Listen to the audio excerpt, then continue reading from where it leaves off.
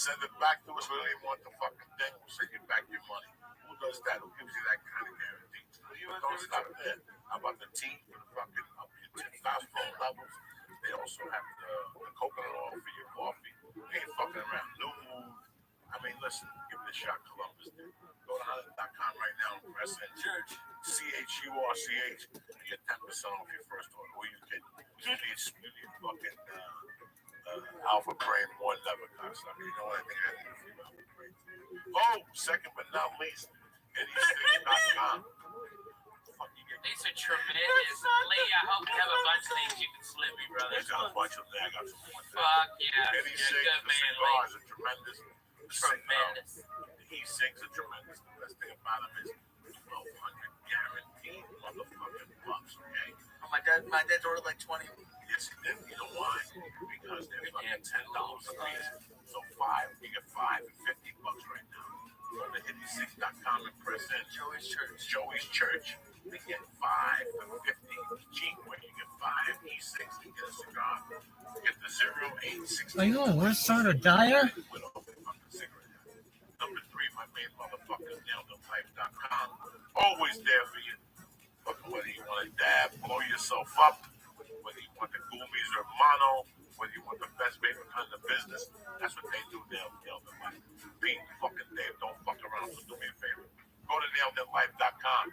Look at that great selection of vapor pens, 100% guarantee. In fact, they have the vapor pen 20% off right now. You press in. Boom! 20% off. It's 50. You get it for fucking 40. You got a problem, you call Dave, your fucking piece is there. No ifs, ands, buts about it. That's why we work with. That's why we're family, right? Don't forget to go see Ralphie May next week in San Jose. And the Flying Jew, I love one all year long. We'll be back Wednesday afternoon at 3 o'clock. Stay black, suckers. You're going to play Highway to Hell. Thank you for coming on, bro. Man, I love you, Coco. Thank you for having me. I'm sorry, fans, if I was rude. I'm kind of high. Just speaking your mind. I love you, man. Hey, it's like I feel like I'm talking at the kitchen table. I forget this is your show. My apologies, brother. No disrespect. No disrespect. Yeah, but you're my brother.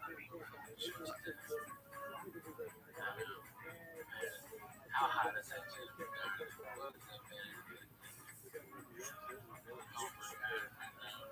Yeah, she's really hot. She ain't that shit Schwarzenegger got with. I'll say that. Thank you for down the wall. Looks like Coco with a wig on. That fucking Schwarzenegger made. Welcome. Got my tits. On that note, this show is brought to you by Online.com.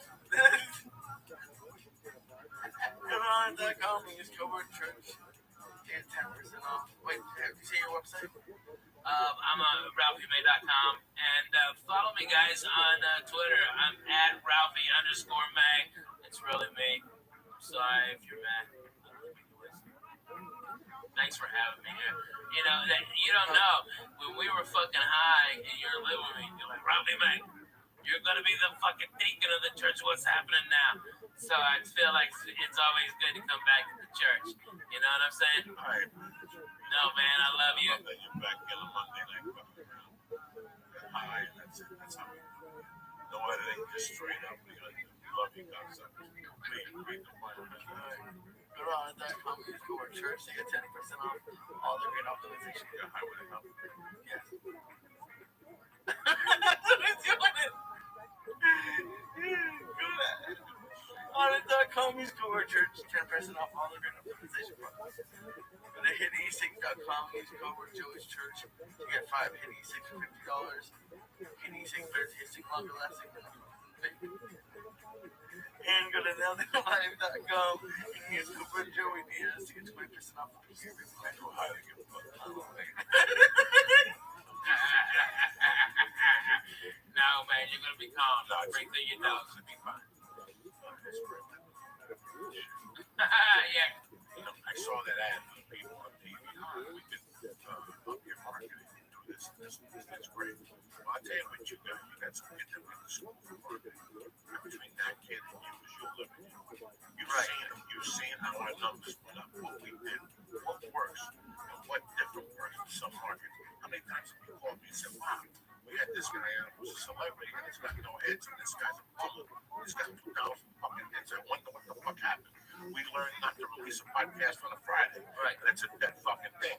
We learned not to edit a fucking podcast. These are the things we learned by doing. We used to do a podcast, we used to edit it. We stopped editing it, the numbers went through the fucking roof. Right. You know, you say fuck and yum and fucking Chinese. They love that shit. They love that shit. You gotta drop a spick, a chick, and a nick So once in a this while. so this is what you have to tell the people that they're gonna sit there and look at you. If I had any type of business today, flooring, fucking tiles, if I was a snappy guy, I'd have somebody in there, but I'd have a pushing envelope. Because I want people to say, what the fuck is Ralphie May Flooring talking about? Right. Fingers up an asshole. This did not continue on my book. I'm a Christian. I'm a Christian. These are the people that push you more. These are the people that are like, oh, you own that company? And that's what you're trying to do. Right. That's what you're trying to do online.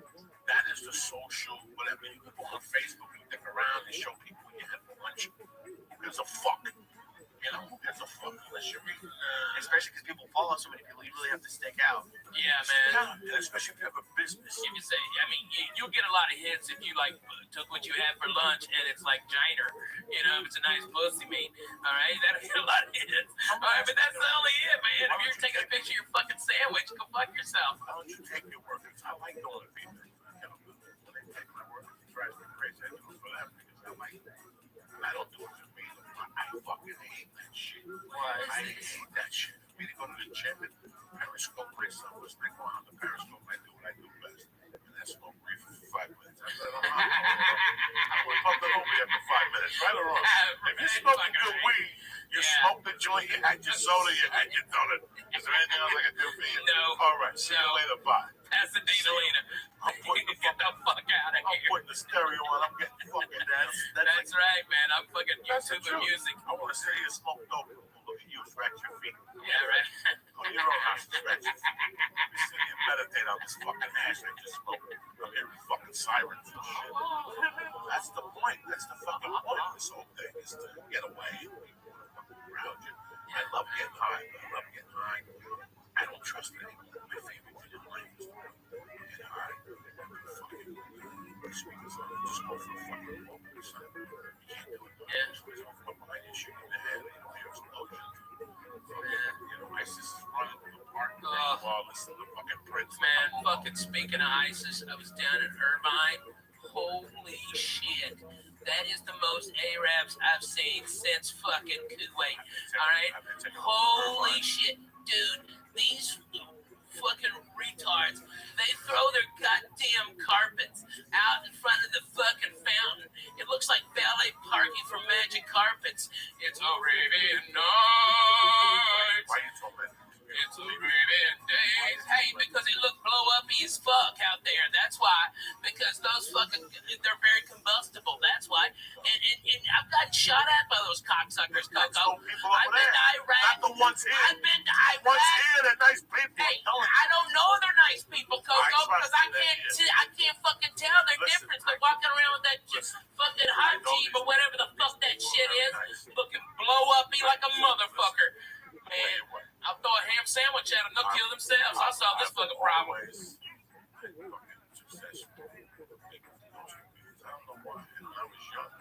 I like some of them. You know who I really dig, and it's fucking crazy? Iranians. I fucking like Iranians more than I do the Arabs. Fucking way more. I love the Iranians. I love the Armenians. Oh, I like the Armenians too. They're fucking crazy, and it's like, hey, comb your shoulder, bro. I got this point in my life. I mean, everybody. Yeah, right. Listen, I hate Russians. I'll tell you that. I don't like Fuck Russians. Why don't you keep it Fuck up? Russians. Keep it up. They're gonna drop a grenade. Good. Russians and fucking Arabs. I hate fucking Russians. I've hated Russians since goddamn '84 when they killed Swayze and Red Dawn. They sucked my dick. And you know what? They killed Apollo Creed too, nigger. Don't forget. You slipping. Hey, go fuck that stuff. Alright, those cocksucking Russians. They put baby in the corner. Fuck them motherfuckers. I hate those cocksuckers. Eat his dick, Russians. Yeah, the Yeah, the Russians reaching over white people, punching them in the face. I'm talking about the cocksucker Russians. Okay, that in Russia. Okay, I mean, Lee's probably fucking Russian Jew. Yeah, he's Ashkenazi like a nig, man. I love that guy. All right, but that's what it is. That's what it is. Lee's down. Okay, I like Lee. Yeah, right. For real, because look at you, Lee. You ain't wearing no sweater in the fucking summer. Okay, you ain't smoking shit, crazy cigarettes. You don't smell like smoked fish. All right, those Jews always smell like fucking fish. Those fucking crazy Russian Jews over there in West Hollywood. That's all they got. That's all they got, bro. Where are they? On Fairfax? Oh man, I wish they were on Fairfax. They're on Sunset. That's a big place. That club by that urban ramen place. That used to be that. I mean, it's been like 1,000 places. It was right across from Green Tea House where we used to go. You remember we used to go over there for fucking? It's right across. That's a big Russian hangout, dude. They're all Russian gangsters. All right. One of their girls hit one of our cars, and they came out and said it was our fault. The car was parked, and nobody was in the car. And they started fucking saying something. And you know me, Coco, I carry a pistol a lot. Okay, I've got a class 3 weapons license. Okay, and I've got distinction from the FBI. All right, I can carry the fucking thing anywhere. Okay, I can fly with it. All right, and I'll just fucking pull my gun. I just pulled the gun, and the guys backed the fuck off, and we got to exchange information and fucking went there. No drama. All right, but they were fucking surrounding my wife. What the fuck am I supposed to do? I got hit by a Russian lady in a parking lot up here, and she refused to, but it was her. Yeah, exactly. She was like 90 years old, so I felt really bad. But she was like, no, that wasn't me, and her car was filled with dents. Just, oh my God. I got hit too. I got hit by a Russian. Me too. She Sean paid Stanley. me. Fuck you, pay me. Fuck you, pay me. I got that gun insurance. I don't know who the fuck they are. Fuck you, pay me, and see you later, bye. It's crazy though. I used to, I always crack jokes. Like I say on stage, I'm not really a racist at all. I'm not, whatever. But I say racist remarks to throw a laugh for myself. At least to keep me the fuck saying. Because in the back of my mind, I know they're saying shit about Spics. Oh man. If I'm not around, I know people are talking about Mexicans. I'm not even fucking Mexican. I hear people talking about Mexicans, their real views. Yeah, man. And I giggle and I don't make a joke, but I fucking know now. At least I know how you feel. It doesn't bother me. I'm not like this. I felt insecure growing up until like being second, like being third tier because I was cute. But I never got offended when people said shit to me. Dude, I was white trash. I was fucking white trash, and now I'm fat white trash. You know? Right, exactly. Fuck it. I learned early on they say that type of shit just being oh, they're just I never had a beef. One time I had a beef. And I was mad anyway, so he just beat me. What's up, Lee? Look at you. Back in Congo, fucking yeah. Mama waiting for you tonight. Yep. Oh, shit. What you making over there? What's she making for dinner? I don't know what's for dinner. She's surprising. Yeah, I guess. What do you think? Probably like a sandwich or a turkey. Oh, yeah? That's what she's making you for dinner. I don't know. You know what I made my kids Fucking for lunch? turkey sandwich. I of course it's like 11 o'clock at night. You know, Lee, you gotta come to my house for a turkey sandwich. I get Jewish rye, all right, and I put a little Russian dressing on there. I know I hate the Russians, so it's ironic that I like the dressing. All right, and then good ass turkey right there, a little sauerkraut, make a Reuben right there, pan fried and cheese. What? You'd love it, Lee. You'd love it. You'd love it. Man, you are the shittiest Jew of all time. You know that all the time. Yeah. He's so removed from the rules of Yeah. I don't know your guidelines for what food I've eaten. Right. And the rules of being from Boston. He felt Did you right. ever get bar mitzvah? Yeah. Okay. A portion was Noah. Yeah, what name is Noah? No, you have a portion like every week it's a different story. Your stories. Yeah, he read part of the scroll. Yes, Noah. He fell in love with a Mexican chick. No, he's the one that had the ark. Yeah, man. Noah put all the animals into by too. It's just I had my Sing some of that for us. I know you still remember it. I don't remember shit. Don't you bullshit me. Those Jews drill that shit into you for 6 fucking years. I know. It's terrible. I don't like Noah or just Oh, just any of that. Come on, sing it. Come on. Baruch atah Adonai, Eloheinu melech haolam, Chekiyanu higanu l'zman hazeh. I think that's like going over bread. I'm not sure. Yeah. That's all. yeah, I think that's shit in my life. Sure, why not? You gotta know. Why not? What if you're ever in Israel? You gotta bless some bread. No shit, man. Hey, and you know what? Fucking number one in Israel right now. Church of what's happening now. Fuck yeah. Dude, just went crazy if I got away. Fucking them up right Man, I like Israel. I like the way they fucking roll. I do. Yeah, it's getting scarier. Like, Fuck yeah, it I is. went over there and it was fine, but now you see, like, I used to be all pro-Israel, but now you gotta look at it kind of objectively and realize they're both kind of fucking up. Man, just go to Haifa and everything's Haifa's chill. really nice. Yeah, everything's chill in Haifa, man. They always talk people from the East Coast, they don't know, at least growing up right here. About 2 years ago, my best friend in Jersey, his son came out. His sister's son came out. And we were talking. Somebody comes out, they're fucking 17, we got a baby. He said, "You want to go to dinner? Where are you going?" I don't care. You can take me to Subway.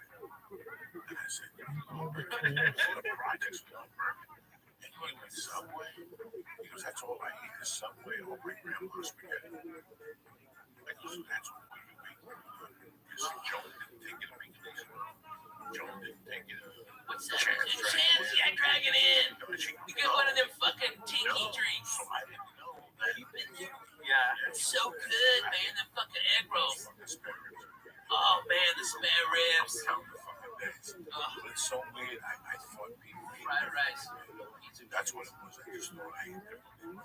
You know, when I went to New York City 10 years ago, and I saw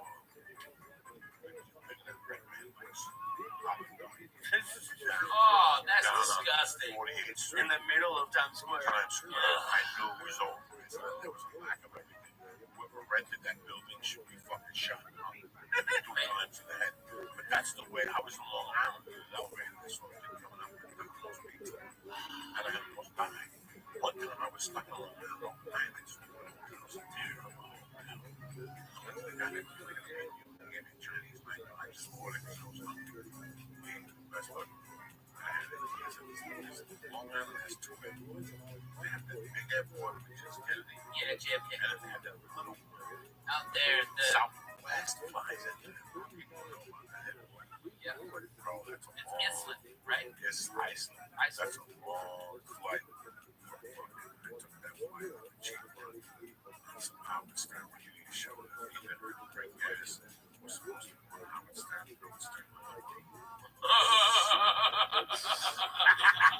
So we only sold 80 tickets.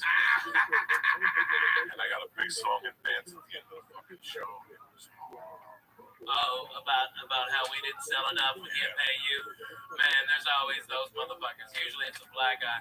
All right, at least I had the black guy. Yeah, in Texas. Oh my God, there was an asshole named Vance Bradford that still owes me for a gig in Texas A&M.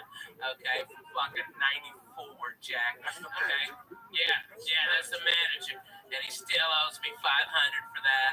He's a fucking dick.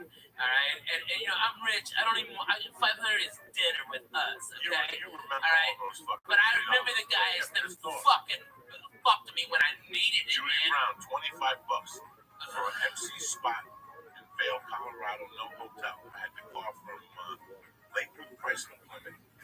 That night it was so cold, I had to sleep in my car when I started in the family. I just left the car there with the job. I never called up, and I only got my last check. I just left the car. Wow. They called and said, man, I'm going to tell you what happened. I just signed for God. Yeah. $25 the fucking car blew up. That was my bro. I had to go to the jobs. I would just take the job to get the car. Man, tell them about gas station.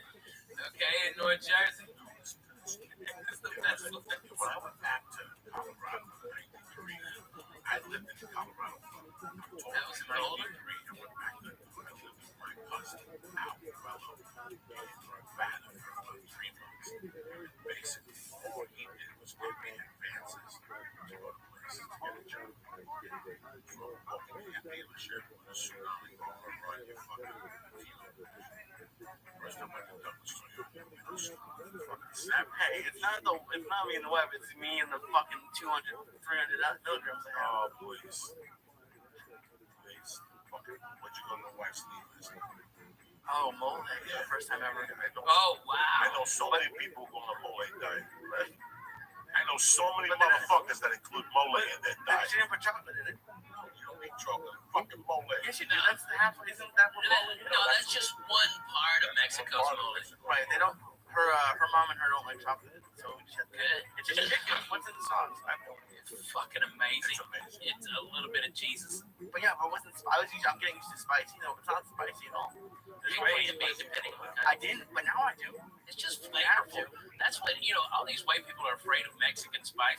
If you watch Mexican spice food, they just put a little bit of salsa, like a little bit of Some white people are used to fucking ketchup on their goddamn tacos. They're retarded.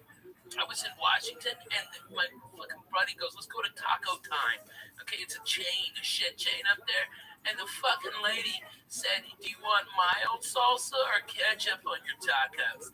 And I fucking laughed. I go, bro, if you eat that, I'm going to fucking fire you because I can't stand to look at your face. And we just left it there. We paid for it and left it. Fuck anybody wants it. Taco time ain't no Taco Cabana. You fuck no, man. Some potato tacos for breakfast. Oh, stop. And then you stop at the motherfucking Kalachi fucking factory. They don't know, man. They don't know. We used to fuck it up. What's been going on? Man, the summer was a little crazy for me. My PTSD I thought was being handled with antidepressants, but it's not. It wasn't. And now it is. And now it's antidepressants and mood stabilizers. And man, I feel fucking like I haven't felt in 5 years, bro.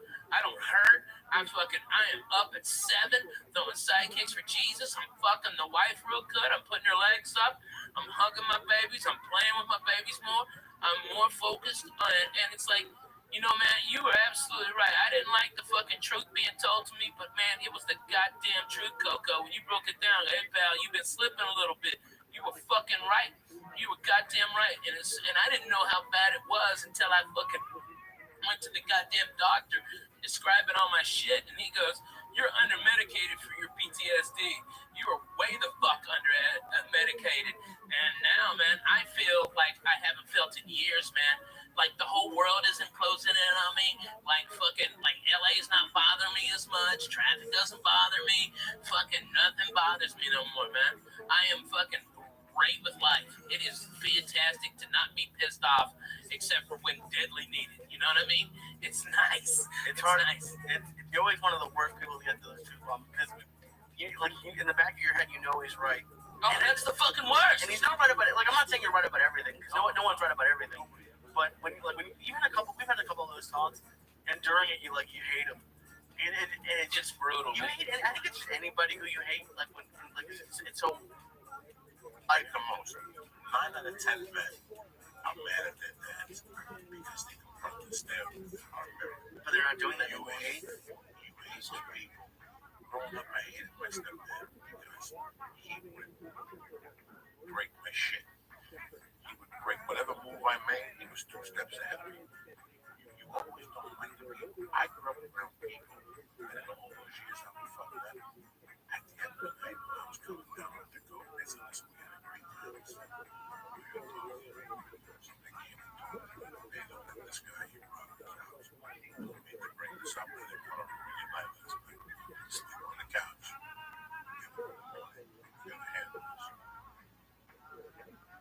They're not telling me what to do. They're not asking me what to do. They're kind of hinting to me what the right thing to do. And I get pissed.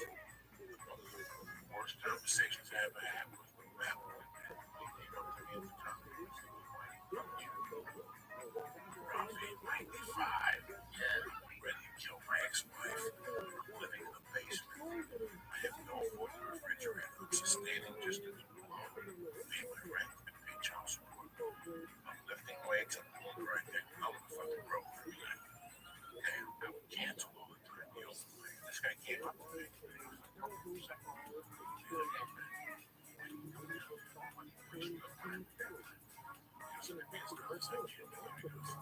Just being you. You're the funniest of all these open mics. God forbid you put a joke in. God forbid you show up. Look at your t-shirt. You got a white t-shirt on. You got a white t-shirt on. Look at your hands. Fucking wrenching the pussy screen. I'm not saying nothing bad about you. These guys just making you and you're throwing it away. I know you don't blow. I know you don't do it here, but I know you don't. And this guy just read me the writer. I walked to the bus and then and walked back to the meeting room. And when I went back down, let him know to get the fuck out of there. He got out of there. You know where I seen the guy again? Walked up to the guy again. He hit the brain ball. Wow. And on him. And I followed the guy that used to come out with the hat. Like my wife, like my dad's brown ball. Because I was a detective. Yeah. Dwight something in the 80s. Yeah, Dwight Slade. No, not Dwight Dwight Slade. Slade. The guy's from Portland. Yeah. Next is a different guy. Dwight something. And I followed him and ripped the room apart. And he was back in Brian Double. Oh. They had just moved to LA together. Man. And he came up to me. Dos pesos del amor. And I pulled him aside. I go, Matt. And he looked at me. That was really proud of you. You know why? We just had talk like that. Yeah, it took me outside. He goes, I was never scared of my life. When you had here, you was being taught a bunch of guys talking about it. And Todd didn't have the balls to say something. Because I didn't want to point you in the face. I go, change my life. It changed who I am today. I'm in LA because of the fucking words you said. Yeah. As much as I hate you that night. You know? What's up, Big Shine? You still more paint today? I swear to God, Big Shine, when you talk, it sounds like you ate all the lead paint in your fucking house. Nah, bro. I don't snort paint. I snort glue. Just sniff it. Sniff glue. There you go.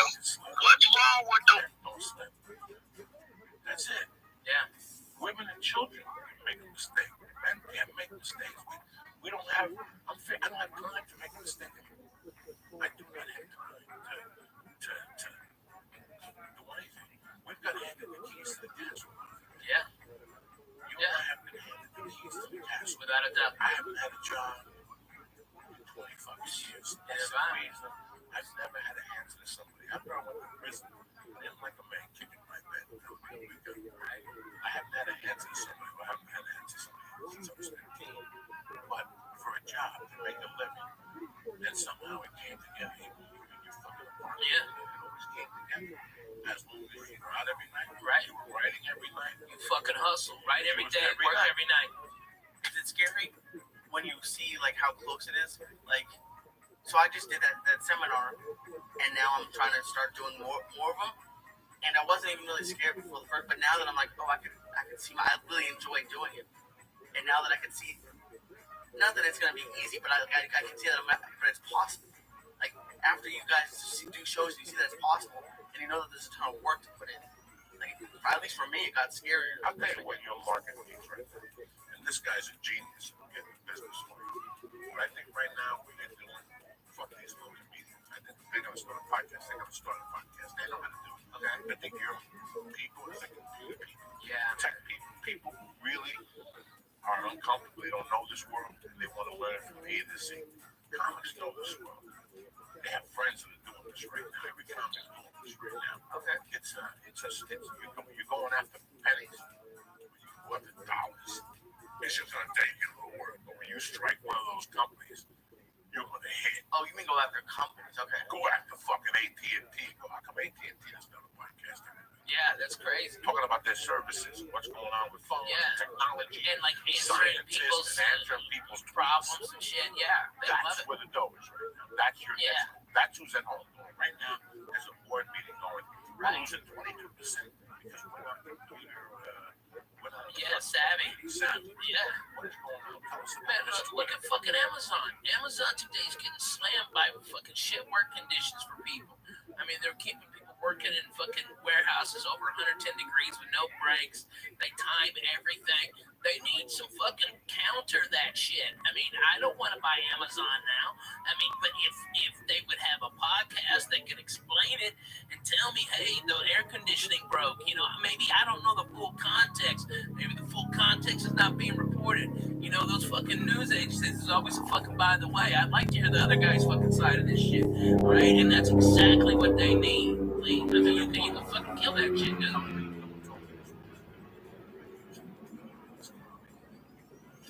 Yeah.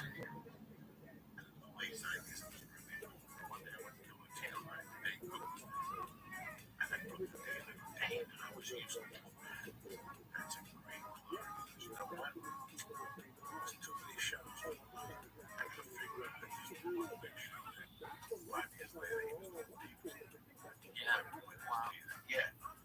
Set a goal. Clubs around the country. There's expenses.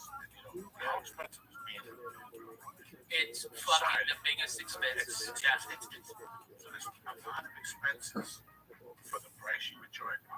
Your thing is a workshop. Right. It's 9 to fucking 5 type deal for these people. Your thing is a workshop. Your thing isn't just 1 hour. Your thing is a fucking workshop. Yeah, we did like almost 2 hours and there wasn't enough time. No, your thing is a workshop. There's 2 parts to yours. They gotta go eat lunch and come back. I think I should just do like rent a room at a hotel. That's what I've been thinking about. Yeah, and do it off days. You can save a lot of money if you do it off days, bro. And you know, if you could and look into it, then you can adjust the size of the room. All right, so if you have a big turnout, they can open it up. If not, keep a small boat. Once again, I said thank you for calling J-Date. Can I help you find someone? You ever see those commercials? Lorenzo. Wait. Yeah, but that's a scam. Lorenzo calling? Yes, I'm looking for a nice Jew. A Jew with a bigger nose. No, that's all we have, honey. That's all we have. Very good. Are you looking for something like on the taller side, the shorter side, thick, skinny, like all the comedy clubs in the anything? Southeast, all these comedy clubs. There's fucking 40 guys in Memphis. There's fucking stuff in Louisville, Lexington. Oh, a lot of hair down there. Okay, so you're looking probably in like 30 to like 55-year-old range. I would like to know that I was surprised by the crowd that came out in Toronto. Okay, you can't have both. But you want a lot of hair on it. You can't have little things. Very much. I want a lot of hair. It's going to be really hard to find that. You don't want to widen your scope a little bit? No, I want lots of hair in tight pussy. That's what I want. Lots of hair in a tight pussy. All right, we'll try to work with you. What color hair you want to use that I can talk to you? Yeah, and a lot of those guys are fucking funny as shit, man. Which I told you then. Yeah, and Okay, we have scary Jew girls. I just don't know if we have anything with a tight, I did that. I know you did that. We have to do it more with more companies. Yeah. Now the next one is the people they contact to download. Because you're leaving. So they don't know how to fucking download. So there's gotta be a company that teach you how to do that. Now you gotta go back and go, yo, I'm gonna send 18 fucking people $1 a piece every week. Whatever. I'm just saying. right. You ain't sitting on a go line. Lee, Just you have to point it at the right direction. Yeah. You have a brother, just come to Nashville, okay? I'll set it up. I'll get you a night, okay? I know everybody fucking run out there and supports you. Nashville always supports us podcaster comics, okay? And dude, and not only that, you don't even have to get a hotel there. You can stay at my house. My house is like 8 blocks away from the club, and it's empty. It's a big fucking house, food. Fuck yeah, man. I got everything in there ready to go. I'd love to. Yeah, man. Lee, it'd be my pleasure. And I even got my buddy Aaron who'll pick you up from the airport. My car. You can drive my car. Thank you. People talk to me all the time about starting something. Yeah. Especially like on the road. They do this. I had a dentist talking about it. I had a shoe guy. I fucking lost the car. Oh, okay. Oh, yeah, in Boston, yeah. In Boston, I had people interested in this. They just don't know where to start. It's like, what's his name? Said it. Sopranos. Everybody wants to Google it. Yeah, right. Well, that's the issue I found when I was filming it. It's just, you Google it, there's 8,000 people telling you 20,000 different ways to build a podcast. So, like, that's what I said at the beginning. Like, this is just the way I did it. Listen, but here's the fucking thing, okay? This is me. This is fucking me, okay? Yes, I bought the fucking Judy forget about comedy like every other comedy. But I learned watching Ralphie Van Winkler, watching Bill Burr, Greg Giraldo, Joe Rogan, and Ari and Duncan. You learn different things. Okay? Right now, it's what's how Mexican dude on television saying fucking finance, you speak Spanish. Fucking Douglas Sweeter, selling 300 cars a month for 450. How I drive 15 cars a month. Sales. Fuck yeah, man. Selling 150 cars. Two Mexicans. Al Coelho and another Mexican. My cousin and this Mexican. Al Coelho bought a home. He was Fuck yeah. I mean, they were killing it. The work got out. So Al hired me. And I went over there. No money in my pocket. And Al gave me $1,500 up front. The car to take home every night. The license plate, no problem. Like 4 grand. So I had to take it. I think for 90 days, bro, I made 7 to 8 grand to work. But I was there. You gotta be there. Yeah. And it's a line of clothes. What that means is I ain't going around with what's happening. Everything beautiful. Yeah, it was cracking up. We show you this truck. You like it, you want to drive it. Yeah, we come back. Can I get you the numbers? Let's go. What do you think? All right, give me the ring. Come on, let's do the numbers. I sit you down and I bring another fucking flying Jew in there. Motherfucker, don't give a fuck about nothing. This guy sold his mother a car for $1,000 right there. And he comes in and works Ralphie May. And guess what? That's it. I never see Ralphie May again. I sell that car. You're going to be sending it to the dealership to close the deal. Guess what I do? I'm a fucking owner. I go right back out there. And in those days, that lot had so many customers that would just qualify right there. It was out of Ralphie May numbers, right?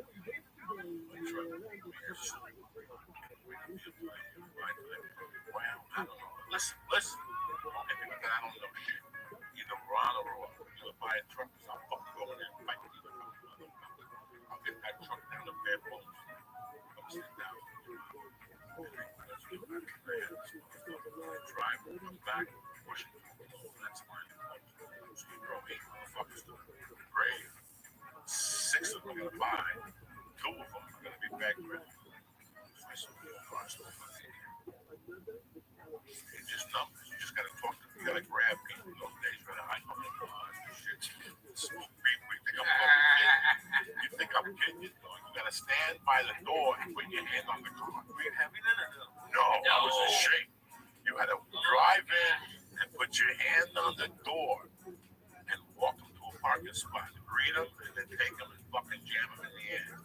And then when they fucking got pissed off at me, I said, fuck you, and I just started working myself. They told me, listen, they fucking smack yourself in 1-3. I'm going to kick it up fucking how? Man's on the radio, and that's all I did for a year. I worked there for a month. I get the advance like $5 grand, pay the attorneys, child support, all that shit I owe. Like, so basically, we went together. At the end, I finally put together a huge car lot. Those fucking 60 cars in the lot they put that shit. I got one of those jobs. That job was work my house until one day the engine blew up. I'm one of that car. How did the engine blow up? Oh, listen. In those days, I was watching SWAT the other night. The guy goes, he kills his uncle. He gets in a car, he gets pulled over for a fucking busted tail. Right. That's the kind of luck you have. You understand? So, in those days, anything I touch, I blow up Aunt Manny's car. I was just wondering if you're going to talk about that. That's the greatest story of all time.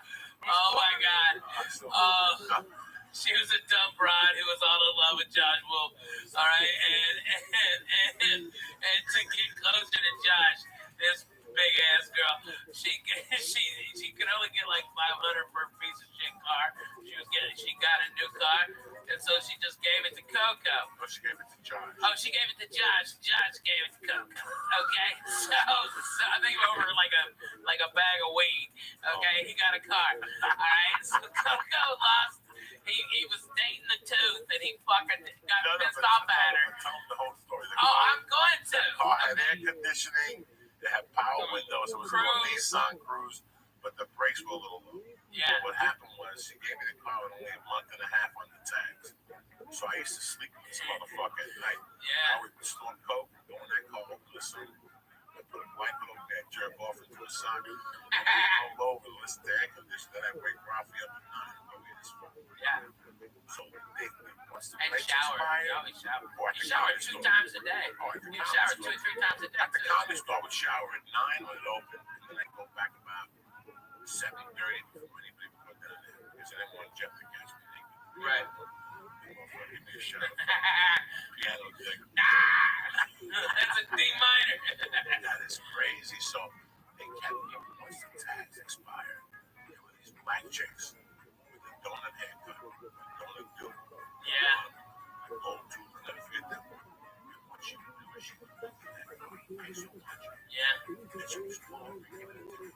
Because that's what they do with expired tags. She was calling, she recognized the car. Yeah. That car had so many fucking tickets, but there was more for it. Dude, you had red zone tickets. Oh, it was down handicap at parking $10,000. tickets. Okay, it was like $10,000. Why didn't you just park in a better place? Because they It still was find they me. were There was still no better finding. place. You park it up to Padre and they They'd fucking. still find me. How much did it take to register a car? I couldn't register it because she had the title. She never gave Josh the title. Oh, Oh, no, you have no idea. Oh, But I bro. took that car, dog. I drove that car with no brakes for Nah. about 2 or 3 months. And you No always brakes, no insurance, no registration, Wait, so no nothing. You Lee, understand me? Lee, let me tell you, man. Okay, you knew Coco was coming because you heard the squeak of the fucking of the brakes. So It's a lot of what shit. happened when My you were dog pressing Pimp would go brakes? crazy. And smoke come on the tires. And I go all the way every day to Redondo Beach and back. Because at that time I was living in Redondo Beach. And I do 60 with that. You have no fucking idea. It was, How do you do 60 in the car with no brakes? listen to me. But they used to do a contest in Redondo Beach on Thursday nights. And the king of the contest was Pablo Francisco. I would look at the schedule and he was not in town. They get down here on Thursdays. We fucking not wanted to get me down. It was $100. It's $100, 50 for second place for pizza. Yeah, and in the first place, got free food. And, No, and I booze. just wanted the 100 because I had to come back. No, you got both. No, I You didn't got even eat. both? I didn't even eat. Oh man, we always did because we And were the winner is you Joey ate Diaz. plenty of time because you Listen. fucking eat it at my house Listen on to me. Thursday Listen morning. to me. Yeah. Cute. I'm trying to make sure I can get the law first from that. Just to make sure the cocaine was there. If I just made $100, trust me, there's no food. Now, I could be a fucking one of those Africans that's skinny with his ribcage, flies all over him, and I'm still getting in my car and going to fucking Pancho's house and get my blow. Whatever's left over from the grandma blow, put that in the gas tank, get 5 for cigarettes, and whatever's fucking, get a lesson down. now, I, in your defense, I have to say that Coco, when they towed his house, he was living in my place. And then they towed his house. And so I got my car towed so I could go in and get it, okay? And when I went in there, I got all his clothes and everything. And by the way, I checked the glove box, and it was like opening up one of them can of fucking snakes on springs. You know what I'm talking about? And all them tickets fell out, motherfucker. It was like an encyclopedia fell the fuck out. I mean, it was just like it kept on coming. Like, it was like you clear a bunch out, and it was still fucking a shit ton in there. So it was like one a day for like 3 months? Dude, 3 or The 4 whole a summer. day. Because the car got 3 or 4 towed. a day. The car got towed probably November, and I started with that car in July or in fucking June. And they started taking me in mid-July, and then I lived by Sam and Medina. What's his name? Jordan Medina. Mine. Yeah. Oh, bro, you have no fucking idea. To go over there where Ralphie first lived. Yeah. Ralphie moved out, and then Joey needed a roommate, and I went over fucking there. She like bought a new license plate. Off Clinton. No, there was no money for rent. You know, listen, you get $15 a spot. You get 40 at fucking, Dude, Mexican, yeah. Mexican Rosemead, fucking Alhambra, West You Covina, put clothes on the road. Corona. You put clothes on the fucking road. You took the bus. They used to drive you to take a bus to El Paso. That was the Joe 35 Diaz bucks. Express. The Joe Diaz Express, Monday night, be in El Paso Tuesday morning and 1 in the afternoon. You understand Right what down. commitment is for $550? Yeah. Fucking 1, 2, 3, 4, 5, 6 fucking shows. You're paying 75 a fucking cent. If you bought a Southwest flight, that was half. Shit, right now, you So can you get go cheesecake. I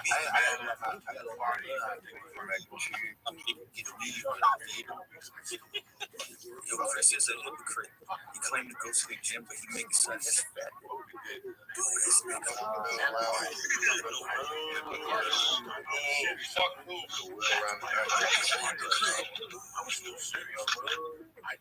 All right, I got a game for everyone.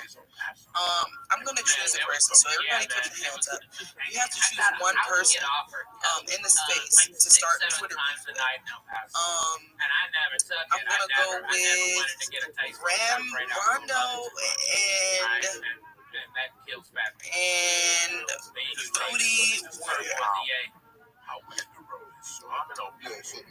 Booty Warrior.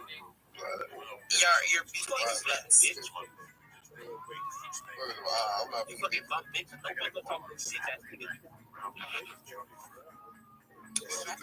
gonna let him talk to you like that? You gonna let him talk to you like that? Crazy. He said he gonna take your butt, bro. I wouldn't let him in the phone. You have rebuttals all day. Now double mute. Bro, I don't. What's his name really like? Okay. I'm gonna get you a different shade tan hat, Rasta. If you fail at the beef, you lose your mic at this point. You have one job, and that's to be entertaining. Can't even do that. So, yeah, that's all I gotta say to you, Rondo. Oh, yeah. And Jody got into a fight with Carlos. Yeah, All right, let's try Brandon, and Robin. Why is Carlos bitch? Like, for real, I really don't even feel comfortable with your bitch ass around me, bro. Fuck off the stage, dude. Really a bitch, bro. Nobody's talking about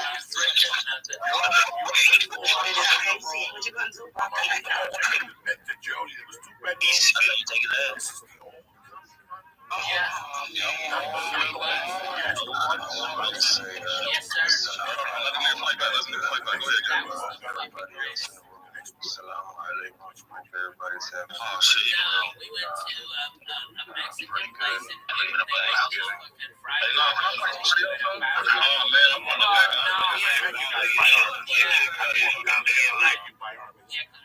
Right, you brought your car and Jody brought her car. Yeah. You guys were coming back to the year or so. Okay.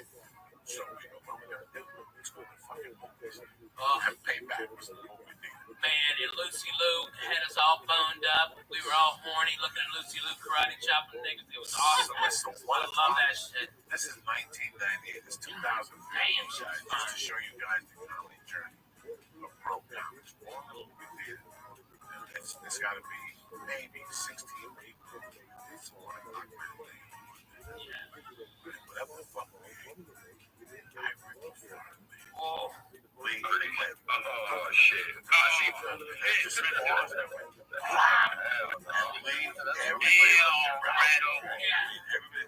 by the way, it was like shooting, explosions, boom, dead fucking silence. It was the greatest fart timing of all time. Okay?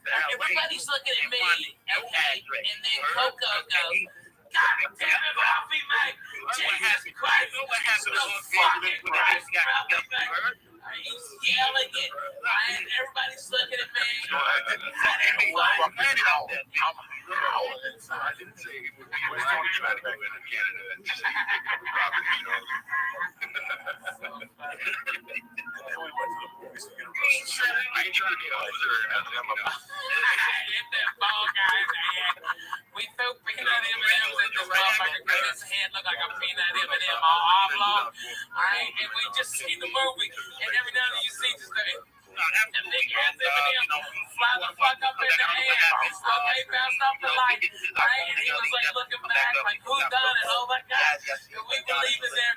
And his head had candy. Okay, had candy like different colors. And he was preaching to the manager.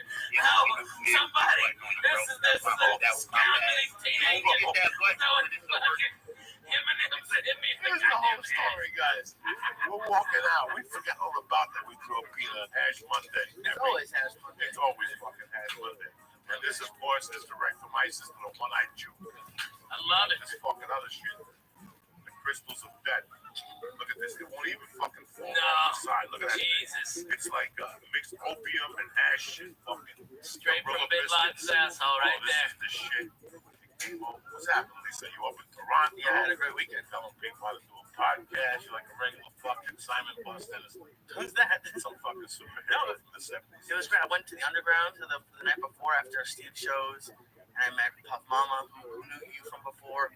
I had a podcast that I've never had my name on anything before. Like, I've gone with you to things that it's fun, but like I started getting really nervous after I dropped Paula off the night before I left, because I realized I was packing, and like my name was on it, and it couldn't have been more fun. We did dabs. I met this great guy David, who works for like the biggest pot grower in Canada, and he was telling me all about it. And then the next day we had like 20 people at the podcast seminar. It was great. It was the coolest thing about it was there were people there who didn't know me from the podcast, and I got like this one guy was there who was like 80 years old, like when it's a podcast. It was great. That's kick ass, man. Yeah, I love Toronto, man. oh my God, I've never been to Canada. Oh, really? I've always heard everyone was really nice, but it was just so much fun. And the food was great, and it was The Chinese up there. Fuck yeah, They man. don't fuck That around Peking up there. duck. Good weed. They ain't fucking around.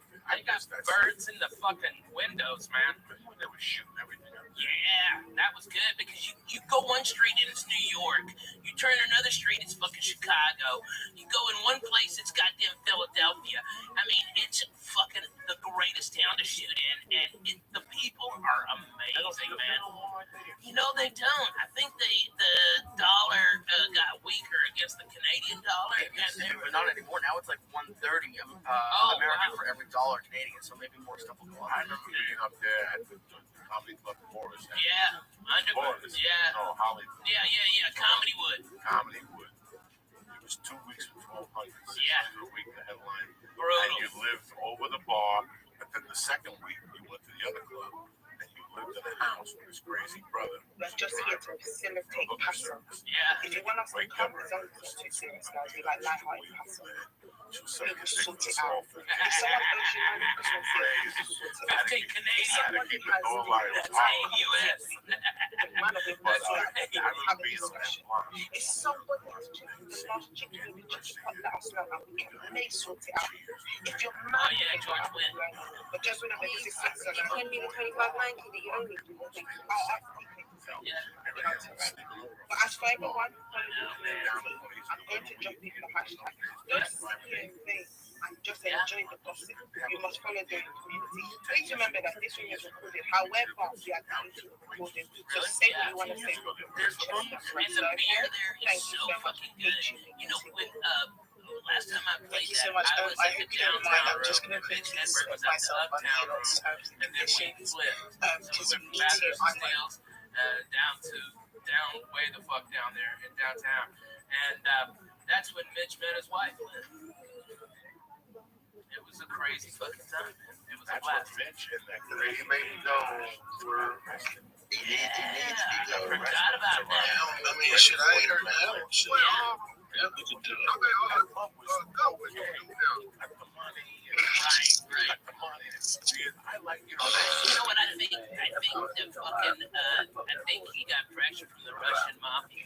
well, he had a partner. Yeah. They were always I'll take over going. Russian yeah. Hell no, he's a jackal, man. A good one, too. Who said that? He's good. Chicago. He would have started this year right tackle for sure. Yeah. Don't know. So, Take him go. yeah, we were we room like the first night I got there, which they have there, which is I think the one thing they have.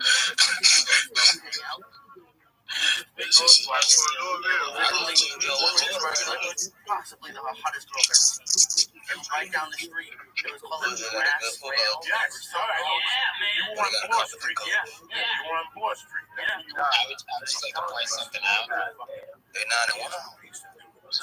would just like to point out that it's not a testament to anybody's strength. Just accept it.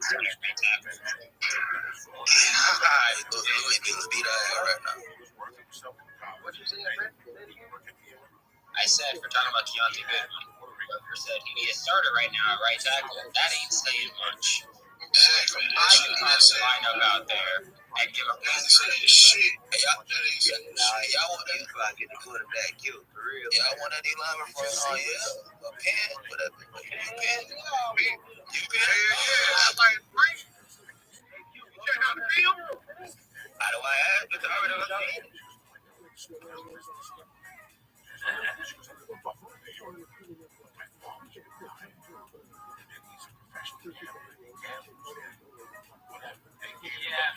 right there. Right fucking through. So he would drive me to Ontario to the bus station. And I would take the bus from Ontario to Toronto. And I'm staying in 2 weeks. But the beauty was on the way out. Because when I give him my ID, see him in the game. Like, they would fucking look at the computer and they would look at me and they go, when did you come in? As far as, general population is concerned, will cause you to get swept into either dialogues or actions that otherwise you would not want to arrest me on the way out. with that ideal.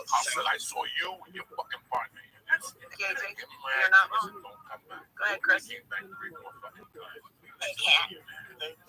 I think what he's referring to about Donald Trump, he was talking about taking the Constitution off from all their amendments, not getting rid of the Constitution. This is how long ago I think that is a misconception out there.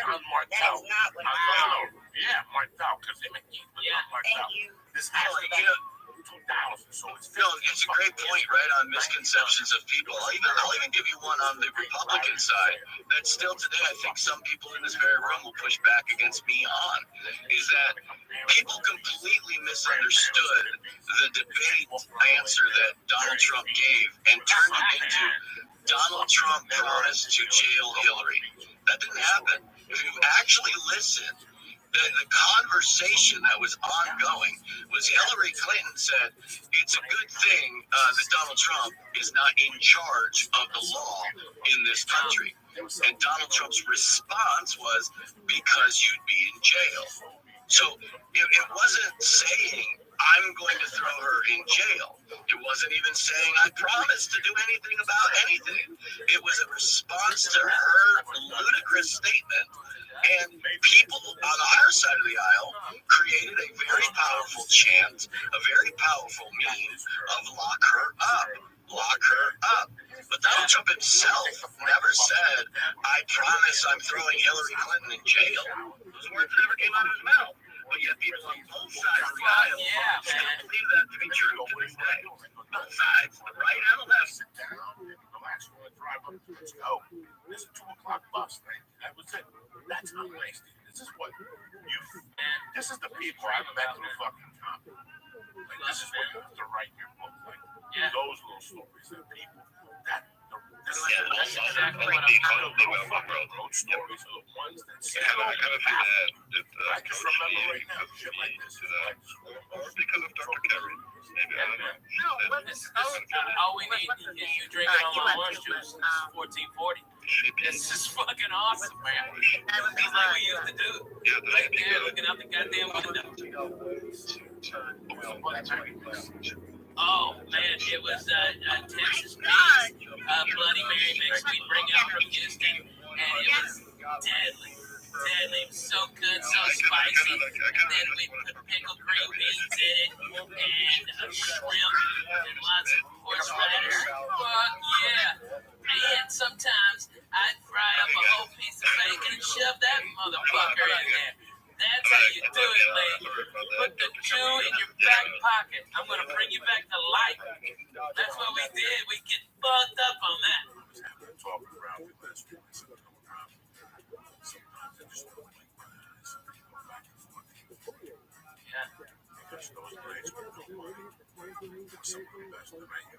had the scout. Oh my God. He was, I burned my fucking hair. There was a Chinese light, and he was yelling at Jody, and his head was perfectly under the Chinese light. And I was about to say something, you know, man, look at me, and I go, let me burn this fucking scout. And I was like, and Jody just busted out. I remember getting coked up with Jody and drinking the vodka and filling it back up with water. I know. So many people that have been Funny. talking to me, and Man, you how have to about be the on time that you were over at Gavin's and you had the Yes, Bolivian let's flu go, guys. Whenever that and his is little done, cocksucking male that fucking is pug the dog hairdresser. ran up the back of the fucking couch with the Coco who's got his eyes closed, sleeping upright, trying to fucking, just reeking of pussy and fucking yay, and he had shit on his fucking shirt, and that fucking cocksucking dog pissed on your head. That was the fucking funniest shit I've ever seen. So if you are on my list, let me check if you're on my list. Those people complaining in my DMs. I see Kingsley John, Joseph on my list. I see Anisha. I see Os Abad. I see Betsy. I see Find Girls. I see Tokyo. I see Ibrahim, Miami Daughter, Musa Tolua, Richard Khan. You know, all of it. Money's not enough. You know what's fun though, Lee, is when he comes in with the rare story. Alright, I started doing blow with this chick. Turns out it wasn't blow, it was heroin. We fucked all night. It was crazy. I loved it. It was tremendous. Alright, I think that was 2000. Okay, that was a great one. But that's the only time he ever did what he do.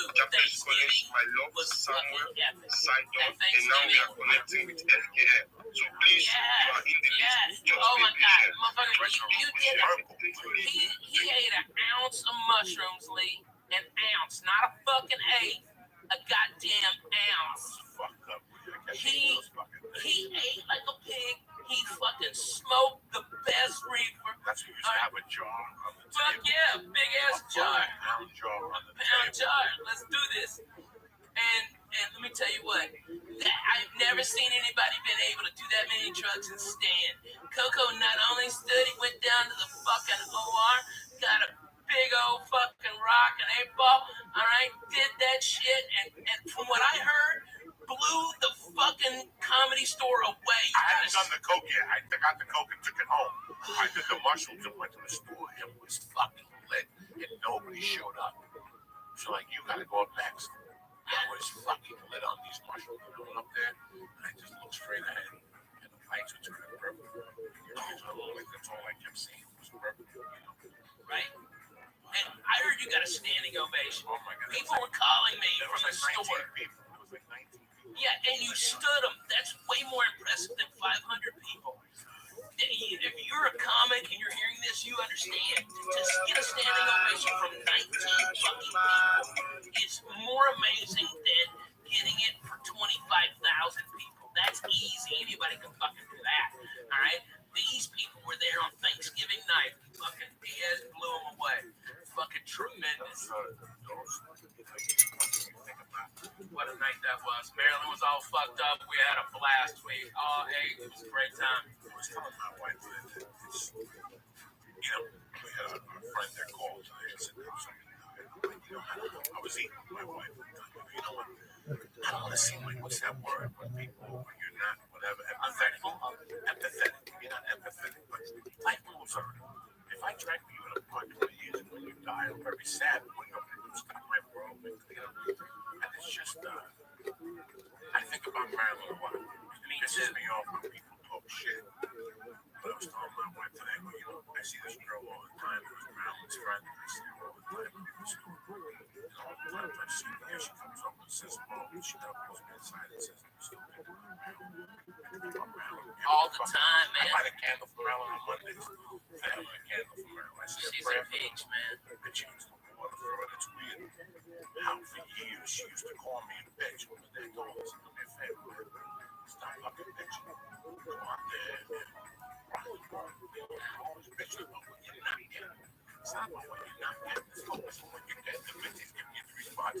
You get 3 more spots. A lot of other fucking people. Yeah, no shit. So she was so powerful. One of the most powerful women comics I've ever seen. She would stay late night. Some nights fucking blow that Filipino thing. She used to witness a Filipino. like all sauces. She rolled around the mouth. And she was one of the big guys and saying, I live 300 pounds.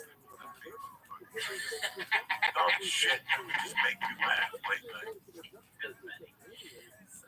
What's up with you, Lisa? Yeah, you bad motherfucker. You want to double tomorrow? That's it. The biggie, you count double. I can't do double. Yeah, you missed last week. You called me today. So I didn't come last week.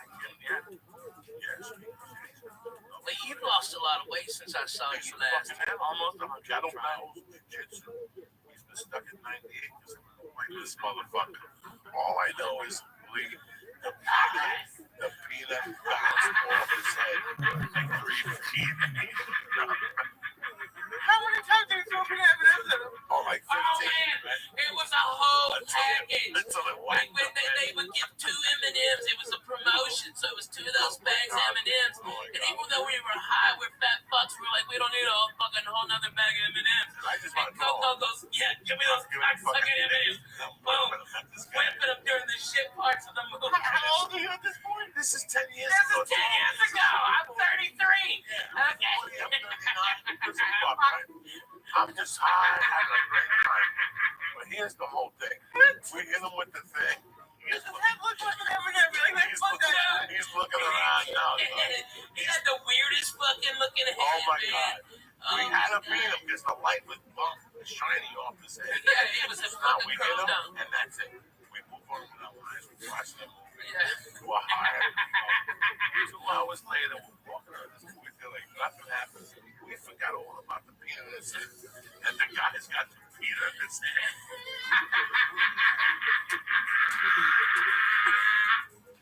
And he's giving a hippie. Imagine hippie. How these guys hit me with that. We're fucking howling. I'm howling. I'm fucking howling right there in the guy's face. He had to know it was us. Oh my God, we were fucking crying. So funny. What the fuck?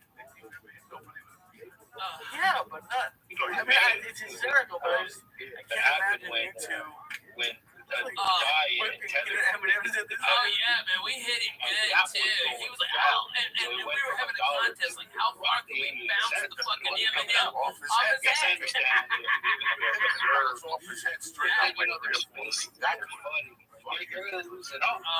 What's And happening you now can is see the peanut our flying in the brother light from the fucking theater. and we're flipping it over, right over to another exchange. Hey man, okay, I gotta tell you, how about the time that annoying fucking asshole was at the comedy store I remember that telling day. us he was That a weekend, Fox it TV pumped guy, from alright, and he's a 17 producer, okay? Bitcoin Alright, and we just got fucking sick of this asshole, always critiquing us, never calling us in for this, and you're like, Ralphie, look at this, alright, and you put like 1,000 fucking snots on this asshole's jacket, 1,000 snots, okay? Alright, and I'm laughing, going, I bet those snots are worth $85 if we grind them up. Thank you for bringing me back to that. Just think I won't relive that. Hey, that's why we're here, just to chronically have people overthinking everything. It's for the safety and betterment of each individual. That's the first part of it. You know, John Thalon, listen to That's one of the funniest things I've ever seen. I always wanted this guy to go on the podcast. This is a guy that I didn't do comedy, but he became my friend along the way. He was a brother of a friend of mine in Colorado. I did a Quaalude. It was the night before Thanksgiving. Oh my God, it was the night before Thanksgiving. This is what happened. I moved to Ashland in April of '83. My fucking September.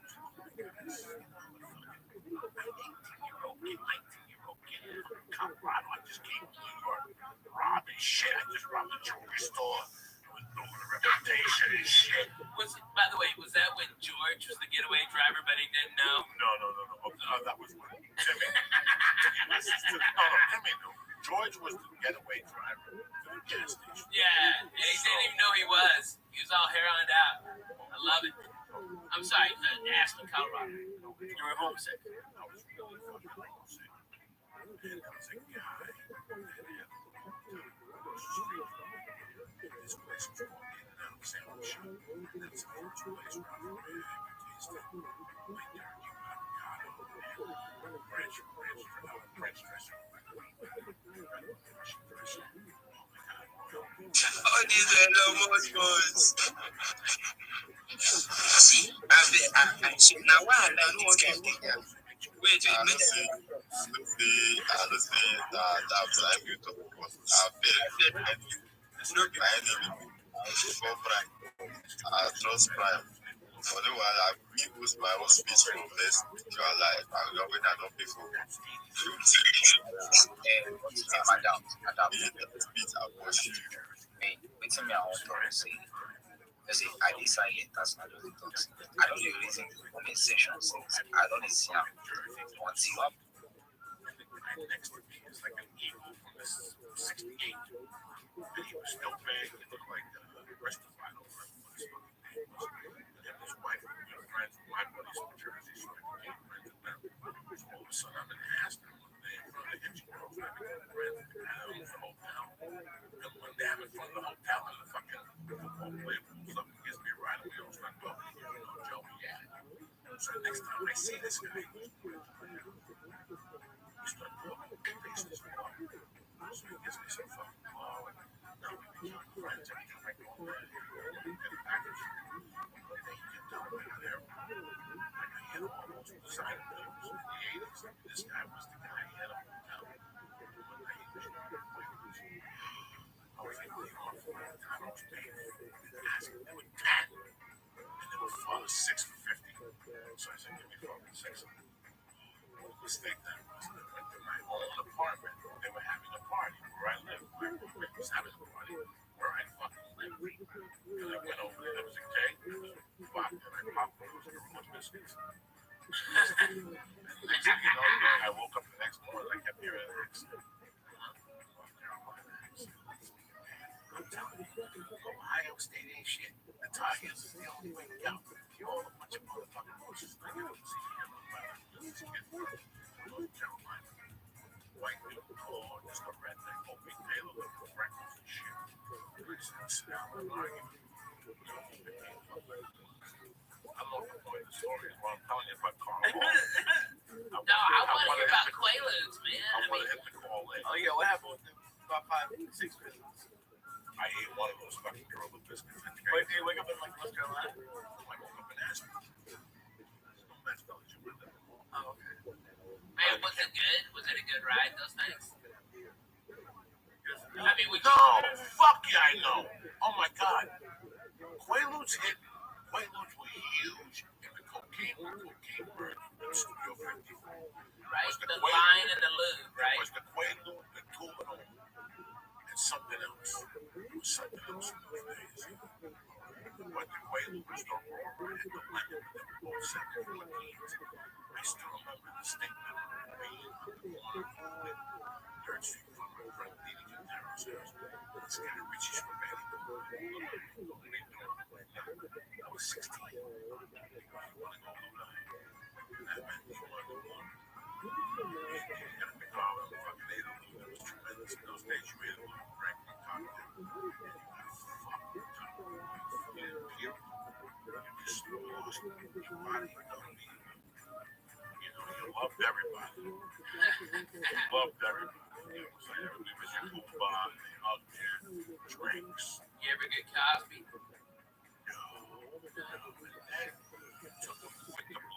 Oh, okay. To calm you down. The mindset was that they calm you down. I told the joke on stage at the conference, but it didn't work. It really didn't happen. He left my house with a bunch of oil on a bicycle. He came back with my hand on the bar and stitches. Once you build the tolerance, it was a tolerance like anything else. We built the tolerance at the 18th. Right now, you can't believe that. Plus all the weed we smoke, but it's... And the hash, because it's Hash Monday. But it also had two effects in those days. I personally never knew anybody goes to check my costumes. I can give you my word. When I had a girlfriend, I take them with her. I take them by half and I drink bottles of green. like the sex would be out of this world. I guess.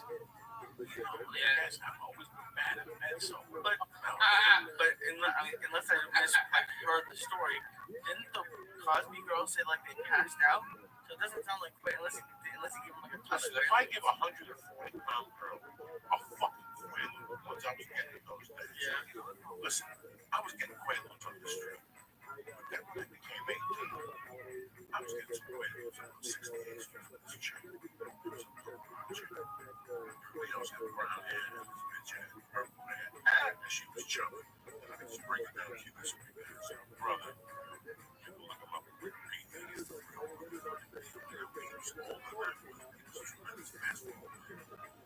We used to talk on the phone. I had no idea about this family's affiliation. But here in this place, the quaaludes I got from her were the best things I ever ate in my life. And the word on the street, listen, everybody lies about drugs. It's like the doctors, okay? Ralphie, how's your knee? I'm fine, Coco. I didn't know if I tell you, I got the best surgeon. Everybody got the best surgeon. This guy worked out Count Fine. This guy operated Jesus when he came back. You know, everybody's got the best fucking surgeon. Everybody's got the best dentist. The wig.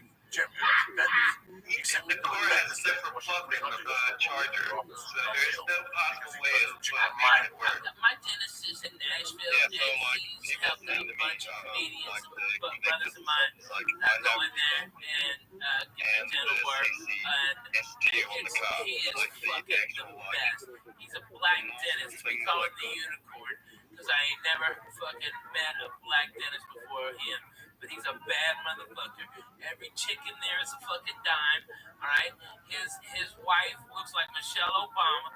All right. I mean, she fine too. All right. He drives old hot rods. He's a bad motherfucker. All right. I'll hook you up. You said about dentists. I actually got a guy. When you go to Tennessee, my point is, everybody says for a dentist. Yeah, we go to Tennessee for a everybody dentist. fucks. I go down the What they were going to do, really, what crime were they investigating to beat them to I could get you this. Next thing I see a lot of people. I mean, more than probably most thousands of people within my career. I've met good people, and I've met really, really bad people that done a lot of bad stuff. And I think Paulie knows the difference between good and bad people. And he knows good people are stupid. A lot of good people are stupid. You know, everybody's stupid. I'm stupid. I'm probably the dumbest person in here. But I think Paulie.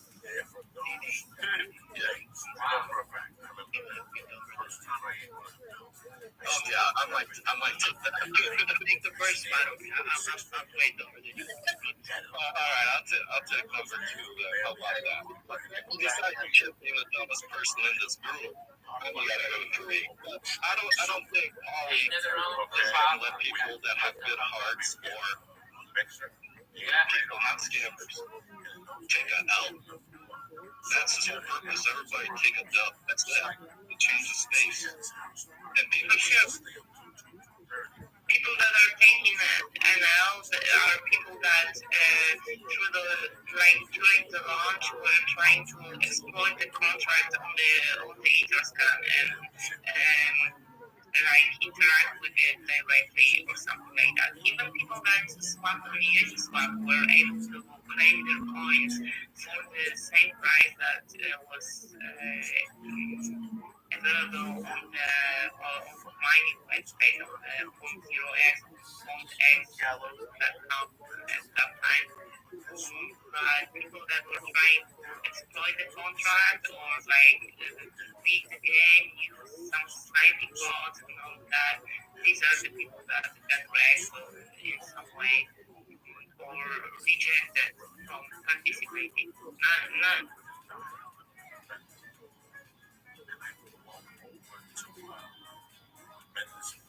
Jazzed up before them. What are they saying to me? They want to make damage on this living. All night on this episode. Way losing up. Next morning I woke up. I had fucking my eyes bloodshot, and there's veins that stay purple. Like they just stay like that. That was the end. That's the story of the fucking vein in my eye.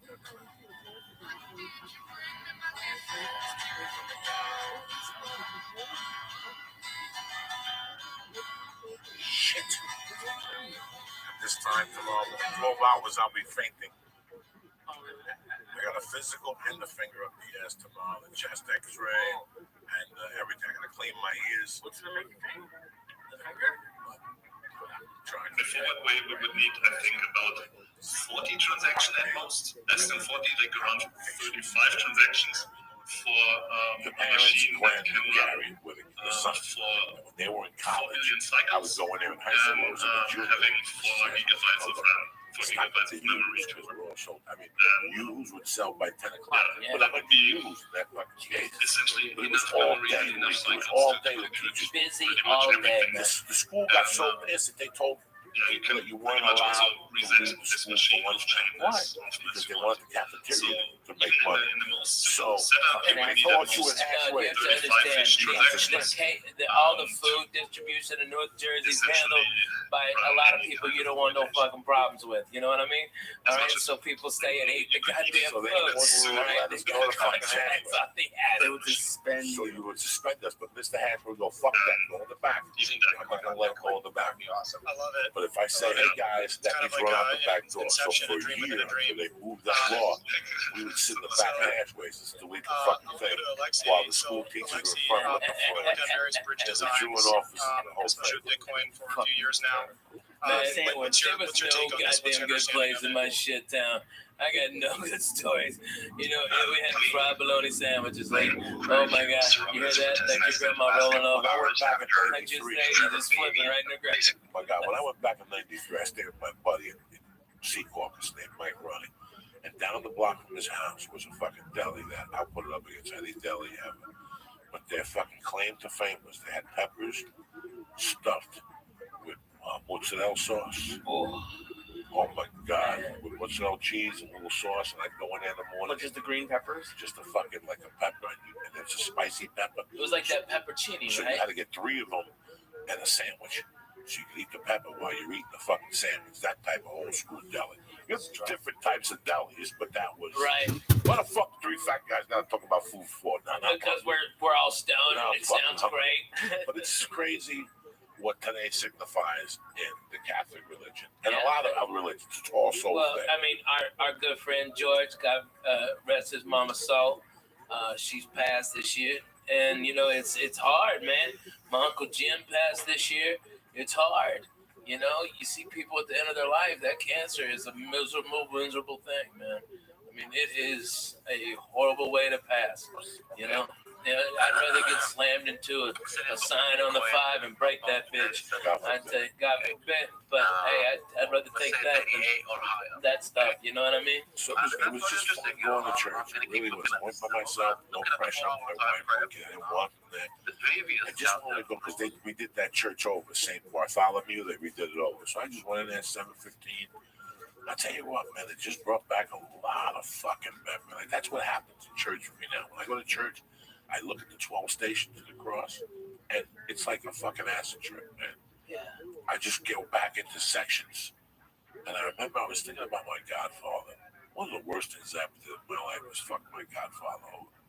After church, I went home and I tried to find him. On Facebook? Nah, he's those fucking Cubans fucking off Facebook.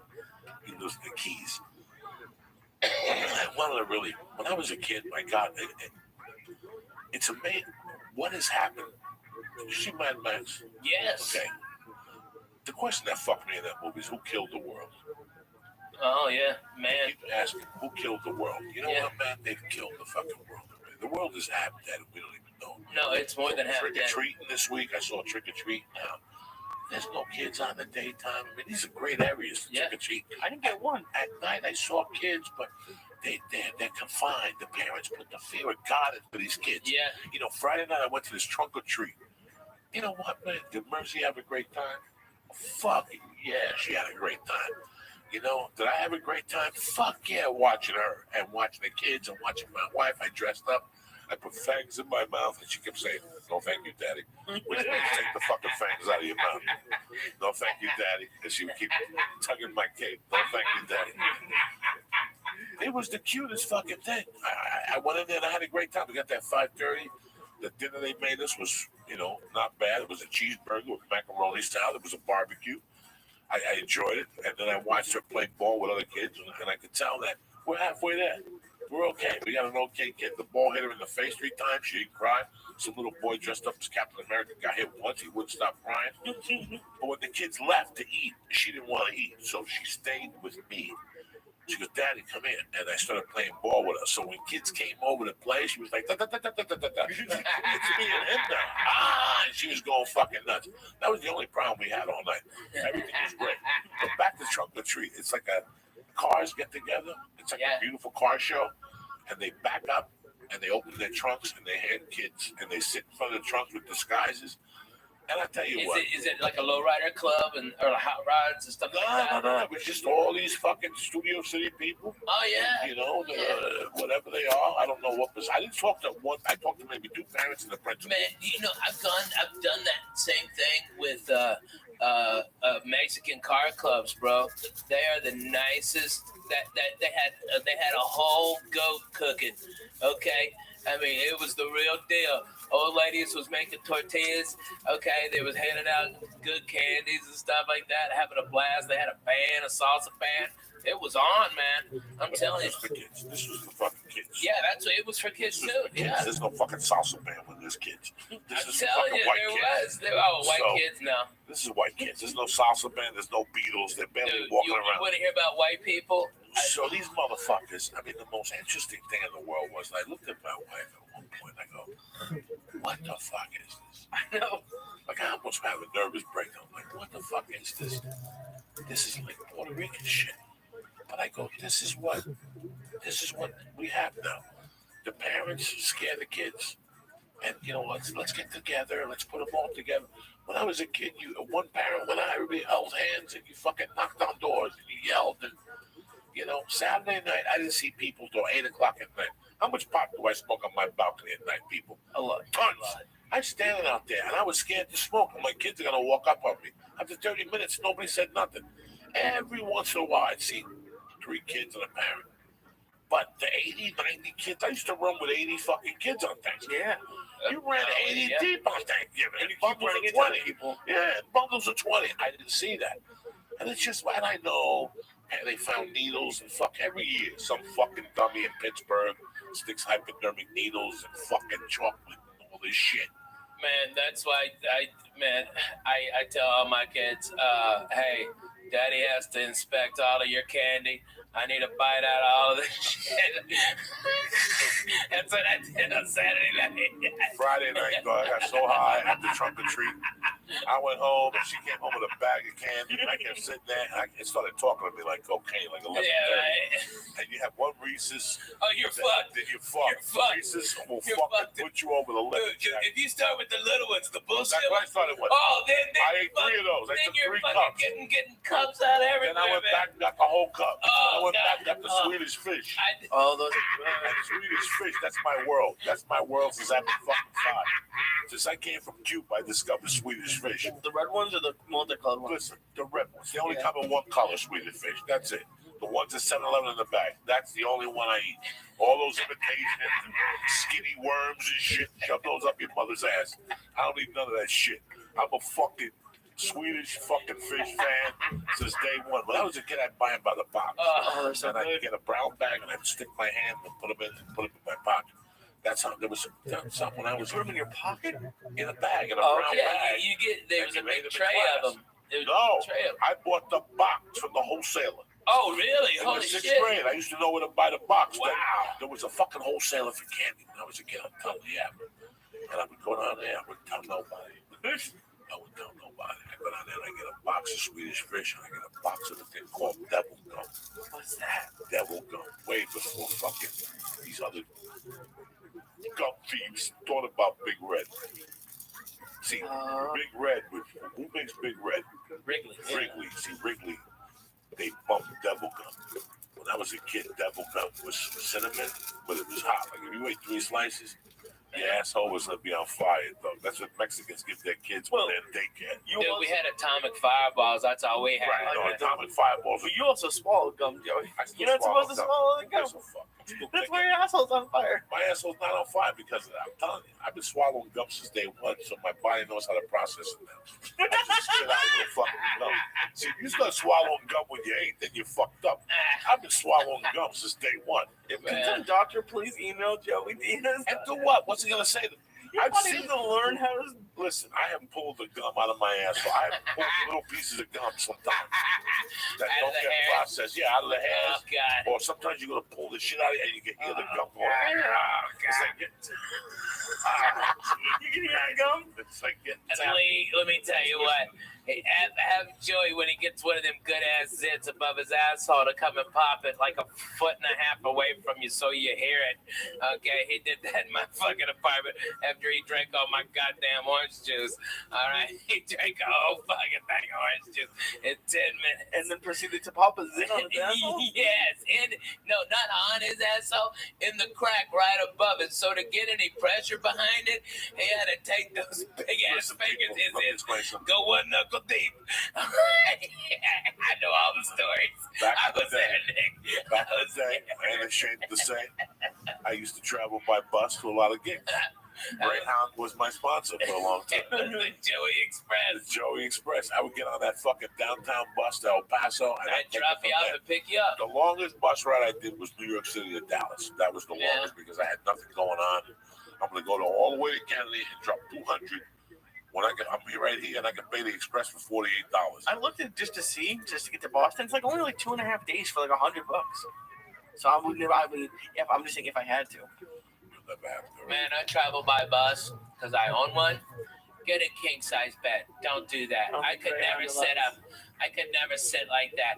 But you guys ought to jump on the bus sometime and we do this church at other parts of the country. Yeah. Where's the bus now? The bus, it will be here tonight. It'll get in tonight from Tennessee, and then we're here. We're gonna be driving. They're gonna be driving around Wednesday, or Tuesday and Wednesday, and then we go north to do some gig. I don't know where it is, to be honest with you. I don't look at my calendar. I didn't travel no fucking Foo Fighters. You guys would kill each other. You guys would before you got to the first rest stop. You're retarded. We would hotbox that bus. It would be just look, bro. Yeah, look, Lee. Shut the fuck up, okay? Me and Coco have lived in an apartment smaller than this fucking studio, okay? And we laughed our asses off. And when the doors were open and the windows were open because it was so fucking hot and we couldn't hardly go to sleep because it was noisy as shit, we put on Joy Medina. 5 minutes sleepy time. Wake up, throw kicks for Jesus. Making biscuits, and I had him on the floor, futon, okay, and John Westling on the floor, and Jody Ferding on the bed. Yeah, it was crazy. We were in it to win it. This was Team Us, 1440. You don't even understand. Kill ourselves? We're brothers. Are you kidding me? Well, not literally. I'm just saying, like, you'll put something on the TV that he doesn't want, or he'll start. I got 5 fucking TVs. You got 5 TVs on 5 the bus? fucking TVs on that goddamn bus. Pick what channel you want. Player, cool. I got it. How many bedrooms on the bus? I've got a king size back bedroom that pops out, okay, and then the living room pops out, and then there's 3 bunks. It's got 2 bathrooms and a shower on it, and I think there's like 6 air conditioners on it, so if we go someplace where it's hot, like I went to Bonnaroo this summer, and everybody, all these dirty white people are out there when it's 120 degrees and dirt. No. Fuck you. I took 3 showers a day. I was the sweetest smelling motherfucker out there. People were like, they thought I was Pharrell or something. I was smelling so good. Okay, I was doing it, Jack. It was awesome. Everybody's boo-hooing. It's hot. Yeah, me too. I'm gonna go make a fucking margarita in my bus, take a shower, and smoke a bone. Fuck you. I hate that band. Okay, it was awesome. It was so great. But that's how we gotta go, dude. We gotta go on the fucking bus. All right? Your babies would go bananas in that bus. Your baby would love that fucking bus. Fucking monster. I can't go for that no. I just ate an expired Viking. What do you think will happen? You get stuck in that gum. You know what happened? Let me tell you what happened. They're listening. Yeah, right. Tell you what fucking happened. What happened, Papa? A couple weeks ago, I went swimming in Toledo, and I got in the fucking plane the next day. I got an ear infection, right? Oh my God. And I was sitting there, and I tell you, man, you know, when you work out and you're heavy, you have to take a leave sometimes. Or the other one. The other one. Aspirin. Tylenol. No, the other one. There's a leave and Advil. Oh. That's all that works at this point for big guys. You go to jiu-jitsu. Dude, I'm past that. Yeah, you get slammed on your back. You go home and you eat your lunch. First thing you do is take an Advil, especially when you train the next day. Really? I've never had it. You gotta do all that shit because it lowers the inflammation. You gotta eat fucking like smoking weed. Eat weed actually takes away the inflammatory fucking thing. You see Google today? You see the front page of No. Yahoo today? What did it say? More people turn to medical marijuana. Prescriptions in there. Prescriptions are down. Prescriptions are going down. Yeah, the opiates are going down. The opiates are going down. Yeah, the Because benzos are people going realize, down. Listen, I'm telling you as your brother, you fucking go and you work out with any problems, no savages down there at night, and you walk home, you can't move. Oh, yeah, I'm sure. I'll do an experiment with the motherfucker. I will experiment. I will give you an Aleve one night, and a week later we'll do it again, and I'll give you a chunk of real hash. And you eat that hash, and you call me tomorrow. You tell me which day makes you feel like. That's what Bruce Lee you saw in this. Nobody knew why he was eating marijuana 40 years ago. Danny DeSanto said it at a heat intake. That's why he was eating marijuana. Because he knew that Aleve will kill you. Yeah. Aleve and Advil Eat your will eat your fucking liver. You gotta drink gallons of water. If you take an Aleve, you gotta drink fucking water throughout the daytime. That's why I don't take them at night. I take them when I get home from jiu-jitsu band, so I'm not, or kettlebells, I'm not sore an hour later, whatever the fuck I do when you're sore. Sometimes you get sore from flying. Dude, I get wiped the fuck Oh, out. shit, man. First of all, well, 6-hour flight, you're fucking okay, sore. all right, yeah, okay, you fly and your connection in Dallas got bumped, so now you're in fucking Chicago, and you land at B32, and yours is, next flight is H17, you got 15 fucking minutes, and Chicago, fucking terminals are so close together, there's no room for a fucking one of them chairs. You give $20 to a black guy with a golf cart. No, you gotta fucking hump it, dude. You gotta fucking rock. And then if you're hungry, you're fuck fucking you. hungry, you You gotta rock. don't eat. Just go eat. Sometimes I take So I was not like, one night with my why ear would you infection. be calling me boy? That what did I do wrong? You were saying something just accused me. And I wanted to come on this space to clear myself. I sent a request immediately ahead that since this person has gotten me wrong, I now fucking sent spoke a to him, request and I fucking went to bed. I got up like brand new without next day. hesitation. He heard To room, them I said that this wasn't so, this photo he gave me two, but I said the other one fell out of the bag. That was it right there. Oh my God. That was the one I just found. I thought it fell out of the fucking bag. Man, I think I like those pills too much. I don't do them. I don't fuck with none of them no more. I like them too much. I like the feeling of when I'm on the road. Yeah. That's where I like something to sleep. I have sleeping pills that are prescribed to me. Me too, because I can't sleep. You need sleeping pills with weed? Yeah. I can't. I could fall asleep right now. You're not us. When I get up at 5 on the You're a road, titty baby. when I get up on Thursday morning, I gotta go do radio. Right. And I get up at 6. Right. Like they're picking me up at 7:30. Okay. So I don't want to just get up at 7 all in a rush. I want to get up. I want to relax. I want to read the paper. I want to eat a good breakfast. I want to write a little bit. I want to slow down. Stretch a little. I'll get up, take a shot, do all that shit. What are we talking about? About getting up, time management. Yeah, with hash. With the. Like you still need sleeping pills sometimes. Yeah, you fly the other side of the fucking country for 6-7 hours. Okay, you get in your fucking shit hotel at 1:30 a.m. Those dicks are coming to pick you up at 5. They didn't even call ahead to be considerate of go, what kind of coffee do you need? Can I bring you some breakfast? So I do all that. I do all that on my own. Oh, I do that all on my own. So 7:30 when they get there, I'm prepared. When I get back to that hotel room and I get high, I'll sleep like a baby. Right. But after 2 shows, the weed. There's too much energy. There's too much energy. Oh, after the So show. I know for a fact that I'm not going to sleep. I know for a fact that this week I'm going to work. I got to be at the airport at 5:30. I get back to Burbank at 8 a.m. Yeah. I'm out. So 5:30. If I got to be at the airport at 5:30, that means I'm working at 4:30 in the morning. So I'm prepared for that 3 hours sleep. So what I do is Saturday morning, Yes, I get up, get breakfast, I walk around, I get high, do whatever I gotta do. I get back like about 10 o'clock, Jack. And Ralphie does the same. Ralphie will call me on Saturdays. What time is it? That free time, that little time. In college or in pro? Because Once I Butch take Davis' that nap staff after that, actually. it's over. Because I'm sleeping straight. Butch Davis' staff in the late 90s actually had a lot of And I don't Fucking sleep late. work. You know me. I don't sleep late. Ever. But Saturdays, I don't do lunches. I don't do nothing because I know I'm going to be working all night. I know that I have a chance to fall asleep for 3 hours. But probably not even. Yeah. I'm used to it now. Bro, they got a flight. I'm going to Jersey, and I'm still flying to Jersey. I'm going to New Brunswick because there's no connect. Everything is connected to Jersey now. There's only one direct. That's Virgin. But Virgin gets me in at 8. Virgin will get me in Thursday cool at 2:30. Sunday, I ain't wait till 1 to fly back down. No. It gets me back here at 3:30. Fuck I that. can't do it. I can't do it. Hey, man, So Virgin look don't at have Southwest. They've got one, I'm right? not Get going to 2 know. chairs. It's too connected. Oh. Listen, Southwest is good for 2 hours. Yeah. After 2 hours, Your back starts to hurt. no, there's no entertainment. There's nothing. There's no. Someone gives you free TV. They give you free TV on the Wi-Fi. You gotta bring your own TV and I gotta lock in and all that shit. What the fuck? I gotta sit next to a TV. Oh my God. I know. American Airlines got 200,000 miles on that. Yeah, right. Virgin of Platinum. Right. There's no Southwest. California. Nevada. California, LAX to Austin. Yeah. Houston, 2 hours, 2:10, 2:15. Everything after 2.5 hours of Southwest. You're asking for trouble. This whole story started with the pimple in the ass because of the bus. If you want a pimple in the ass, it's that bad.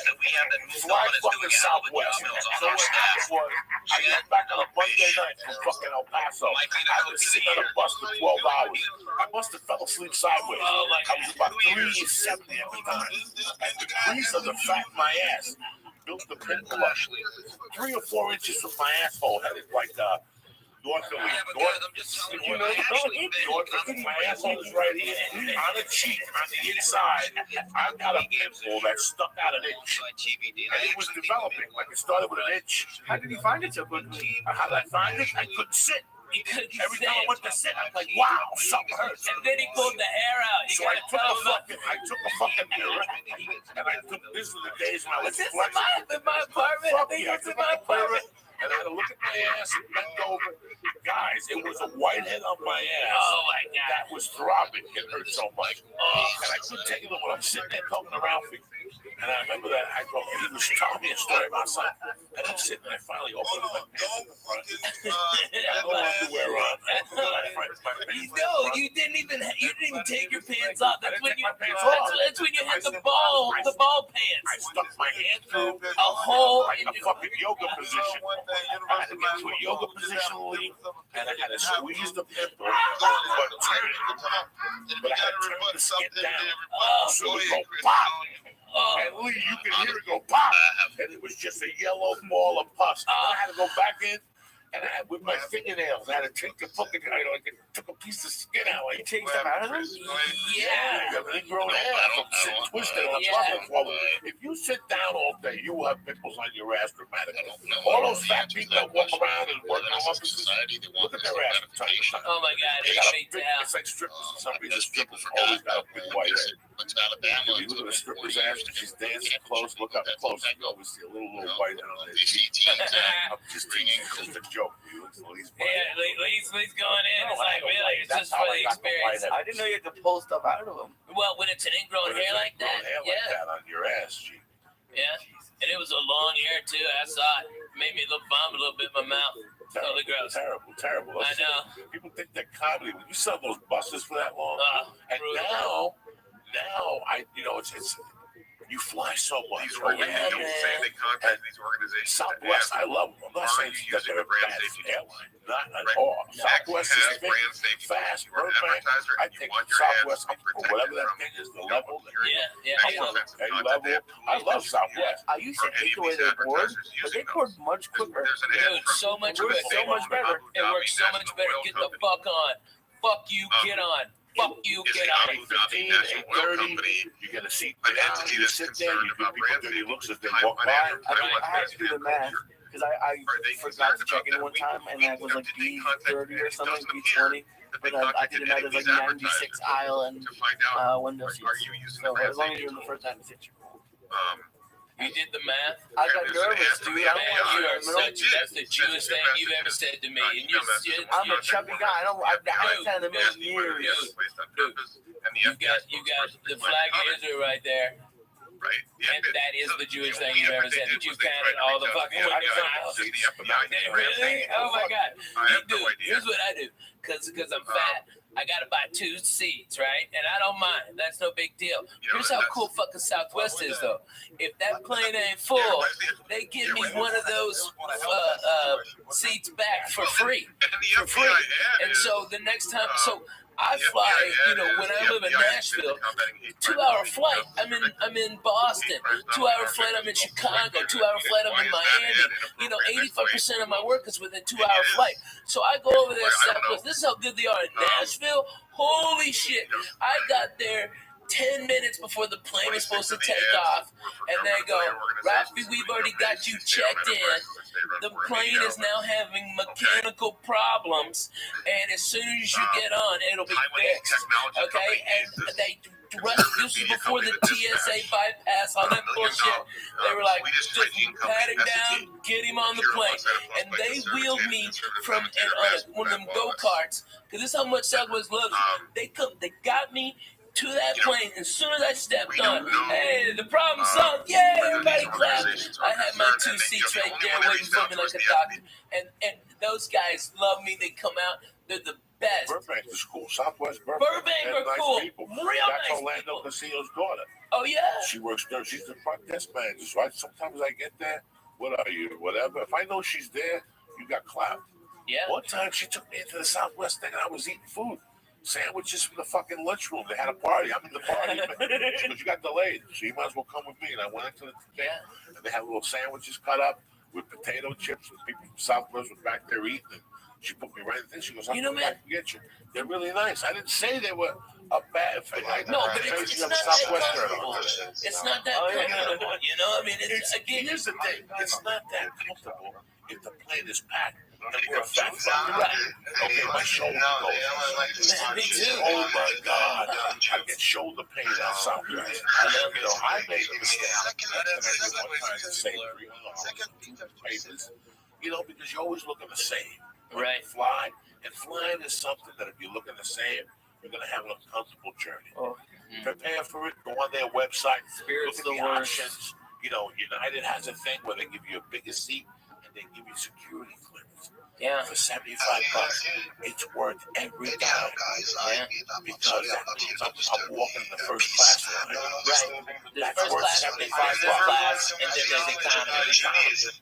United offers that. You have to scroll all the way down. $75 each way. It's worth it. So fucking worth it. You just buy it. Worth it. Goddamn A couple weeks ago, I was upgraded to first class, and I still didn't almost make the flight because of the security line. Yeah. This is what's going on out there, people. So if you're flying over the holidays, I'm telling you right now, Get early. Or if you have a passport, by the way, and you travel a lot, just go get TSA pre-approved. It takes about 5 minutes.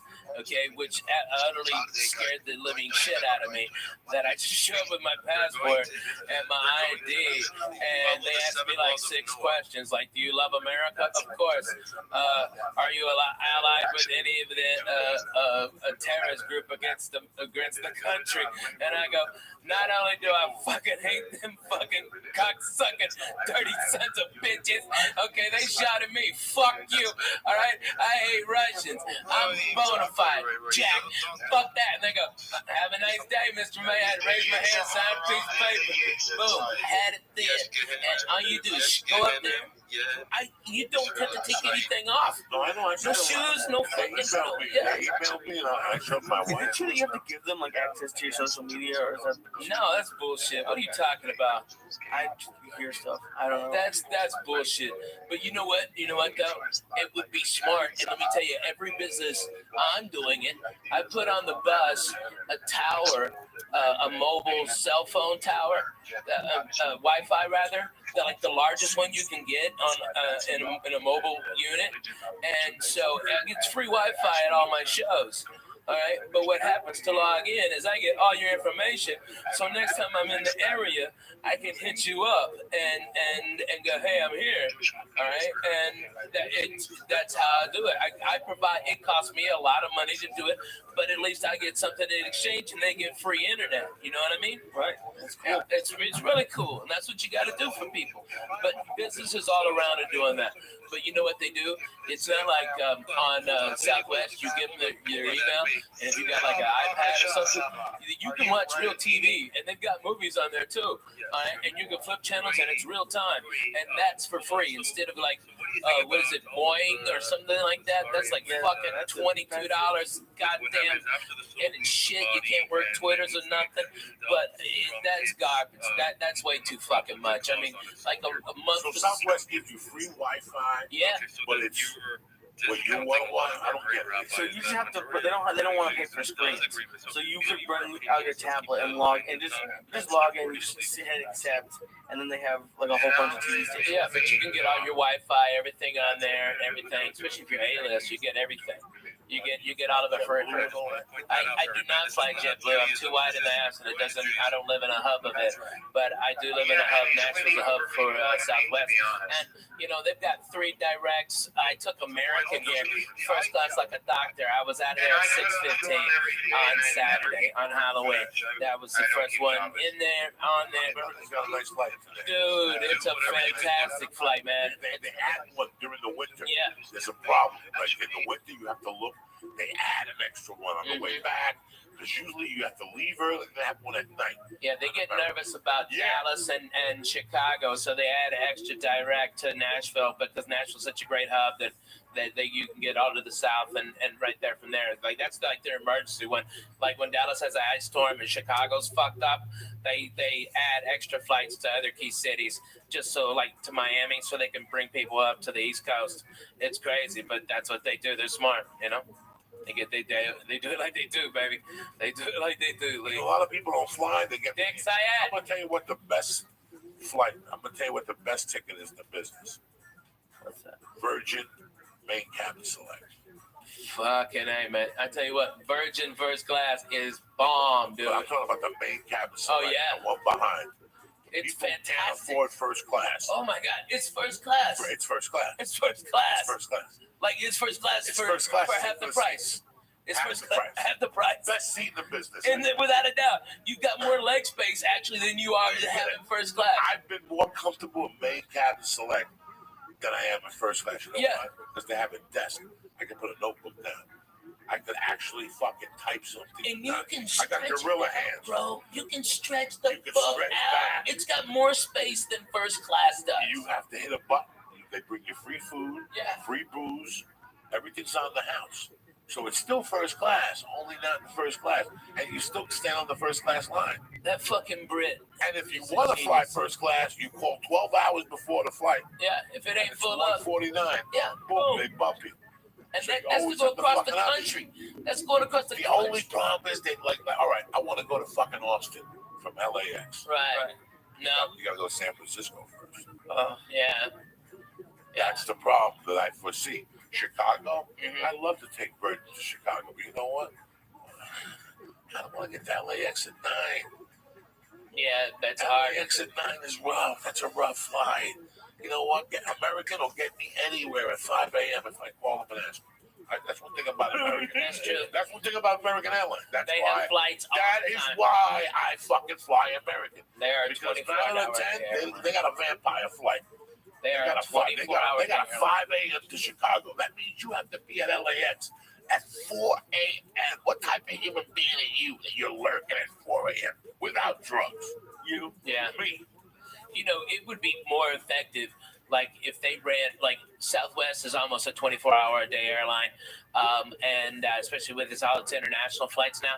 But I'm telling you, man, American is the smartest in the business. They lower the rates of what they could, but they run them all the fucking time, and they lower the rates in that so they have more people go to the off times who are bargain hunting like the rest of us used to, and then main consumers can pay at an accelerated rate for the last immediate good flights that aren't as full because the cheap people got diverted to the other flights. It's a goddamn beautiful business model.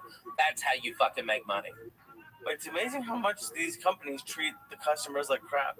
Like, especially, well, there's no fucking reason why I mean, all right, if you are the worst person in the fucking world, go work at the airport, because no one will bitch about you because they don't have time to fill out a form.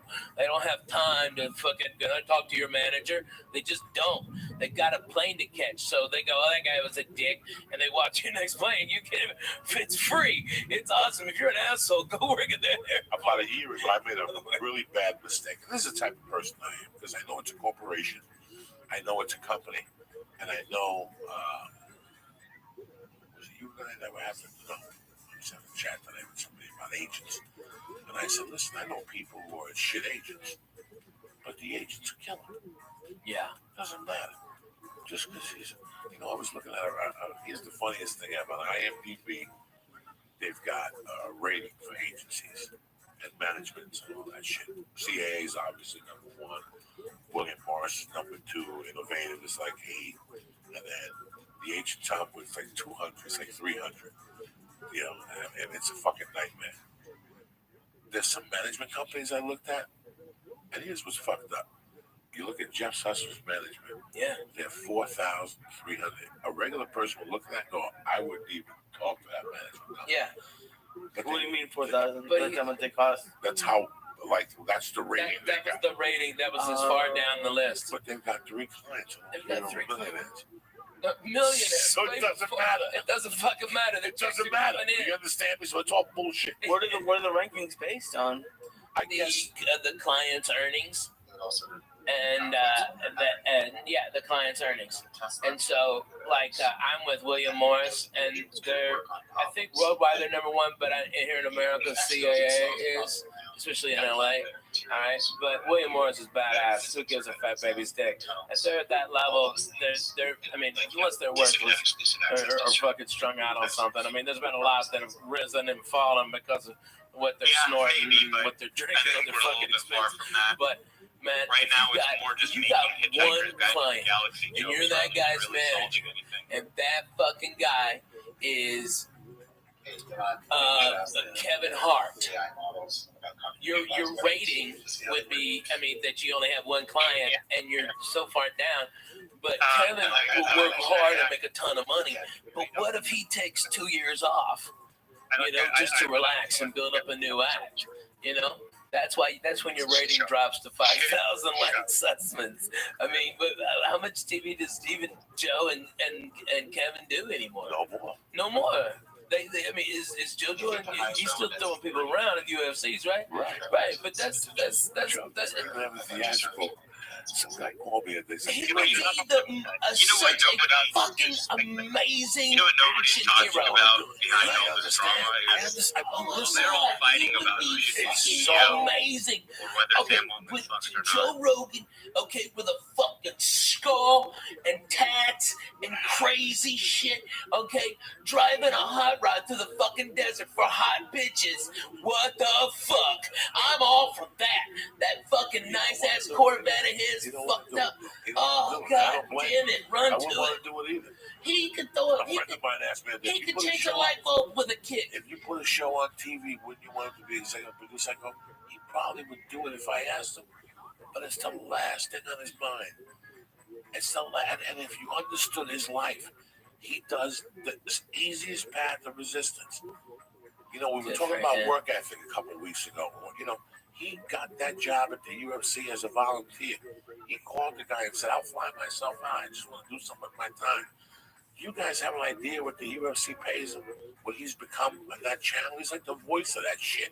Yeah. This didn't come to him because he trained. He went to the IDT Institute of fucking balls. He stepped up. And that's what this whole thing's about. It's stepping fucking up. balls. So if you have this job, right, guys, this is how he looks at it. And I look at it the same way, right? You got this job that flies you into Vegas or whatever every once a month to call a fight. They pay you a shitload of money. He gets residuals from 2 shows, guys. Yeah. Remember, he was on 2 syndicated shows. Hits. Why would you want to drive Warner Brothers and put up with that? Yeah. Why? You know how hard it is to be The Rock? It's fucking. You know how hard it is to be The Rock? See, people in So why does he do Kansas, it then? because he doesn't know what the fuck he's doing. He's going to wake up one day and go, first of all, how many needles can I stick in my blood? How many needles can I stick in my neck before my kidney blows up? Because that's how the public needs to see you all the time. He went on some show a month ago and said he eats 20 pounds of fish a day. That's all great and dandy. Okay.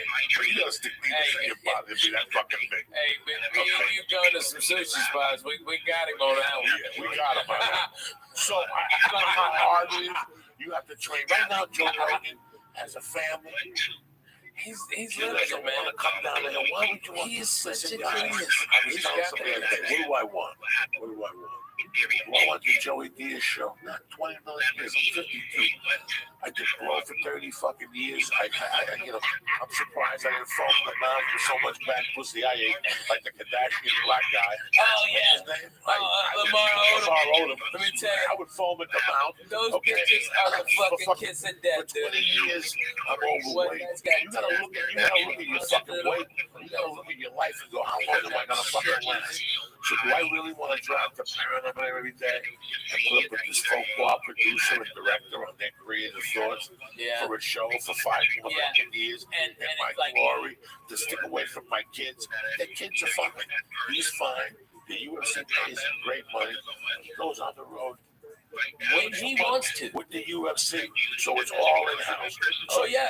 People make me laugh when I go to these clubs. They're like, so what's it gonna take for Joe Rogan to come to my club? I want to say, listen, Act to God.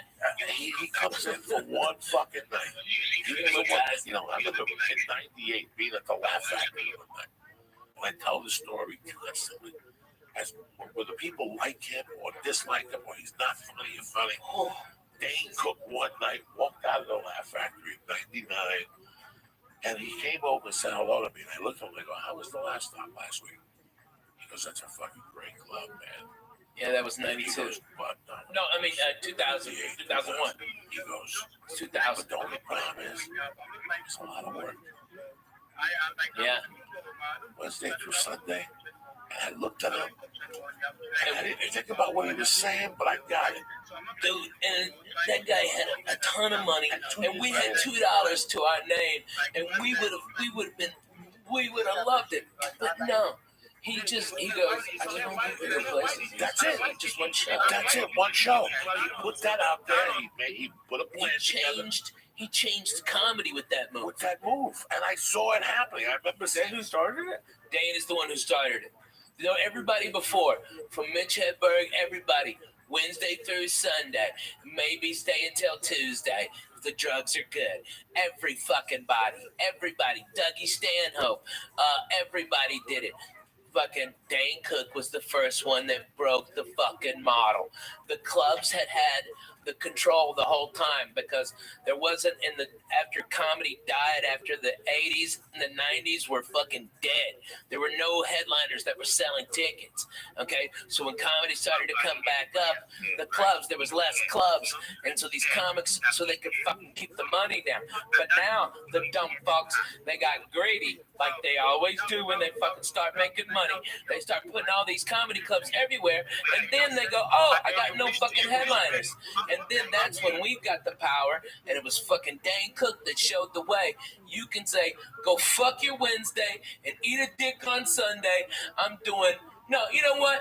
I'll come in Thursday for Friday morning radio, and that's it. That's it. And I'm back at home in LA early put the Sunday. fucking thing together. He put it Way back, together. brother.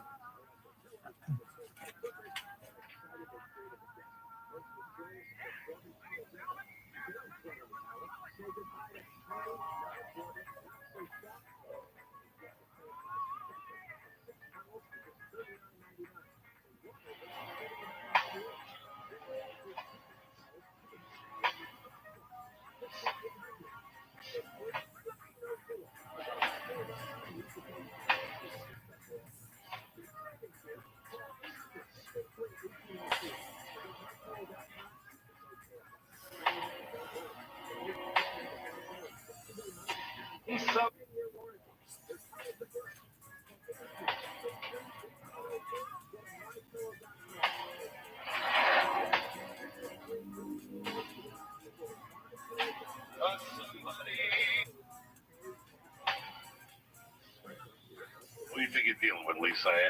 Bad motherfucker, you. Huh? These chocolates are good. Fuck yeah, they're good. Who you think Fuck you're dealing yeah, with? man. And you want me to tell you why the only reason I went to church was the other day? Why? Because it was the 36th anniversary of the night. That morning was the 36th anniversary of the day I got home. Stephen Billows called the show. Stephen Billows, a couple of times. He had a party one night. He had a party in August that year, and he had older brothers. This kid, Stephen Billows. You never met him, Rabbi? No. Great kid. He's got a cover band called the Passmasters, and they had a shed. And we were growing up. His brothers were part of this crew, and they fucking had parties. Not big drug parties. They weren't drug parties. They were about music, and they did crazy things. Like they would eat glass, fucking, eat a mouse's head off. So one day, this is way before us. This is 70 fucking 9, my friend. So summer 79, I went over there one day for a party, and the only young kids that were invited to the party were me, Avillo, and this kid Condon. And at this party, they took a garbage can, and they filled it up with everything they had. They put Hawaiian punch in it, and they took bees. Remember, he called and told the story that the brothers took bees. I try not to think about eating bees. Put them in the fucking thing. So, and with ice. And this stuff had like 151 rum. Oh my God. It tasted terrible. Dude. So fucking, to scoop it out, you had to do this. It was in a garbage can, and it had chunks of fruit in it. And I'm back there smoking pot. The next thing you know, I'm getting woken up in Sasulo's front yard. Anthony Sasulo, he's in Dallas, Texas. And I'm getting woken up by Ray Ernesto. Ray Ernesto was a cop from the neighborhood that would come down and play basketball with me on Sundays. But he always wore colored socks, and it drove me crazy. And at the end of the fight, at the end of the basketball game, that was the argument. Ray, you got to go home with your colored socks. How about I punch you in the mouth? Fuck you, Ray. You're going to punch me in the mouth. You're fucking 40. I'm fucking 10. But go fuck yourself, Ray. But Ray was a cool motherfucker. Ray picked me up. And he goes, okay, what happened? I don't know. I blacked out. I got fucked up. He goes, come on, drive me home. And he knocked on the door. My mom answered. And she's like, what's going on? I go, Mom, I got fucked up. I fell asleep on Sasulo's thing. She goes, go fucking sleep it off, you idiot. She yelled at me. This was like the end of August. This is the first time. That's when parents were fucking parents and police were goddamn police. Right? They didn't have to be fucking parents too, he was man. in the neighborhood. And Right. I'll never forget that I was fucking hungover. This was the first time ever that I was hungover. So I got in like at 5:30. It was starting to, the light was starting to come on. 5:30, a sophomore, and I'm going to be a sophomore. This is like 2 weeks before they put me in the hospital for a lung infection. I'm fucked up. I'm not doing drugs, though, guys. I didn't do drugs. I was smoking pot then, and I was high. I wasn't a big drinker, but I drank a little much. I'll never forget that. My mom can drink early, dog. And it was a Sunday morning, so I got home like at 5. I passed out about 10 o'clock in the morning. I can hear like Ice Cubes and shit. That's what I woke up to. I can hear Cuban music. And I heard her come up the stairs. She goes, oh, yeah, well, that means wake up.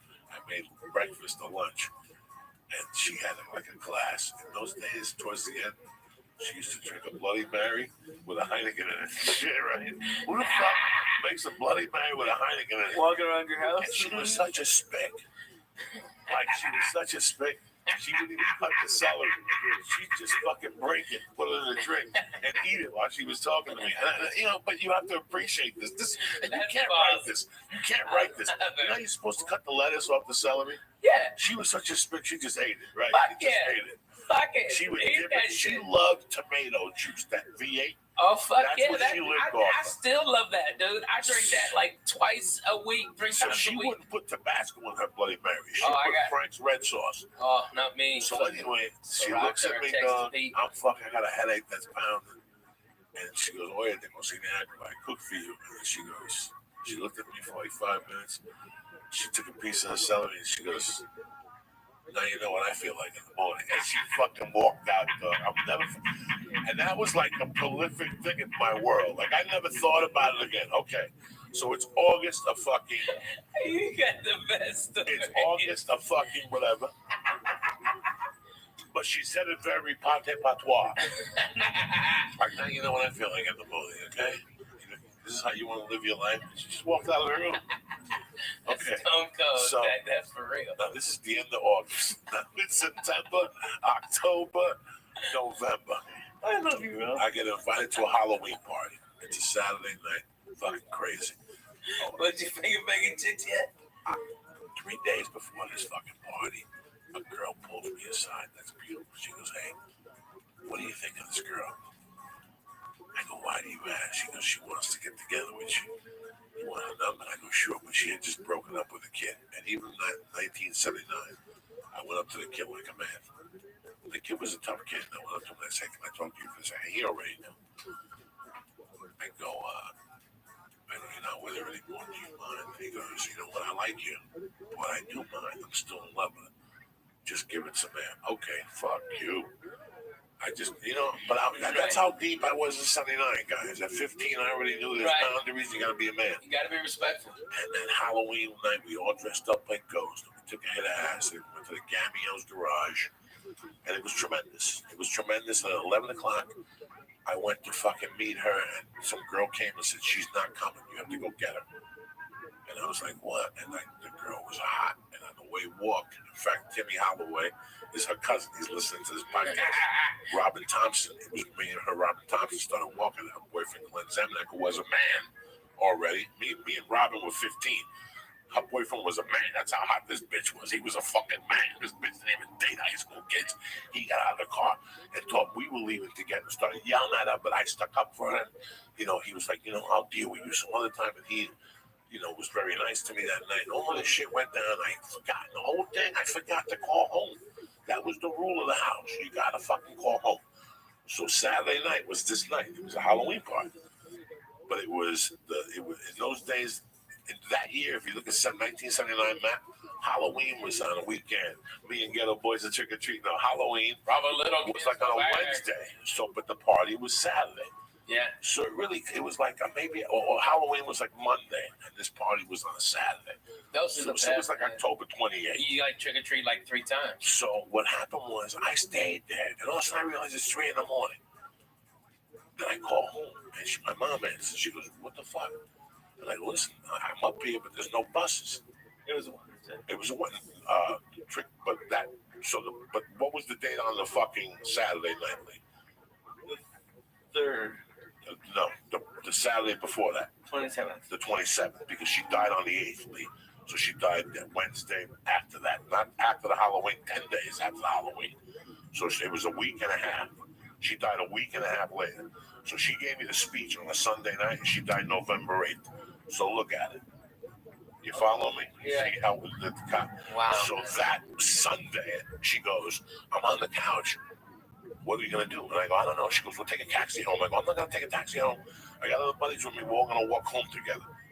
And I'd done the acid and stuff. And the acid was coming down. I was getting like the little jingles and shit.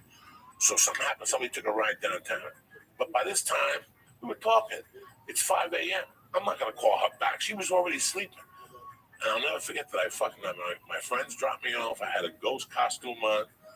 And I walked up the fucking stairs, and as I was putting the fucking key in the door, dog, she opened it, grabbed me with one fucking hand, and just smacked me across the face. She hadn't smacked me in 4 years, 5 years before that.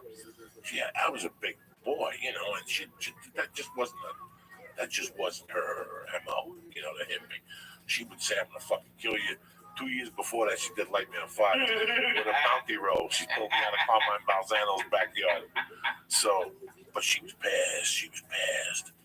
And she slammed the door and she goes, "Let me tell you something."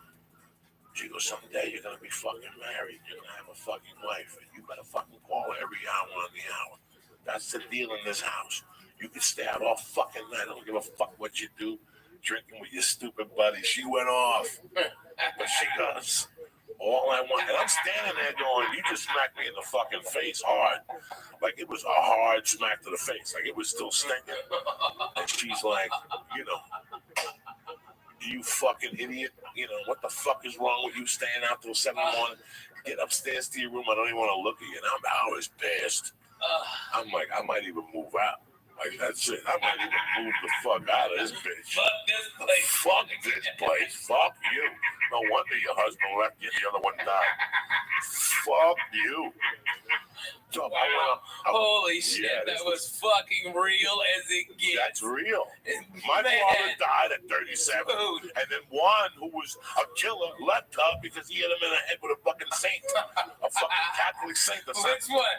Guadalupe, Maria? No, Santa Barbara, the man that with the sword. He flicked the cigarette and she fucking waited for him to fall asleep. And she broke it over his head. Nobody could deal with that. He didn't even know what to do. He was lost. He was in a deep sleep. So that night I went to bed thinking, Was that after she got home from closing the bar? Yeah, they came home together and they were talking and they were sitting like this. He was sitting on a chair and something happened where she wanted a cigarette and he took it and instead of handing it to her, we were old school Cubans, bro. Right. You don't throw nothing in that house. No, that's rude. That's fucking rude. He threw it at him. I don't give a fuck. What if somebody flicked a cig? If I can I have a cigarette? Like if I'm thirsty, hey Coco, can I have a sip of your water? Sure, it wasn't you fucking threw it in me. It's the same fucking thing. It's rude. It wasn't even lit. It's fucking rude. But my mom's demented drunk head.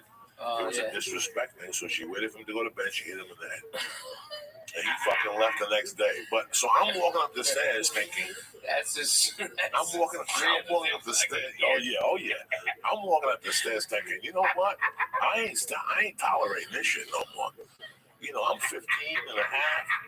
I get a job. I can live with the Balzanos. That was my plan. I don't need this shit. People hit me. I met one of the Balzanos when I was working at Hasbrook Heights one time. Yeah, Pete. Yeah. Political Pete. So the next morning she woke me up again. She's like, "Hey, I cooked something." She goes, "But let me tell you something." She goes, "Get up." And she got up. I was like, "Oh fuck." She goes, "First off, I'm sorry for putting my hand on you. You're too old for me to be hitting you. But number two," she goes, "I just want you to understand something. All I want on this deal is for you to grow up and be a man. That's it. I don't give a fuck how you do it. I want you to grow up and be a man, okay? When you tell somebody you're gonna call them, you call them." And she kissed me in the cheek and she walked out. And I didn't think much of it. I just sat there and I was like, you know what, whatever. I'm a man. What the fuck is a guy? I am a fucking man. I was just sucking titties behind the high school last night. I'm a man. I'm a fucking man. I worked last summer. I made $75 a day, you know, in my head. And in the morning, you know, whatever. So 10 days later, when I found her dead on the floor, the first thought was like, she's never gonna find that I got left back. But the second thought was, this is what she was saying. She gave me a heads up. That's all she wanted out of this, for me to be a man. Whatever I knew in her world what that meant. But I just wanted to celebrate that. I know that she liked churches. Yeah. My mom loved going to fucking pretty. There was a church down the block in St. Patrick's Cathedral. This is in the 70s and 60s. And every year on February 26th, my mom would give the guy $100 and bring him a bottle of shivers, whatever, flowers, and they would set the casket up like a faith casket. And my mom would do a fucking thing for my dad. And she used to say, I love fucking. We used to go to churches just to fucking look at churches. Even though she was demented, she would go to churches. Then in the fifth grade, I was 10. That's 1973. And that year, something happened. The New York Mets went to the playoffs, the NLCS playoffs against. Look it up, Lisa. I guess Cincinnati. What am I looking up? Look up the New York Mets against the Cincinnati Reds, 1973. Oh, poor Mets. This is the how Royals whipped the shit out of them. They beat them with 17 spicks, and they did it right there. And fucking, who's that black guy? Spike Lee took his hat back off. Okay, Jerry Seinfeld was boo-hooing back to his $1 billion. Okay, All right, so and the little team from nowhere. Fucking no money Royals. I'm so proud of them. God bless. It's an American dream. It really It's an American It's a dream. fucking American dream. Good for them. Whipped them to death. At their house. What year was it? 73. 1973, New York Mets and the Cincinnati Reds. Tremendous. October 6th to 10th. And New York won the series 3-2. But they lost to the A's. Right. Pete Rose beat the fuck out of Bud Harris in the second base. It was tremendous. when he was that year, sliding in. But that year, my mom, when I made my first communion, you were talking about. Oh yeah. Catholic religion. So what did you? So you went to Jewish instruction when you were growing up? Yeah. Sort of, kind of. What Yeah. days? It's Saturdays. No, it was Wednesdays a lot. Wednesdays and Sundays sometimes. Hey, did you have the little No. bass? Oh, thank God. No, that's not. That would have been Not that a Lee, you should miserable let them grow now. experience. You should eat some pot cookies and say fuck it. Just fuck with people's head. Lee, if you did that, you know I what, have Lee? no idea how to grow those. Yes, you do. How do you grow those? You just let it. Yeah, just let it fucking. What am I supposed to do pre? Who gives a fuck? I'm gonna make an asshole. Hey, no, make it be mutton chops. Listen, you know what? Everybody think you're a hipster faggot. You got a, It'd be great. you got a model no more. What do you give a fuck what they think? You got a girlfriend? Get you some mutton You got a chops. hat, you got a mutton chop. Clear Get this you some deck. extra dough from a So you can eat sponsor. pussy and it doesn't chap Yeah, we'll your get you some legs. Jew wax so you get some money on a sponsor. Oh, yeah, man. Louise Jew wax. Yeah, get you one of them mustaches too. It makes you look like one of them fucking evil villains. Like you got a bitch tied up on a train track. That's what you need, Lee. That would be the look. Fuck yeah! Come on, Lee. You gotta do that. Come on, you got that stash. There's no way that's my look. Dude, that's your look. That's your look. And then shave your head, and you'll be a circus strongman. Okay, that's what you'll be. You'll be such a strongman. You'll be. So, I'm sorry, it's just cracking me my up. fucking mom. That hash was fantastic. I used to go to this fucking Sacred Heart School for Boys, and how they did. What they did was you had to line up 8th grade, 7th grade, 6th grade. So to go to church, there was this bell, and you had to ring the bell. So Sister Anna would go, all right, 8th grade, and she'd ring the bell, and you go in. Well, my mom used to eyeball that bell because it was made from copper and had a wooden head. And the Cuban big saint in Cuba, which is October 6th, like I let it go there. You're supposed to have a copper bell, and if you want money, you have to ring that bell. So my mom one day on the way home, she's like, just get close to me. My mom shoplifted the fucking bell from the church. And she would take it to the Met games and ring that fucking bell. So in the back of her mind, that bell was everything. Yeah. That bell was what was bringing her luck. Every time I'd see her, she'd give me a kiss and go, you're a genius. That church is bringing me good luck with the fucking bell. The Mets keep winning. What you stole from the church is bringing me the Lord. That's amazing. So every time the Mets would play at home, she'd ring the bell, and if she went to a Met game, she'd take the bell and put it in her purse. And she'd ring the bell at the Met game. This is true fucking story. This is how crazy, this is where I came from. Oh, man. I know you don't have all this time, but have you thought about like trying to go back to 1973 Met game like video and see if you can hear the bell? That'd be Holy crazy. shit, You're you're a genius. blowing my fucking You're mind. blowing my fuck. I couldn't. Dude. No, I couldn't do it. You would hear it too. You would hear it going Rusty Stop. She would throw chicken wings when he'd run back. She hated Rusty Stop. So she was like, this side of it. No me ponga palabras, compadre. Yeah, I mean, she I hated only him. know some of what She you just hated said, and it still made me She fucking laugh. hated him to the point. Those are When she would- sounds like hard. She'd I'm not tell me, good at she'd it. tell me to the point, like the usher would go, Denora, where do you want to sit? You know, do you want to sit in right field? And I think Rusty, where did Rusty Stop play? 73 Mets. Was it 73? Wherever Rusty stopped. They had a horrible, I think it was Rusty Staub and George Theodore or something. The motherfucker Oh, my mom used to get always so had to pissed. hit the cutoff. He was the right fielder. Yeah, he always had to hit the cutoff. That was the So story when on the that guy would, when the, my mom, I always go. And so she's Dog, going I'm to getting chicken goosebumps wings. right now. Oh my God, that's So the best. Here's the deal. New York The guy would go, Denora, I got side on right field only. So he would have to run past her. He would have to run past her. If she would sit there and he ran past her, she would lose her mind. She would go ballistic. All 8 times he'd run. Oh yeah, Ruti, hijo de puta. She'd fucking yell at him in Spanish. And then if she was close enough, she'd throw chicken wings at him. Oh yeah, hijo de puta. So when the guy would ask her, where do you want to sit? And he'd say, like, what do you want to sit? My mom would go, oye, no me ponga para ese lado, compadre. Porque el tipo ese, I don't like that fucking dude. So she would sit on the other side. Who was the left fielder? Oh God. Oh God. Oh thank God you get me a break. Oh God.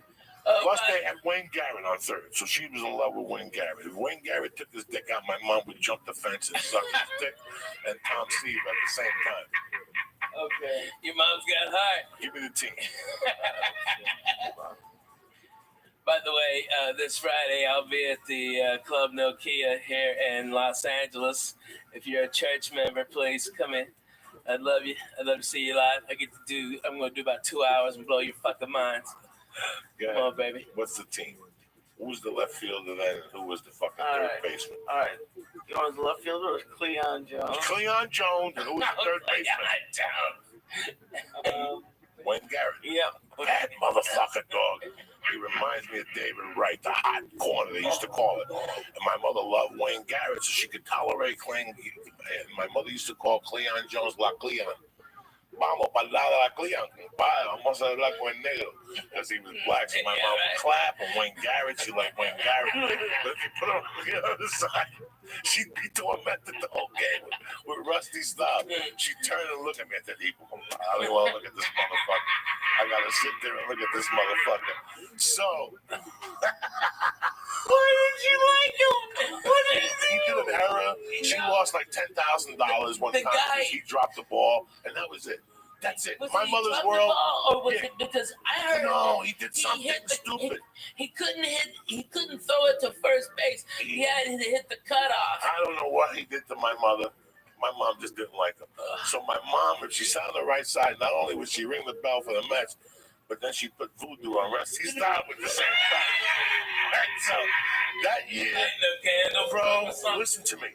The fucking Mets beat the Reds, right? Sure. No, fucking look. I'm not gonna. Jesus Christ. Yeah, they won 3 right. games. Mets won the 3. Do you understand what that was for the fucking Mets to beat the Reds? The Reds were beginning a dynasty. That was the big red machine. That was the big red machine. Now, you know what happened, Holy Lee? shit, man. You know what happened? My mother, when they went to the World Series, my mother I remember I was still going to Sacred Heart School for Boys. I still remember that plain as day because my mom had that belt. And if, listen, this is even going to get creepy. This is even going to get creepy. Not only do you, the school, you go in on Sundays and you come home on Thursdays. Here's where it really gets creepy. Wait, go even deeper. See what day the World Series was on. The game what was the series when the Oakland A's beat the Mets? 1973 World Series. 1972 World Series. Look at the day they clinched. So this is really going to knock you motherfuckers out. Okay. See if it was a Sunday. The day they won that game, the Oakland A's beat the Mets, Game 6 was on a Sunday. Was it 6 games? 7 games. Okay. Sunday, October 24th. Who the fuck do you think you're dealing with, gentlemen? You ain't So listen to me. Listen to me. I don't know Listen to me. I still remember. I still remember what's his name catching the ball and my mother looking over at me and going, let's go, we're going back to that fucking school. And on the way, her like playing, she wouldn't even look at that fucking bell. So for the last 3 months, all she does is she loves this bell. She put the bell down at night and light a candle next to it. She cut the chicken heads and fed it. She did the whole thing. Sangria and all that shit. She gives the blessings. The day the Mets lost, she personally got in the car because usually she'd go to the bar and my stepdad or one of my mom's friends would drive me. And we'd all go out to dinner as a family and then my mom would go to the bar because you'd have to be there till 5. No, 3 if you were working the bingo on Sunday. Yeah, man, that Catholic church is a beating. My mom personally drove me to the fucking school, got me out. I could see she was agitated the whole time.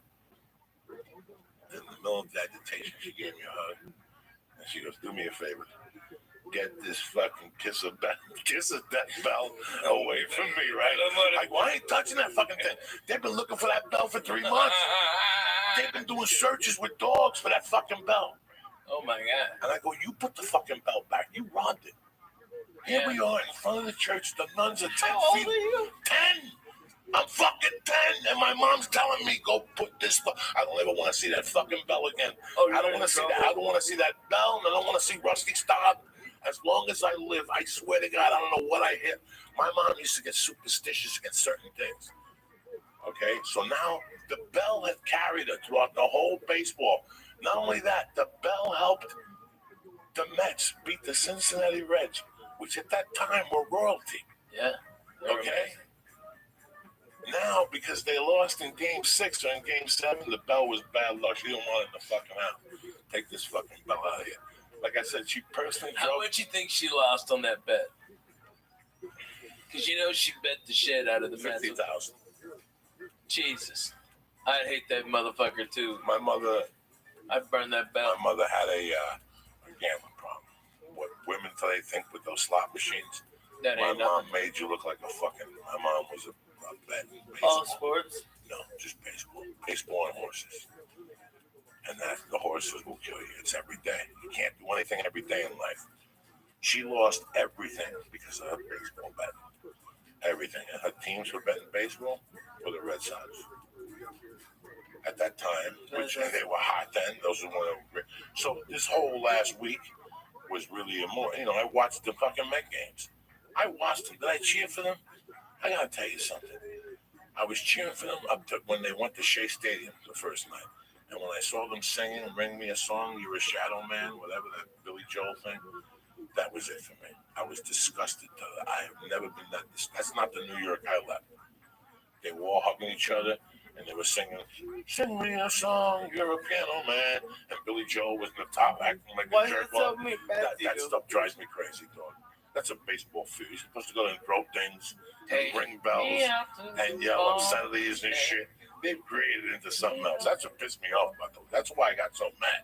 I'm like, so you sang for 2 nights. Also, when they're getting beat up in shade. No, that's why I kept tweeting last night. Didn't you see what I was tweeting last night? Yeah. Where's fucking Billy Joel? Get him singing. That's the night they won, the night that he fucking sang that song. Now they're losing. Where's Billy fucking Joe when you need him? Where the fuck is that cocksucker? Go fuck yourself, Billy Joe. That's what I was pissed off yesterday. No, Kansas City, let me tell you something what Kansas City played. Kansas City played what my man Brad Pitt was trying to sell, Moneyball. Moneyball is, and you know why? Did you watch the series? Fuck yeah, Fucko man. didn't watch it, and I was disgusted with him. Are you serious? Because Did I you even watch that watched piece it. of shit Monday night game? Did you watch that fucking football game? That was hot garbage. What were you watching? I was here. He was here. Let me tell you The something. fuck? You got a fucking 9-foot TV behind you. No, he don't like. He said he don't watch unless it's. I love the World Series. Retarded. That's American as What fuck. were you doing? Were you playing some shit? He was here working though. He was here working. Playing a shooting He was game. here working. One of those screens had one of them fake shooting games on it. No. He wasn't. He was shooting somebody in fucking Israel. in Belarus right now, and they're both cussing out dirty fucking Russians. He knows he can't. I know. He was Googling his fucking cousins. All right. Whoa, listen. Yeah. Did you notice what Kansas City did? And I love that. I hate when people forget about the game. Small ball. Lee, they stole bases. They stole bases. I love when people steal. They put pressure. You really want to fuck with a motherfucker. And if you look at the Cincinnati Reds, the big red machine, that's all they did. Their job, the next time classic baseball, the Cincinnati Reds play, you sit there and you watch that whole game. And you're going to go, oh my God, nobody had more than 15 home runs. Eric Foster. Small ball. Small ball. The main job they did was single. Get a single and stealing singles is something that's forgotten about. Yeah, man. You know that's why Ricky Henderson played baseball so long and for so many teams. Because think about it. He played for the Red Sox. He played for everybody. Ricky Henny played for everybody. Listen, Ricky was goofball dumb, but he was one of the greatest baseball players to ever get behind. All right? This guy, if you've got a pitcher and he is out of business at 96 pitches, and Ricky gets on base with a bunt or a fucking single or a walk sometimes, he gets on there, he jumps out. That guy's going to have to throw over there 3 or 4 times. He's going to wear out his arm. They're going to have to bring that middle reliever that's a piece of shit that hadn't worked in 8 days in, and then they have to go through 3 closers. So what do they do the next day? Ricky Henderson blows out their next guy. That's what genius small ball is. And that's what they did, man. They played fucking great baseball, man. They played great baseball. Beautiful like college ball. All Cincinnati Red games, their leadoff was always Joe Morgan. And he always stole. And once Geronimo came on, those fucking Indians, those Geronimos, they go crazy. And they had like 3 people would steal on you. Pete Rose would steal on your ass. You know, and Pete Rose wasn't a thief, but he just... You know, they just guerrilla you. And if you watch, there was a game I watched on Classic Baseball maybe 8 years ago that they actually showed the fucking pitcher just going like, I don't want to deal with this ever again. This was not baseball. This was torture. Because it's small ball. It's slow torture. Every pitch, something happens. There's always something happening. Every time you let that ball go, it's either a single, a bunt, or this motherfucker's stealing. That's torture on a pitcher. He can't focus. You got to duck. You lose your concentration. It's fucking crazy. I used to love baseball. I know everything about the Red Sox. There's 162 games before the postseason. I don't have time to watch all those games. It's like, I don't know. Well, not every one of them, but watch one of each series and feel like a fan. You know. You know what I mean? I like the Houston Astros. I started stand up there in '90. I loved them. Me and John Westling, we went for a foul ball, and little kid was going for a foul ball. We were stoned out of our balls. And instead of me squashing that kid for that fucking foul ball, I broke the seat, okay? And the kid's got the ball, and everybody's cheering, and we're on the big screen, and I'm holding that chair together, motherfucker. I got my left hand holding the chair up, okay? And John's laughing. He goes, "You broke that chair?" I go, "This motherfucking chair is done. I broke that ass and dumb and been there 30 fucking years, and I fucked that chair up." We got up, it fell to 4 pieces. I swear to God, get Johnny West on the phone. That is so fucking funny. Oh my God. You broke a couple of things, Coxside. I've broken a lot of shit. I used to break lawn chairs. Lawn chairs get knocked over. Remember the Pittsburgh Funny Bone? Yeah. The home with Creepo that used to have naked women pictures all around the bar. Yeah, right. I hated that. I always used to hate those. I hate lawn chairs, though. Yeah, the chair you have on your balcony. I never knew why you had that goddamn chair I broke one and you broke one. Well, I was like pushing the jar and you came and just tormented. Well, for a fat guy, this is the worst chairs. When you shot your pilot for VH1, didn't I break a chair? Yes. Something happened. I broke a chair. You broke a chair. It was awesome. For a long time, I was breaking fucking Oh my God, it was so fucking funny. funny. When a chair broke. One time with sleep apnea, a chair broke in Miami. Dude, you broke Gavin's toilet. Remember, you went in there and you just sat down too hard and you broke that fucking toilet. And then you made the slow creep. And water came out and flooded Gavin. And Gavin got out of his, because you were sleeping in my house. You were like, fuck him, I'm going in here. I broke Gavin's fucking futon. That was classic, dog. I heard that thing snap in 8 ways. When you're a fat fuck, you break shit sometimes without even knowing. It's the most embarrassing thing. Living like a fat fuck, so you break a ton of shit. A ton of shit. Clothes, I ripped clothes. I remember one time I got one time in somebody's car in a Jeep they had. I went to get the handle and I went to pull up and half the fucking roof came down. Oh, man. It's tough being a fat motherfucker. Man, ain't nothing easy. Let me do some shout outs and get the fuck out of here. I'd like to thank Mike and Mary Johnson at Unique Bows. Thank you very much for the bows. We put them on a little hair for Halloween. Thank you for listening. Rusty Shackelford, Dead Squad Dallas, and the rest of you crazy I love those guys, man. Sandman, Benito Munoz, Sean Cappuccino, Jimmy Carroll, and Kirk Brooks. You know who I know is watching? It's my man D in Colorado, who's a cool motherfucker. Yeah, I know D in Colorado. That motherfucker has got weed 15 foot tall. 15. I know the biggest ass butt. He's a good dude. Dude, he's a great guy, man. That guy's cut from rare. I just talked to him on Twitter a couple days ago. He's a good dude. Yeah, he's a good dude, man. He's a good dude. I like that. You have to do that. What's up with you, Tarzan? We're going to kettlebells tomorrow? Hell yeah. You staying for jiu-jitsu? We're going to bust it. We're going. What the fuck? That sounds going to kill us. Let's do it. Let's fucking go. I got shit on. I got to take headshots on Wednesday. Stupid shit. Yeah, I'm going to edit out. All right, you fucking gonna get real. Okay, we're three fat guys. You gotta talk about workout sessions now.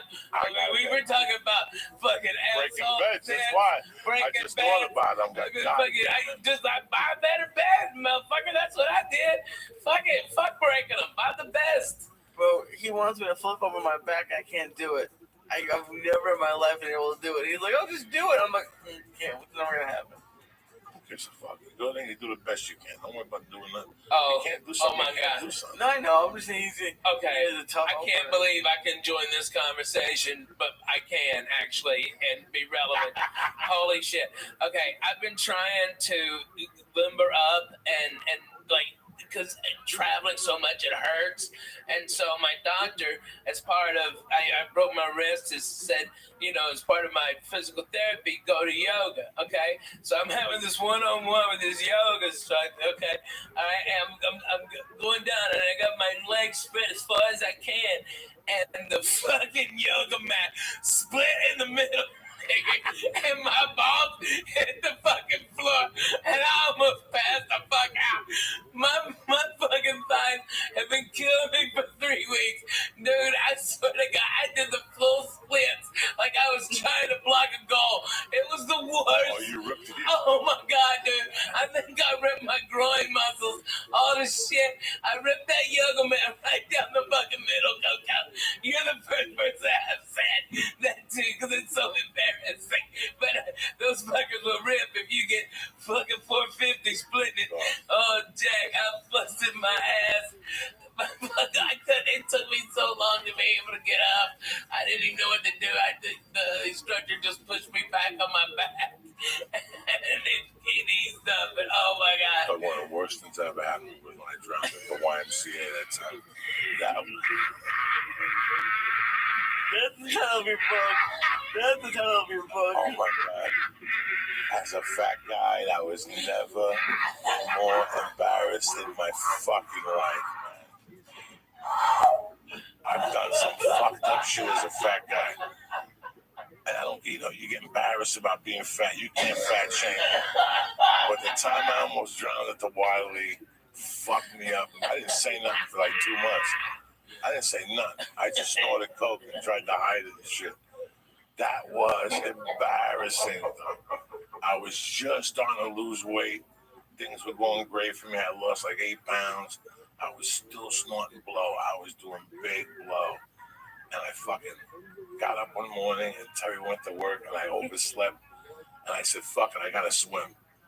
And I went over to the Y and the Y is packed. I used to go to the Fat Man pool. This is a Russian pool. Right, it was like 4 feet, but it was 96 degrees. So it was like a therapeutic pool. And I would walk around, and if there was nobody in there, I would do laps. And then it's short laps, and nobody would see you. If you go to the big pool, there's kids, and people see you, and there's lifeguards. I was still too embarrassed. I'm not going to be a fat guy who wears a T-shirt in the pool. No. But I am. I'm a hot mess. You don't want to see me. I said, fuck I keep all this head. I'm going to go in there without a T-shirt. Lee. I was 400 pounds. There was fat everywhere, Lee. And I'd sit in the sauna and I'd make it look like I was losing weight in the sauna. Then I'd go in the steam bath. Then I'd jump in the pool. And I did this every morning at 5 a.m. I did this to start off, but I was still snorting blow. So in my mind, if I ate sushi and and I went to the steam room, I would sweat the cocaine out. I wasn't a fiend no more. So now it's 2 in the afternoon. I go across the street to the Y. I'm still a little hungover on the blood, and the fucking steam pool is packed with kids jumping up and down. And I'm like, I can't do my fucking laps. But the adult pool, the lap pool, was wide open. Oh shit. I go, fuck this. I swim. I live in Boulder. I've been swimming for 3 weeks. I'm ready for the big fucking pool. Why am I swimming with these fucking fat fucks for? I went over there, I put my name on the blackboard, guys. I put my goggles in. And on the deep end, I jump. Just the cold water hitting me, bro. It just shocked my body. It just shocked my fat little body. And then I'm trying to swim. I'm swimming. I'm putting everything I can. I'm turning my head. I'm remembering my form. And I look up, Lee, and I haven't even moved like 5 feet. I'm fucking sideways. But by this time, I'm out of air. Like I was smoking 2 or 3 packs of cigarettes a day. I'm dying. I'm 10 feet out, but I can't swim back. And my feet can't take it, so I'm just holding on to the rope. And people are swimming by me. They're going, come on, let go of the rope. Come on, swim. And I'm like, guys, I'm dying. I'm trying to get the shortest distance was this way. If I swam vertically to the fucking wall, I'd never make it. So I had to swim this way. So I pulled myself like Spider-Man. So I'm the rope. And I get to the wall, and I'm huffing and puffing, guys. I mean, guys, I was fucked up. Seriously. That's when I realized this has to end. And I'm holding on to this, and I can't kick no more. And I'm out of oxygen, and I'm holding on. And I got my fucking chin on the thing, just holding me. And some kids are like, mister, are you okay? And I'm like, no, I'm not okay. Help me. And they're like, come on, pull them out. And all these little kids get together, these little Mexican kids, and they're trying to pull me out, and they can't pull me out. They're like, 1, 2, 3, pull. And they're pulling. I'm like, and I'm turning purple. I mean, Lee, I'm not breathing. I don't even know about breathing through my nose. I'm starting to panic. People are starting to circle and look around. And these little kids can't pull me out. They're like, fuck it, ring the buzzer. And they ring this buzzer. And it's going, and all of a sudden this chick gets on the thing and she turns this thing around. And they're actually going to make me, listen to this, they couldn't get me out. So they were going to fucking drop a hoist into the pool, and they wanted me to swim into it, and they were going to pull me out like a fucking whale, like orca. And by this time, there's 50 people watching me. You have any idea, Lee, how embarrassing that is? I got tits that on my stomach. Lee, I'm purple. And they're like, swim to the middle. That must have sucked. Get to the middle, and go in, and we'll drop the hoist. And the hoist will pull you out, and then we'll bring you to the side. Lee, by that point, I'm so fucking embarrassed. And now, out of the corner of my eye, I see ambulance tech workers running in with a fucking mattress. Like I got shot in Vietnam. And something made me put my fat little foot over. I just went, and my fat foot got over, dog. Oh my God, that thigh must have weighed 1,000 pounds. And I fucking pulled myself up and I rolled down like orca. I just rolled down to the pool. I got up and I got up right in time. As I went through the fucking door, the 3 ambulance workers were running in. They're like, where is he? Like, that's him. And I just walked right past them, dog. Because rule number 1, don't stop and don't sign nothing. You don't need to get checked out. Mind your business. You're fine. You know, as long as you get to your car. I gotta be honest with you. I think there's a thing called secondary drowning. Look it up, Lee. It happens. You just take a little bit of a little bit of water in your nose, and it gets down your actual windpipe, and it can be a very small amount. You don't have to have this deep lung thing. It's a secondary drowning. Look it up, Lee. Explain it. I believe that's what it is. That's what I thought you had, because I swim all the time, man. You know, we belong to that tennis club. I keep on inviting you to come up there like regular white people, and let's have a goddamn party, okay? You're in town 8 days a fucking year. I'm calling it out. Let's go, When? okay? Tomorrow? I can't go tomorrow. All right, next summer. No, not next summer. Stop. Come on. We got the whole holidays. We got the holidays coming. I'm going to smoke turkey. I'm trying. Okay, if you could TMZ me, all right, trust me. I got problems. Okay. We all got fucking problems. Yeah, I'm fucking Jay-Z over here, but I got 100. All right. We got a problem. We all got problems. Word of that. But you know what? She's fucking being so great. It's like it's so like freeing for both of us, and I still love her. I'm in love with her.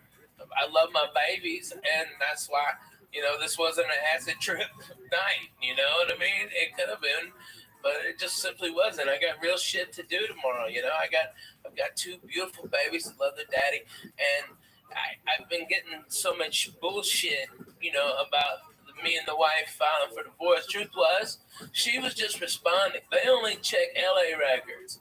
She was already I had filed on her like 10 days before. Okay. And so there was going to be this big jurisdictional battle. And then my lawyer in Tennessee goes, you're going to spend about $150,000 just fighting over what state we're going to have the divorce in. Okay. Not counting my money. All right. I was supposed to write a retainer tomorrow if she wanted to go to war for like $50,000. Okay. It's retarded.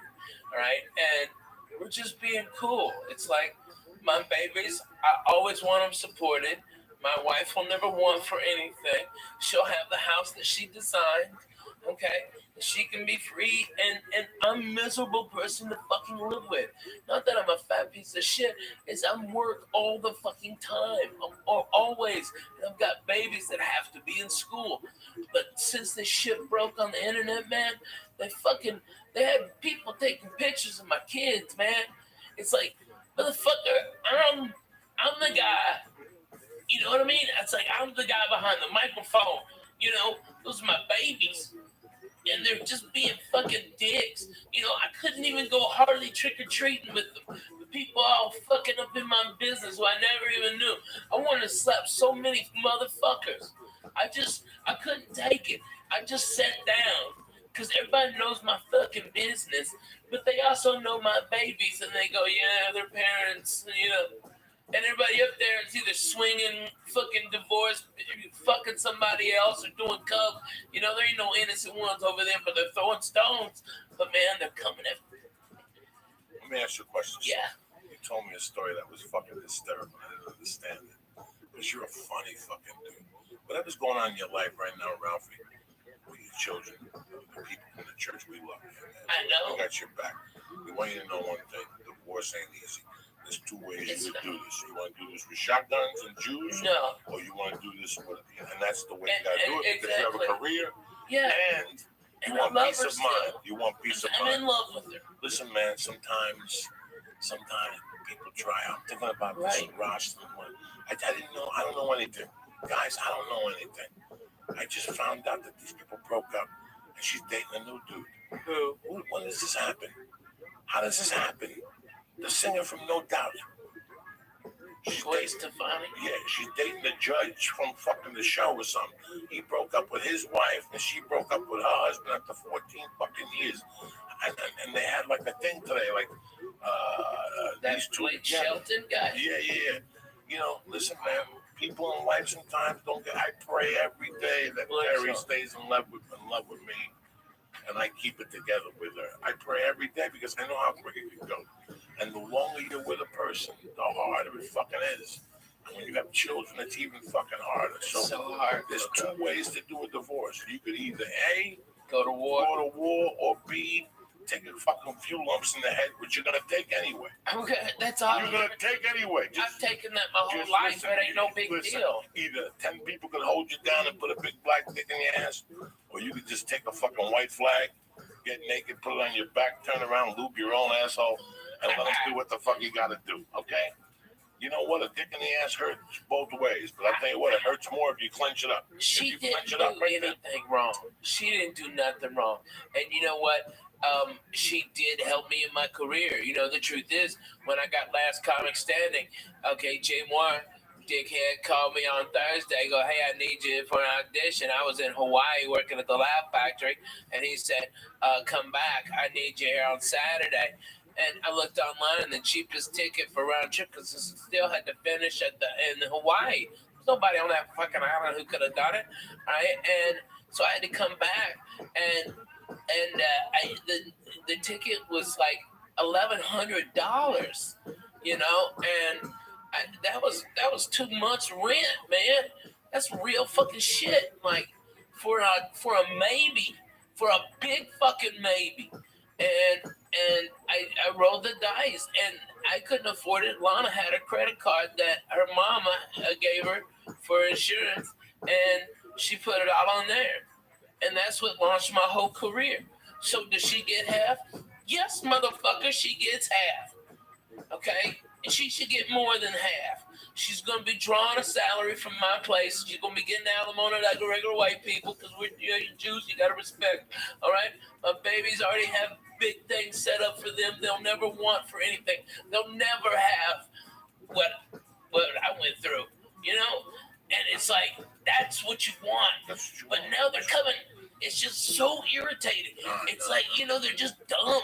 These motherfuckers. The internet is a good thing and a bad thing. Yeah, right. The internet is a good thing and a bad thing. I use the internet for certain things. I see people use it for other things, and that's fine. That's what the internet is. It's your expression. But sometimes, if you open up your life on the internet, the result isn't going to be good. It's happened to me. It's backfired. Yeah. But in this situation of divorce and stuff, who knows? And nothing's happened yet. Keep doing what you're doing. Yeah. Try to put the pieces together. Try. Be a father. Listen, the divorce in my life had to be tougher than a prison sentence. I lost a child in a divorce. I lost dignity in a divorce. And till this day, I have animosity. I know that I'm like Michael Douglas, and that was the movie when he just snapped on the 405. Walking tall, standing tall, when he started shooting people. Yeah. Last straw. When I saw that movie really scared me. Why? You ever see that movie? When he goes nuts on the 405. Yeah, he's lost his job. The drug dealer goes to mug him, and all of a sudden he shoots him. He goes, "You want my briefcase?" He's pretty funny in that. And now Duval is looking for him. It's a cliche type movie. But I always saw that happening to me with my ex-wife. That's how bad of a divorce it was. I forgave my stepfather. Till this day, I talk to old school Cubans, and they always say, "Fuck him, he never gave you what was coming to you." You know what? So I got to go get what was coming to me. That was my frame of thought back then. He didn't give me my mother's money. What do you want me to do? You want me to shoot him? For 3 years, I lived with that. I was preparing to hide under a car and grab his foot and shoot him. Where's his money now? So I shoot him and kill him. How am I going to get his money now? So I had a terrible idea. And I hated him for fucking years. And one day I go, "What? This is the guy that raised me. Would you give me $300,000? What was I going to do with it? Was I going to invest? Was I going to buy a building? No. You'd I be dead. was going to buy a poker plant off some fucking... Fuck yeah. So in a way, he saved my fucking life, So I forgave him over the years. And I forgave him. That was it. When he died, I didn't go to the funeral. I sent flowers. I went to see his wife, and then she died. But I let it go. I got to tell you something. I had such a I don't bad have divorce. any anger. I have right only now, love. No, I know. I don't Listen, care. right now, I've I already seen all the numbers. I just listen, love my babies. listen, I have to get another place here, and I hate it out here. Listen, has nothing to do with numbers. Okay? There's levels of a divorce. When she walked out of the house, she goes, "Listen, I'm just going to be a mile up the road. You come over anytime you want. Let me just get some space." And I was cool with that. I'm like looking at it going, "This is a dream come true. I can work on comedy." I wanted to be a fucking comedian. I just got out of prison. I was doing the working stiff stuff, and I go, "Fuck it. I want to do fucking comedy." And all of a sudden, it went from one thing to another. I hope it doesn't go there for you. I hope you handle it maturely. I love my babies. I love my wife. I hope that the attorneys don't get a hold of this They're and not. turn it into something else. They're not. I hope that, because that's what happened with me. Yeah. Once attorneys get in legal, and once the fine print, there's a fine print. And once that fine print comes out, Lisa, there ain't no coming back. And that fine print has to exist. It has to exist. The law says it has to exist. And sometimes that hurts, So you have our love, you have I love always. I call you every day. I hang up. I know. I send you videos of a little Spanish guy. You gotta knock it out with that, man. I'm the real deal. It's like I'm the real deal. I've been through a divorce. I've been through a separation. Guys, it is brutal. I always advise people to keep it together. Keep it together. Well, no, I disagree. But if there's no love, there's no love. If there's no love, there's no love. You have love. No. So we both have so much love for each other, but it's like, here's the real deal, okay? I have really fucking bad PTSD, and now I'm properly medicated by probably the best. He's the head of psychiatry at Vanderbilt. He's fucking amazing. He's got me chemically dialed in. I sleep 8 hours. I'm up. I don't take naps. I walk. I feel great. He's done it all. He's fucking amazing. All right? But before I got properly medicated, I was a fucking nut and a complete asshole. Okay?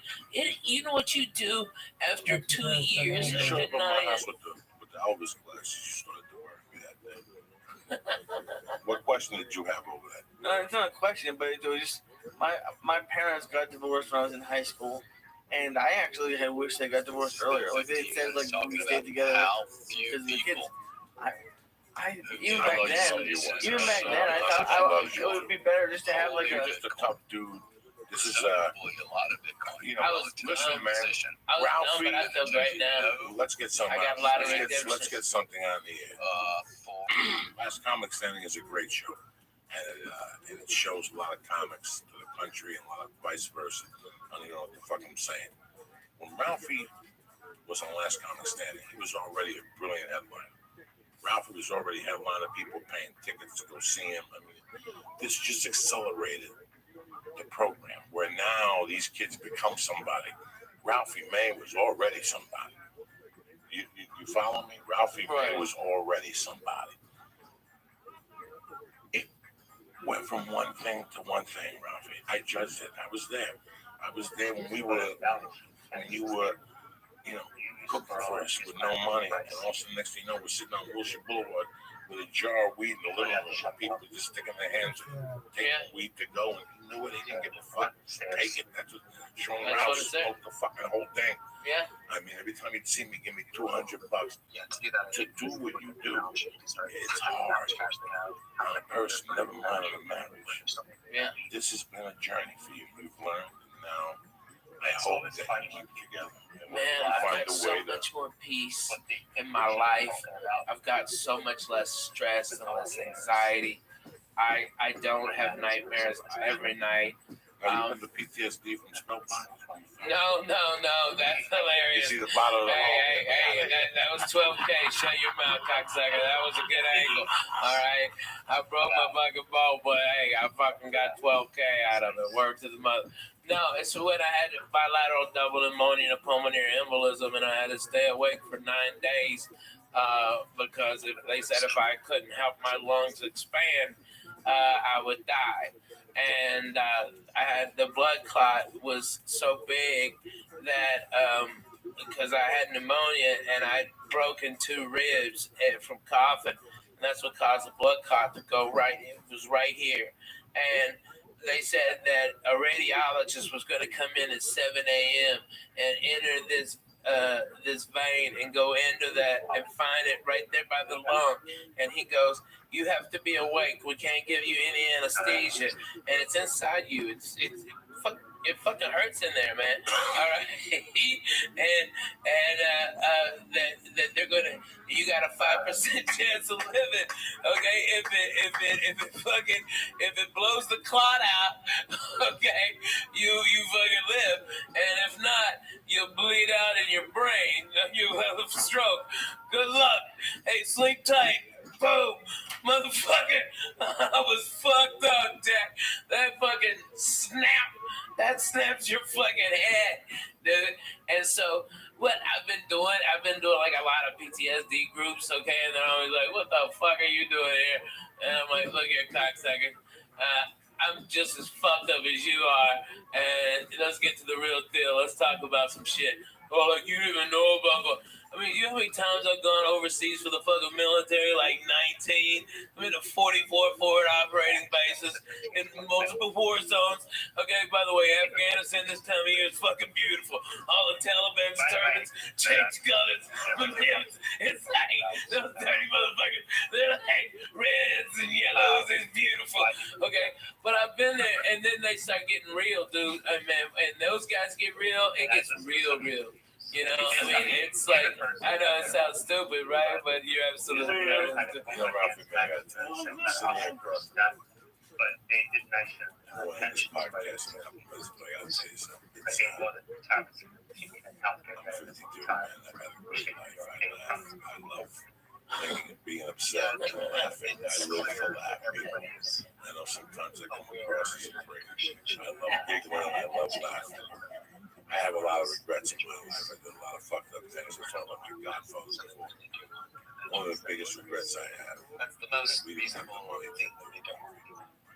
What a mistake. The 25% pay bump. What a mistake that I'm going to go back and rewire that apartment with a camera. Oh my God. We would have a show. And I'm telling you, that would have been the all-time, it would be HBO's all-time greatest comedy show. And you can't, and you know what? I'm sitting here across from Ralph and I'm listening to the story and I'm like, I can't even go to HBO. I'm thinking of Ralphie narrating a show about adventures of a fat guy. And just even all that stuff, the tube, when you fell that time. Oh, falling on Gardner? Listen, I'm sitting here not even Gardner. The thing you were telling me about that he's going on, you don't understand. This chick is living in his house. Before we're talking about the story, he has 3 guys trying to fuck the same chick. It's miserable. I'm the only one not trying to fuck her. But you wanted to fuck her. If your face fell into the asshole, it wouldn't have been the worst thing. It wouldn't have been the worst thing. So something happened. They're having an argument. You cannot write this, Lisa. This is an apartment that's living on whatever Ralphie's subsiding. Yeah. I'm living off Ralphie. I got a little bit of coke in my pocket. Ralphie's making Bloody Marys, and we're going over it. We're hitting this every night. Everybody knew that at 2 a.m. after the comedy store. The party was in my apartment. The Red Devil, Ricky Cruz, Babaloo, you know, and we just talk shit. Producer. Somebody would have a joint, somebody wouldn't have a joint. But one night it was just me. We always were drinking Bloody Marys, and we're giggling. And Jody says something to Ralphie to piss him off. There was a big Japanese nurse in the kitchen. All right, and fucking sits down and she pisses him off, and he sits in the position, and something happened. The light got a little low, and he's fucking saying shit to her with his face red, right? He's like, "Fuck you! This is my house. Don't you ever talk to me like this? This is my fucking house. You believe this, Coco? She's my guest, and she's talking to me like this. This is my vodka or something." And he, in the middle of his rage, he's like, and he stops because the light bulb is burning his head. It burned my hair. You can't write that. You cannot write that. That's Inspector Clouseau type shit. For like 3 weeks, I was like Junior Josh Wolf. I always had a hat on. You busted that toilet in your house. No, it was Gavin's. It was Gavin's. You fucked up Gavin's. Stop. You also shit in Gavin's shower and then pushed it down with your toe, motherfucker. Okay, I know the real you, Coco. All right, you can bullshit with these other faggots, but I'm bona fide. Okay, I was there to get it. Okay, I was fucking. Okay, lighting the bum on fire. You lighting the bum. Eating people's pussy in that apartment building had a fucking camera. Oh my God. We would be multi-millionaires. I tell the story tonight. I brought Shama there, and she was giving these people, drug dealers wanted to fuck Shama. Oh, so and hard. I left her downstairs in Gavin's apartment. She's dancing. And she's dancing, telling ESPN stories. And I come back at 5 minutes. One guy horrible impressions. Oh my God, remember the horrible impressions? Oh my God. Every time they give her she's women. She's all coked out. I'm still and this Disney bitch like breaks out into like you have no idea, Lee. Like, hey, Shut up, bitch. Dance, take them titties out. Okay, that's what she told her. Did you remember that? You fucking told her. Goes, yeah, whatever, bitch. Take them titties out. I always loved her. I still talk to her when I go to Vegas. Is she in Vegas now? That's awesome. She is so cool. She opens everybody. She got a little gig. She's a dude. I bet she make it a fucking mint. She's 45. She dances in a cage at a lesbian bar. She's like 26. Yeah, she's 20. She dances at a fucking lesbian bar. She keeps marrying gay guys by mistake. What? She hooked up with that dude in Alaska. I had to do this. What? Listen to me. About 15 years ago, I got to do this. She married a gay dude? Listen to me. I had to do this gig in Alaska one time. And Chuck and Charlie's? And one of those, for one of those people.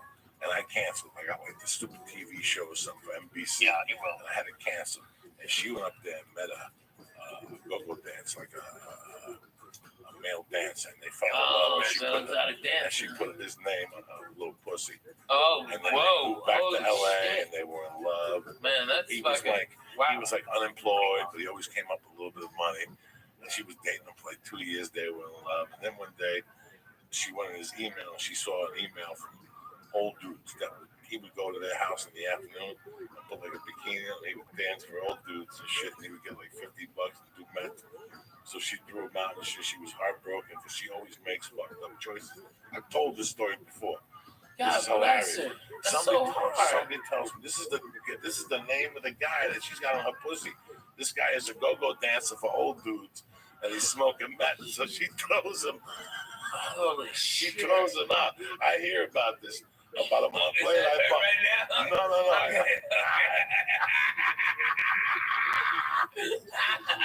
I bump into her, and she says to me, "How you doing?" Blah blah blah. We're going back and forth. I'm like, hey. I don't know what the guy's name was. But I go, so how's Mark doing? And she gets kind of sad. She goes, I'm not with Mark anymore. That's a shame. I go, listen, I know this old dude.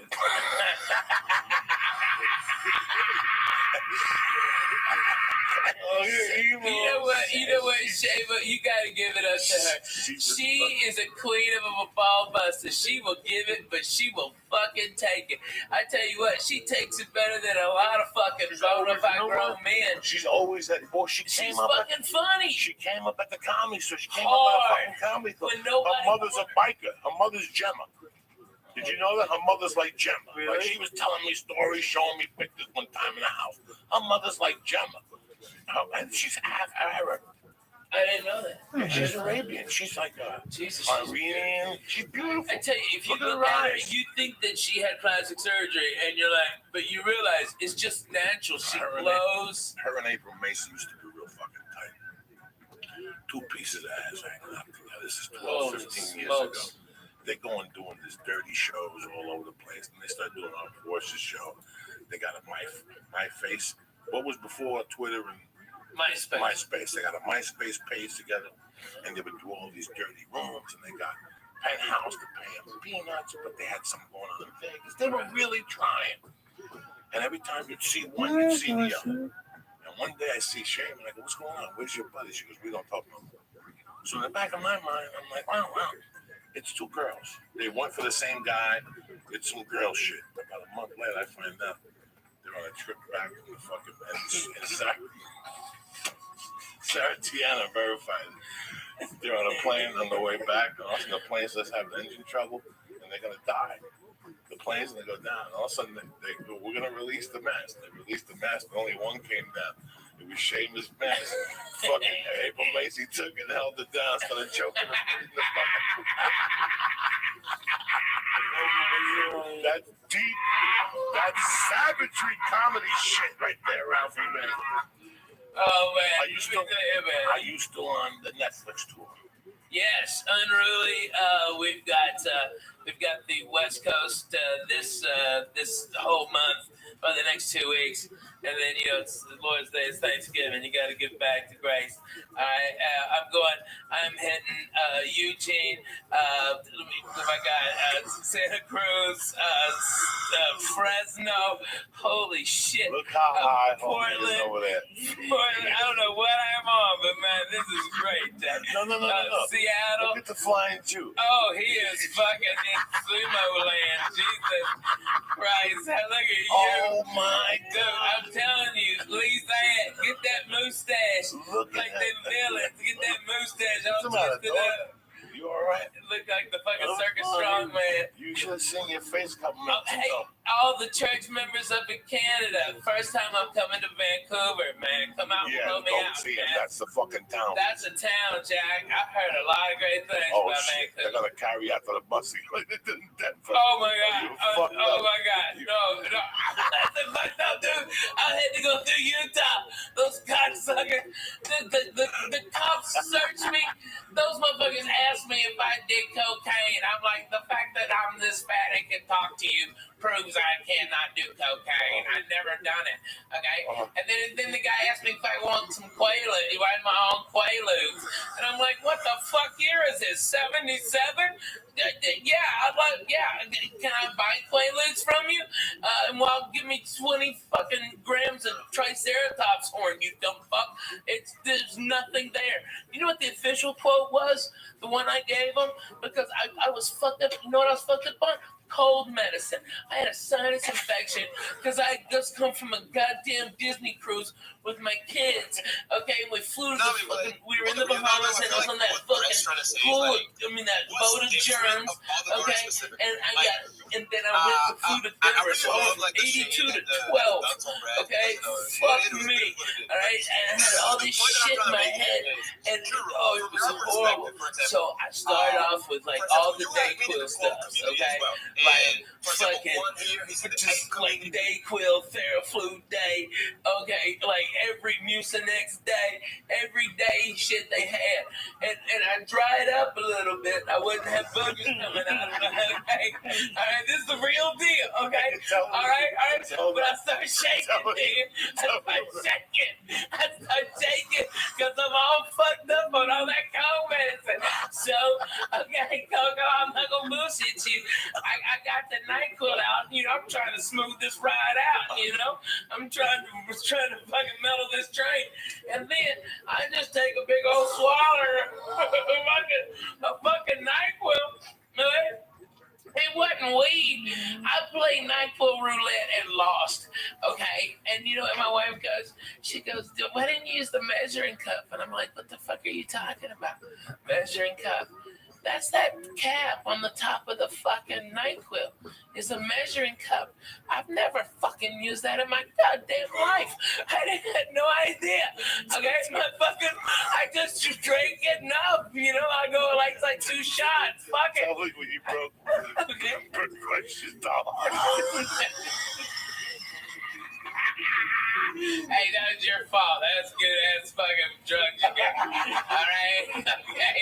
That was you and Gravity, motherfucker. You own that. Okay, you're a dick. And I wasn't the only one. You fucked up some shit on getting out of there. Okay, so you suck a dick. And by the way, we went to that Jack in the Box right behind his house because we were smelling all that fucking jalapeno poppers. Bullshit, fuck you. No, I didn't know that, Jack. I had to pull over. I couldn't stop laughing. So what happened? Okay, all right.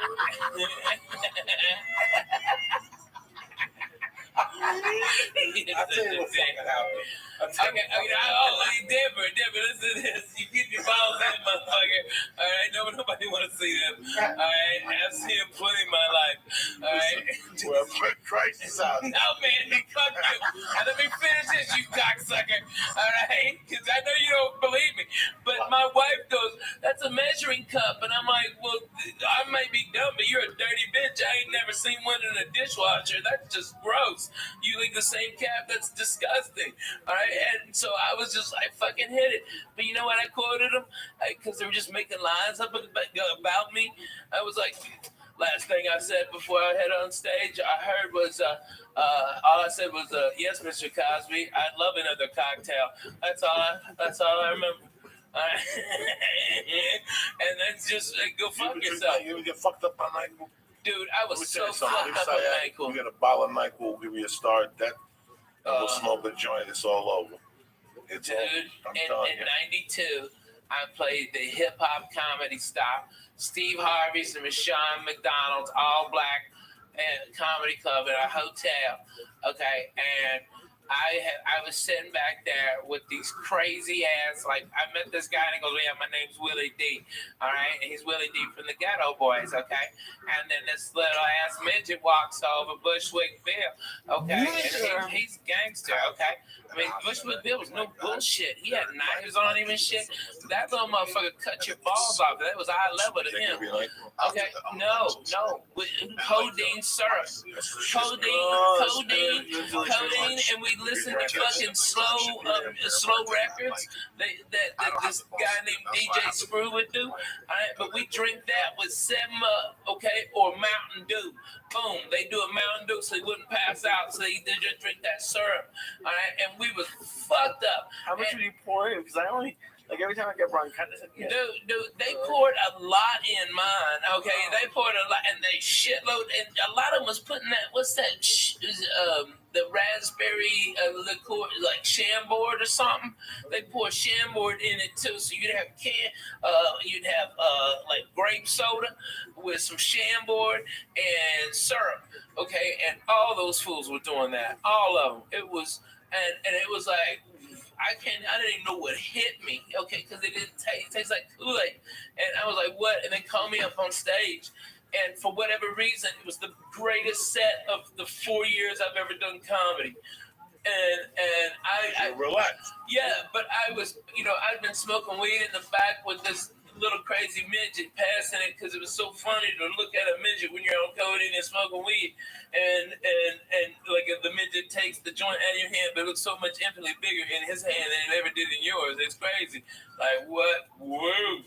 Okay, it's amazing. But I came in and blew the place apart. Got a standing ovation. All right. But a comic came on stage who hated my fucking guts. That he was trying to be like the number one guy, and he had tried to do everything, and I blew the guy out of the fucking water. Steve Harvey told me I did. Okay, it was fucking unanimous, and he starts talking shit about me being fat, like making all these fat shit jokes, and the audience turns on the guy, and then out of nowhere, you see this nickel 45, 1911. 45 caliber come up and go, and it's Bushwick Bill, and he goes, bring the fat white boy back, shut the fuck up, nigga. All right, and he was about to shoot that man, okay, because that's how gangster and fucked up this guy was, and they was like, okay, well, fuck it, okay, we're out of bed. I had nothing fucking left. What the fuck? How can you follow what you just did? I had nothing at all. I'm like, man, I love those midgets, they've always got your back up to here. All right, and I got the fuck out. I was so scared. I'm like, he's already pulled a gun once. He's gonna shoot me for making a midget joke at him.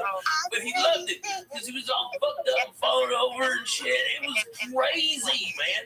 Midgets, when they pass out, they just kind of like, weeble wobbles, and then they go, okay, things that big ass. Okay. You never hung out with no midgets like this? Dude, it's not me. I like them. They're good people. Shit happens. Get the fuck out of here. Word to that. Great church, by the way. Thank you for having me, Coco. Midgets getting fucked up on call. I want to drink what black people are drinking now. I saw it on Drugs Inc. What is it? That shit they drink in Memphis and the South. What is it? It's like a liquid codeine and they mix it with Kool-Aid. Oh, yeah. The syrup. Yeah, that's the exact same thing they were doing. It's just you mix codeine with a drink. No, what you do is it's cough syrup. It's cough syrup. And from prescription. I never got fucked up on that stuff. Well, I drank NyQuil as a kid. As a kid, I discovered NyQuil when I was like 9. I remember it would help you fall asleep. Oh, so I liked it, but I didn't like the feeling in the morning. I've never chugged codeine, but it's great just to have it's like a joint. Right there for them. It's like a joint. Codeine pills get my dude, I get so fucking, I can't eat that shit. My fucking little pooper gets worn out. I can't shit and it's miserable.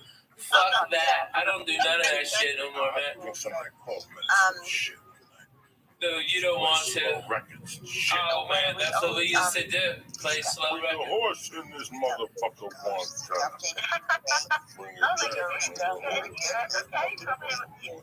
Hey, Lee, put this song on. Okay, this is a great song. Hold on, we gotta get the fuck out of Okay, here. all right. Get the fuck out of here. Where did that? Let's do this real quick. For 9,000 years, that's how long humans been making wine. That's also how long they've been confused about which wine to drink. Some people get a headache after they drink wine. I used to get a headache. One time I shoplifted a bottle of wine from Albertsons across Hudson County Park, and I drank it with Diddy Quintero and Louis Castellino. I had a headache for 2 fucking days.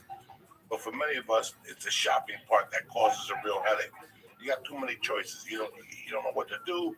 People are coming over. They're serving chicken. They're serving lobster. And sometimes you go down there and wine's expensive. You went in there to buy a 20. Next thing you know, you're dropping 60, and you got no guarantee of what you're gonna buy. Right? Let me tell you something. It's overwhelming to pick out a good bottle of wine sometimes, especially when people don't know it.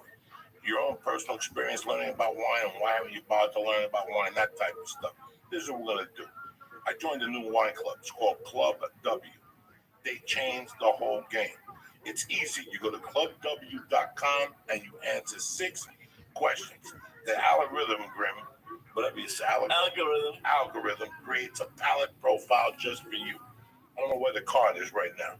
It's pretty cool, man. If you ever seen anything like this, Club W is leading the great to glass wine revolution. What means is they cut out the middleman. They work directly for the vineyards, and they cut the guy out, which in turn saves you some do-re-mi. So with Club W's, you get premium wine customized to your taste at a third of what you pay for at a store when you don't even know what the hell you're paying for. Yeah, you're not buying like, it's not like a club where they send you other companies' wines. These are their wines. Like, you're not going to see these wines anywhere else. But the most interesting thing is going to their webpage. When you go to clubw.com, you go on their page and they have all these videos, informative videos, and they tell you what wines to drink, you take the test, and next thing you know, you're involved. Which, when you don't know about that, listen, man, I grew up in a bar. I don't know nothing about wine. So when I went to Club W, I was blown away by how much interaction you have. They'll put it down to the exact thing. I mean, the nut, the grape, where it came from, the vineyard. Anyway, what they do is they save you money. It comes down to maybe $13 a bottle of wine or something like that. And there's even a no-risk, 100% guarantee that you'll love when they send you. So do me a favor right now. What they're doing is, for all the listeners, is they're offering 50% off your first order when you go to clubw.com/Joey. So do you understand me? 50% off your first order when you go to clubw.com/Joey. And this is not like fucking Columbia House, where they send you records every month, even if you don't want them. No, you order what you want. Right. So if you think you need 3 bottles, you order 3 bottles. It's $13 a bottle. They get delivered to your door, and it's exactly what you like, what you're guaranteed to love, or you get 100% money back guarantee. So again, do me a favor. You get 50% off your first order. Go to clubw.com/Joey. Stop wasting time and stop losing money at these retail stores and start drinking wine you know you're going to love. So go to clubw.com/Joey to get your 50% off, all right? I'm doing it just to get the stuff to bring to Thanksgiving parties. You and Paul just get no, but I'm just saying, like, let's say you have to bring stuff to a party. Yeah, man. Just get 3 bottles of wine, and then you're gonna have to go to at least. This town takes the whole week off. There's parties every night. We're off until the start of the new year now. When I used to work in TV, a little bit of work, not really. Yeah. Until Thanksgiving, it's gonna be busy. But then after that, they're out. Everybody's skiing. Yep. It's good to know. Anyway, let me tell you something. I tell you once, I'm going into a heavy season now. I go into like 6 weeks of flying. So this whole thing, dog, I got my on it. I always slam it out. What's the one I take? The Immune, the Shroom Tech Immune. Let me tell you something. Those planes are filthy. Those planes are filthy. You think you get off a plane, they steam it with chemicals and they wipe down nothing. In my bag, there's a fucking deodorizer. I got a hand sanitizer to wipe everything. That's the first thing I do when I sit down now. I don't want somebody else's ass on my ass, and I'm sticking like their fucking ass. You gotta wipe those fucking seats down. So do me a favor. It's just bad. When you fly, there's a lot of human contact this time of the year. Do yourself a favor.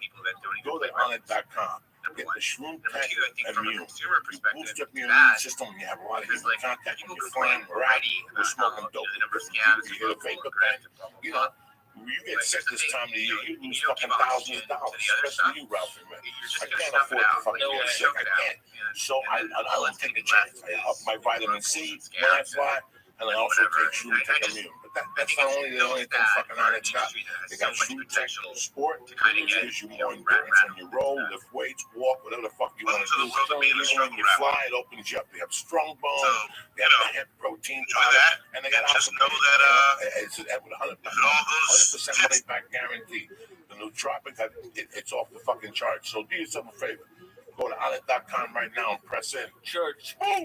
And get 10% off your first order. And it's really sent right to your fucking door. You don't have to leave the house. You have to go to Whole Foods. You have to do nothing. Will you press in with it? Church. Beautiful. Number 2, IndySings.com. What did that say? He loves them. He says, we say it's 5 for 50. It's half off. They're usually 20. No, because it's usually like 20 bucks. They're 20 a piece. You get right now, IndySings, tremendous 1,200 guaranteed bucks. Right here, I'm smoking the reefer right here, my little fucking cigar here. I'm like a doctor. I'm like Pacino and Godfather too. You just don't even fucking know. IndySings.com right now. They got the tobacco, they got the cigar. All right, then they have the tobacco line, cigarette line. It's 24, 16, 80 milligrams of nicotine. You quit smoking with it, whatever the fuck you want to do. My dad likes the flavors too. And the flavors, you can switch it up. Go to IndySings.com and press in Joey's Church. Boom! And get 5 for 50, which is 50% off. NailedItLife.com. The Vapor Kings. You want a vapor pen? You like smoking? You like doing this? You want to see the devil? Go to NailedItLife.com right now. What are they running? They don't. When you use code Joey Diaz, you're gonna get 20% off the premier vapor pen on the market for all the oil and wax smoking out there. And if you live in California, they are also making the most police wines. There you go. So do yourself a favor. Please support Nailed It Life. Please support IndySings. Please support Honor. And please go to Club W. It's the holiday season. It's beautiful. Wine delivered to your door. That's perfect for you. I'm here to save you guys money. I'm not trying to fucking sell you. Don't jump on that. Don't forget my main man is where they don't get either. I'm at the Friday night. Go to RalphieMay.com. Yes, for tickets. Go to RalphieMay.com for everything. Go see if he's coming to your fucking neighbor. I'll pray there soon. Trust me. You don't want to miss this fucking I go beauty. everywhere. I'm in Portland Thursday through Sunday, and I'm in New Jersey next week at the Stress Factory. All right, guys? Hey, I love that club, man. And maybe those boys rappers come out, man. I like those guys. Thank you for coming. Hey, Church, you know what? Coco, you know, there's cameras and microphones here, but at the base of it, it's back 16, 17 years, 14, 40. Me and you, my little glass table sitting by the window, you know, Cracking fucking jokes. Only Lee's here. Only Hilly? Yeah. How you feeling, Still my the brother? audience we've ever had. I'm good. And that's what Coco brought up in church. What's happening now? Made me a deacon. Okay, you'd have been there. You'd have been right there with us at least. 15 years ago. Close it up. Coco, I love you. Friday night.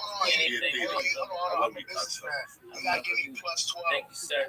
Thank y'all for having me on. I really appreciate it if you stick around. And I know I get long-winded and I'm annoying when I laugh, so I apologize. But I love him and he makes me cry laughing. I'm talking This show is brought to you by Club W. Go to clubw.com/Joey to get 50% off your first order.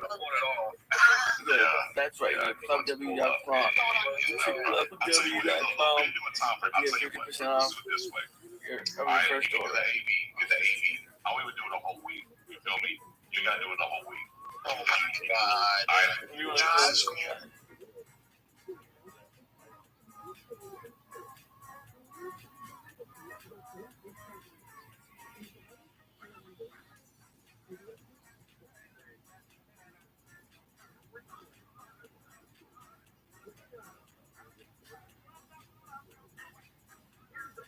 This show, The Church of What's Happening Now, would like to introduce you to PetNet. Stop worrying about feeding your pets the wrong amount of food every day. The PetNet Smart Feeder will feed the healthiest portions at the right time, every time, automatically. Go to PetNet, get your PetNet Smart Feeder, plus free shipping when you go to petnet.com/Joey. That's petnet.com/Joey, petnet.com/Joey. Show is also brought to you by Onnit.com.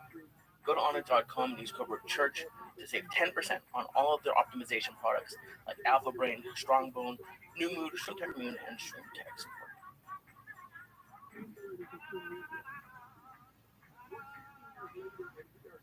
Oh shit. The church of what's happening now, bitches. Kick that mule leaf. Monday, October 17th, the day the devil was buried at sea. Lisa Ayat, Rabbi May,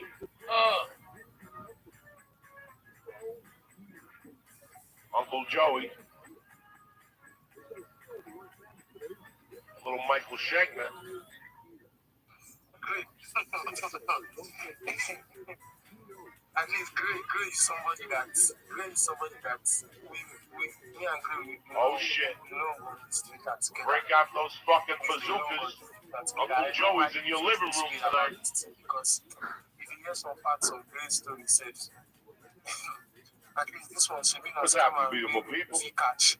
I missed you, cocksucker. Rabbi May here. Hey, everybody, how are you? Hello. Same old fucked up crew. It's a Monday night, October 17th. I hope your weekend was fucking tremendous. We had a great weekend. I want to thank Chicago for letting me take my special in their beautiful fucking city, which I've always loved to death.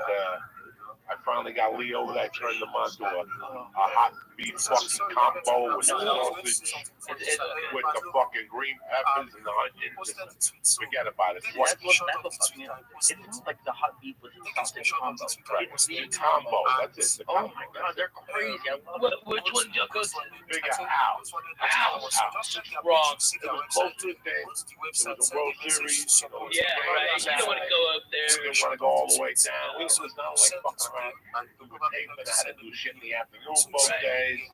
So we just kept it light, but Lee and myself. And I gotta tell you, we didn't keep it light at all. No, we didn't. It was just great. It was great. It's the reason why I picked that city. That's amazing. It's such a great town. Really. They're great audiences. They're like blue collar but smart. It's a rare thing. They're not shocked by shit. Chicago. Fuck you. How nice. I lost my phone in the hotel, and they turned it in. They turned it into the front desk. Fuck yeah, that's Chicago, man. Where'd you lose it? At the restaurant? I don't know. We were at the restaurant. You got up. Like, he's the worst. You got up. Just You did not have it at the restaurant. We all know he's a waste of time and space, but this is literally, he feeds off of positive and negative engagement no matter what. So, I mean, dude, listen, I'm not telling anybody to not go to Crypto's page and not go repost that. Like, I'm not telling anybody not to do that. I'm just saying, like, I think long run, probably best if we just do this. Oh, and we lost feed. Dang it, I really wanted to bring that up. That's amazing. But if I do get a chance to find him, I want you guys to watch it. I mean, listen, man. Chicago's one of those places that you want to suffer. Absolutely. All right, let's keep some things moving here. Let's keep the music going. I think because I'm still here and I know Rocky is going to be Wild playing West, something, you know, I mean, everybody's I'm dying. going to queue up, not next, but right after the next person. I've got Crover. Nobody gets. I got Cam up here. Shane is ready, so I think we're gonna go Crover, Rocky, Shane, Cam, Oh my God! and then we'll circle back to Rex, and then, I'm sorry, we'll go Crypto and then Rex. Since Rex already shared. Yeah, no way. That will sound good. Let's do it. Crover, what's up, brother? How are you? What's good here, everybody? Shout out to everybody in the building. It's your boy Crover, not dominating. Want everyone to go right there in that damn purple button right there in the bottom right-hand corner. Retweet the space right now one time. I remember in like '84, Anyway, they had this whole 4th of July down there. Okay, I mean, for every white guy, there was 2 black guys. Okay, we're all listening to Cool the Gang, eating fucking hot dogs like Americans. Alright, fireworks, everybody was having a blast. I can't believe that town went to what shit is today. You know what I mean? I mean, it's like I've never seen more people having more fun and no racial BS bullshit anywhere than at that fucking 4th of July. It was fucking outstanding. Cool in the Gang.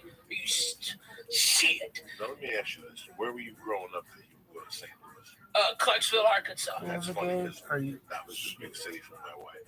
Yeah. That's the team you watch when you grow Oh up. yeah. Nashville. Well, she grew up in fucking Paducah, right? No, in between. No, that's Kentucky. She grew up in what the fuck? By Milan. Oh my God. By That's Milan. like Jackson. That's like Jackson. Yeah, a couple hour. Yeah. East of something. Jackson. We go to St. Louis to watch the games, Right. and then we go to Memphis to watch wrestling, and we go to Hot Springs to go to the horse races. My grandfather would get a place. I'll back up. What type of wrestling was there? Oh shit! Was it the guys you saw on TV? Fuck no! When we saw him on local TV, I mean that's where I first met Spittin' Dick Murdoch, fucking the Funk Brothers. Okay, man, Jerry Lawler. I saw Jerry Lawler and Kaufman fucking wrestle, and then like 2 weeks later, I saw Kaufman get beat by a woman, one of these big bitches from Tennessee. I mean, she's big, probably Mississippi, North Mississippi. Okay, this big bitch whipped his ass. Okay, And I this saw is that. like a WWE wrestling. It's third tier, but it's legendary. You know, I mean, it was Mid South and something else. I forget the name of the other one, but I mean, dude, I went to so much wrestling. I saw Ric Flair win the heavy metal belt from Harley Race, and it was his second world championship. And then I saw Dusty Rhodes beat him, and then he beat Dusty Rhodes again for his third championship. It was tremendous. Blood was everywhere. It was fantastic. That wrestling was so fucking good, dude. I remember as a kid spitting on fucking Abdullah the Butcher. I spit on him. You dirty motherfucker. Okay, I spit on him. Who else I spit on? It's Turkey Day. It's legitimate. Oh yeah, man. All the kids are down there. We were fucked up on suicide coke. That's where you ever have a suicide? I don't think so. Okay, it's where you take a coke. All right, you tell them just a little ice, and then you hit every type of coke on the fucking day. Yeah, that's the suicide. Getting all fucking hopped up on that suicide. Like coke, Dr. Pepper. Okay, for the orange, for the orange Sprite. Yeah. That's why we called it the rainbow. Oh, man. That's a suicide. Hot garbage. Cough syrup. Like the red NyQuil. Not even the ghetto one. I used to work at the movie theater, and we had good ones. We had like access to the ices. So we would make up drinks. We had like the white icy with Sprite or something. We had a cream skull, which was the white ice with orange soda. So good. Man, that fucking sounds so good right now. I'm fucking icy. That bong is deadly, by the way. I just want you to know I was cruising on nothing, and then fucking one hit of that. This little fucker mule. And you know what? We've had the same bong 3 times. You've gotten so high. Leave it there. Leave it there. I decided to have a bunch of just my favorite partners. Literally, about an hour ago, I got back and I know it's a listen. I got my first bong. That's pretty bad. 1985. Over half it out. That's pretty sweet, yo. Yeah, oh right. my gosh. Yeah, for real. The plastic with the fucking pistol grip. Hey, everybody just starts needing to retweet everybody's what we're putting up top there. Yeah. Everybody hit it and retweet it, yeah, for sure. Let's go. Decides to make a bomb that's purple, like purple hinges. It had like a car, like the bottom was flat. It was like this. You see that black surface there? What's that called there at the bottom? That's holding the turntable. Is it not plexiglass? Plexiglass. It was like plexiglass. Okay, so I get this fucking bomb, and I use it when she gives it to me for Christmas. I use it from like Christmas to like March. The bomb doesn't suit my needs. It's maybe up to here. This bong is, what is it, maybe a foot, 12 inches high. There's some What you think got measured against I guess, name the red trait like lava. Then there's some lady lava squids. 18 inches. Okay. So I used the bong till about March. She gave it to me 85 for Christmas. And I used the bong maybe from March 86. Well, somehow I was cleaning sober. I was smoking dope when I was meeting this girl. And I was drinking, but compared to what I was doing 2 years earlier, I was fucking clean and sober. I mean, Lee, I'm talking about, Lee, what we do now times 10, but to the fact that you didn't know what you were getting yourself in. And this was clean and sober for you? This was clean and sober. I gotta say. Because there's people in my family who think I need an intervention. No. Okay. Okay. So. You want a number to a good rehab? I got one. Okay. So. Sure. Yeah. Right. Good. You gotta assume from, okay, let's be honest. From here to.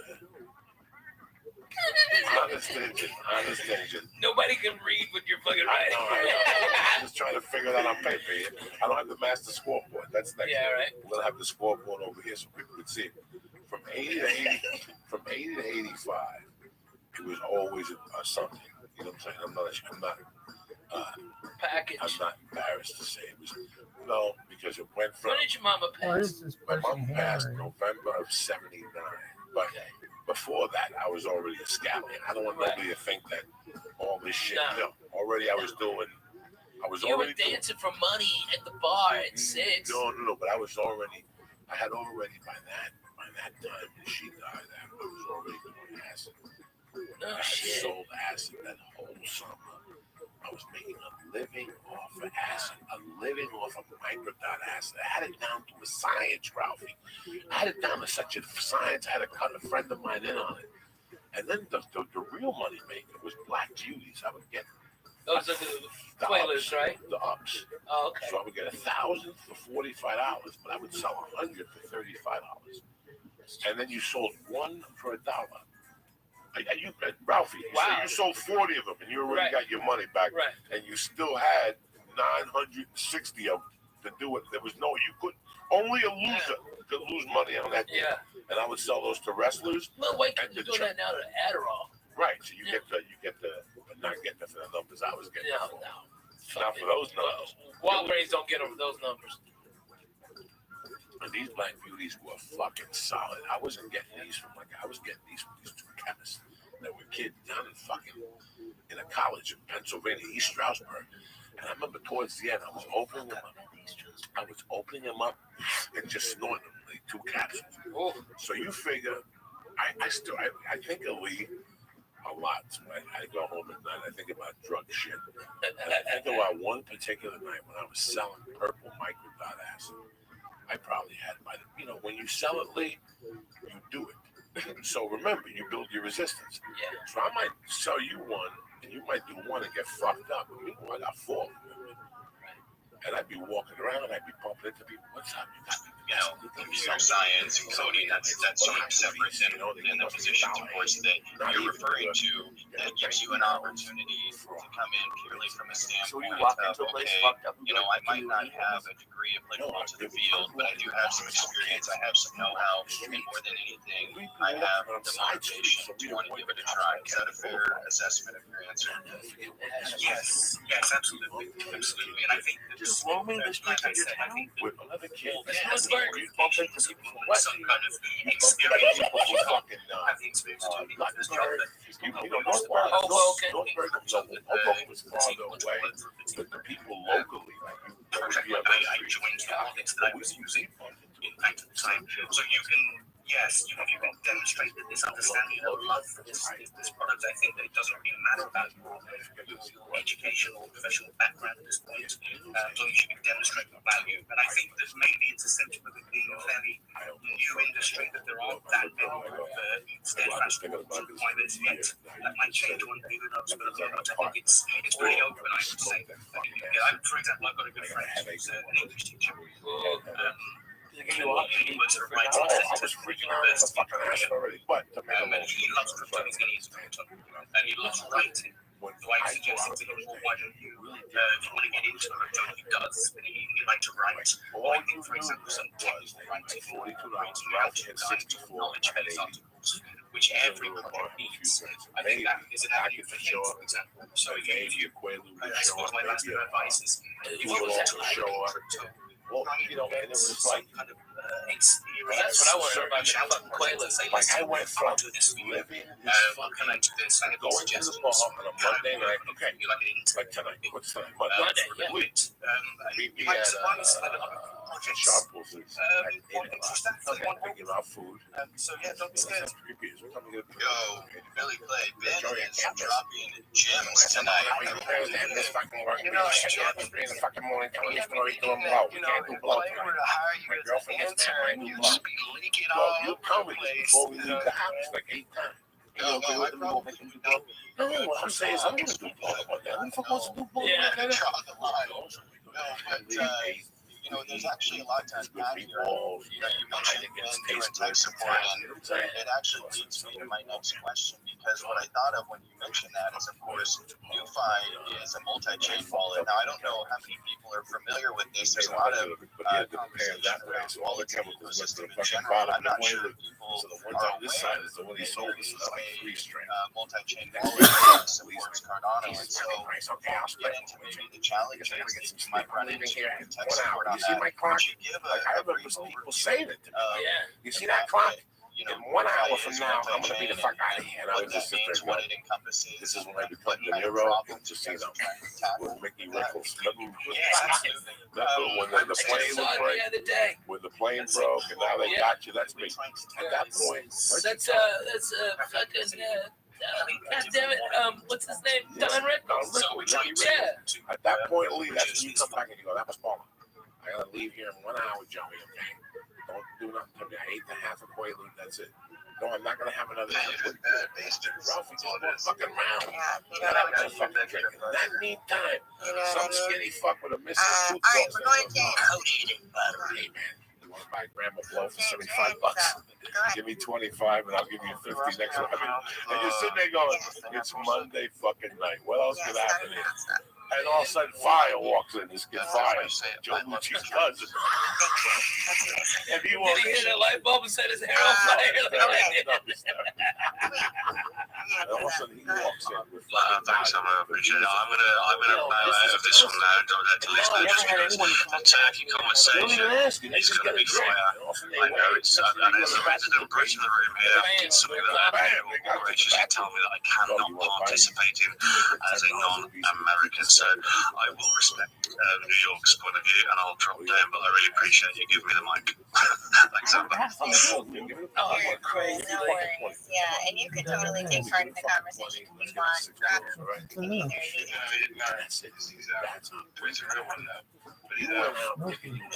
orange juice and a hamburger once a day. And you're going jacked to the gills at 5. With Grandma blowing. So I'm speaking in favor of your dick's mysteriously wet. Because I owe you $20. I gave you 3 of the things to hold. I don't want to because I don't want anything. Oh, man. George would be holding and didn't even know it. He didn't check the inside pocket. And then here's another thing. Drugs, is it? Going some people carry it. Talking about chicken on Turkey Day is like going to your mother on Father's Day and being like, hey, Mom, happy Father's Day. It doesn't make sense. So don't be ridiculous. Once I stop, and I stop. It's like M&M's, it's like cigarettes. It's like anything else you put in front of it. I think that honestly, for the people at home, Coco is the head preach man over at the church. What's happening now? I've been a member of the church. I might have been the first member. It was just the first member of the church. It was us. And the last time I saw Coco do exactly what because he's talking about the 80s like he was a demon then. 10 years ago, Thanksgiving, pardon me, Coco did a quarter ounce of mushrooms. He smoked nearly an ounce of my weed, drank beers all day long, and then went down and did the Comedy Store and copped. And that was the last night of evil. Oh, and acid too. You had 4 hits of acid. What? He ate a quarter ounce of mushrooms. I swear to God. A quarter ounce. All right, and then 4 hits of acid. Smoked least an ounce of my weed.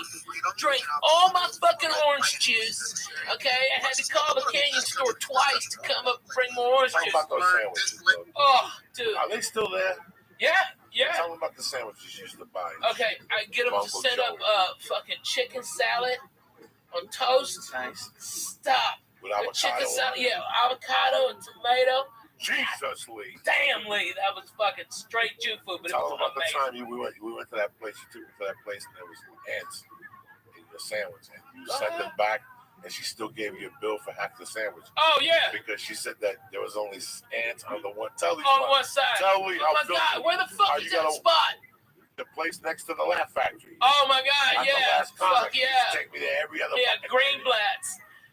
Greenblatt's. The fucking bitch charged me for having the sandwich because they had ants on it. Listen, I saw it with my own eyes. He had Oh my God. an ant on his arm. And then, Ralphie, why do you have ants? And he looked at the sandwich. He goes, what the fuck?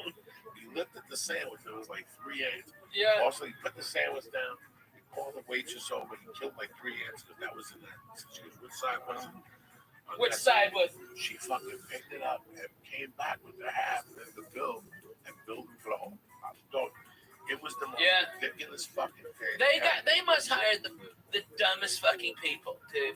I went there at the time before that, and I got a fucking salami and egg sandwich. Okay, that's a strong move. Okay, late at night, boom, I had a couple of pops, some stoned as a bone, boom, that's great. And they fucking fried up the salami. And the goddamn, they left the plastic on the outside so it burned. It's all toxic. And I'm like, what the fuck? Okay, just send this back. Fuck it, I don't want to eat anything here. Then I got high with you. We fucking went back to that fucking place. Careful you have to be in Los Angeles. Oh my God! Nobody gives a shit. I tease them. No, you always used to make fun of me because I would get pepperoni. The reason I haven't got pepperoni in a few months is because they would always leave the plastic on. I'd be eating it and plastic would come off with every bite.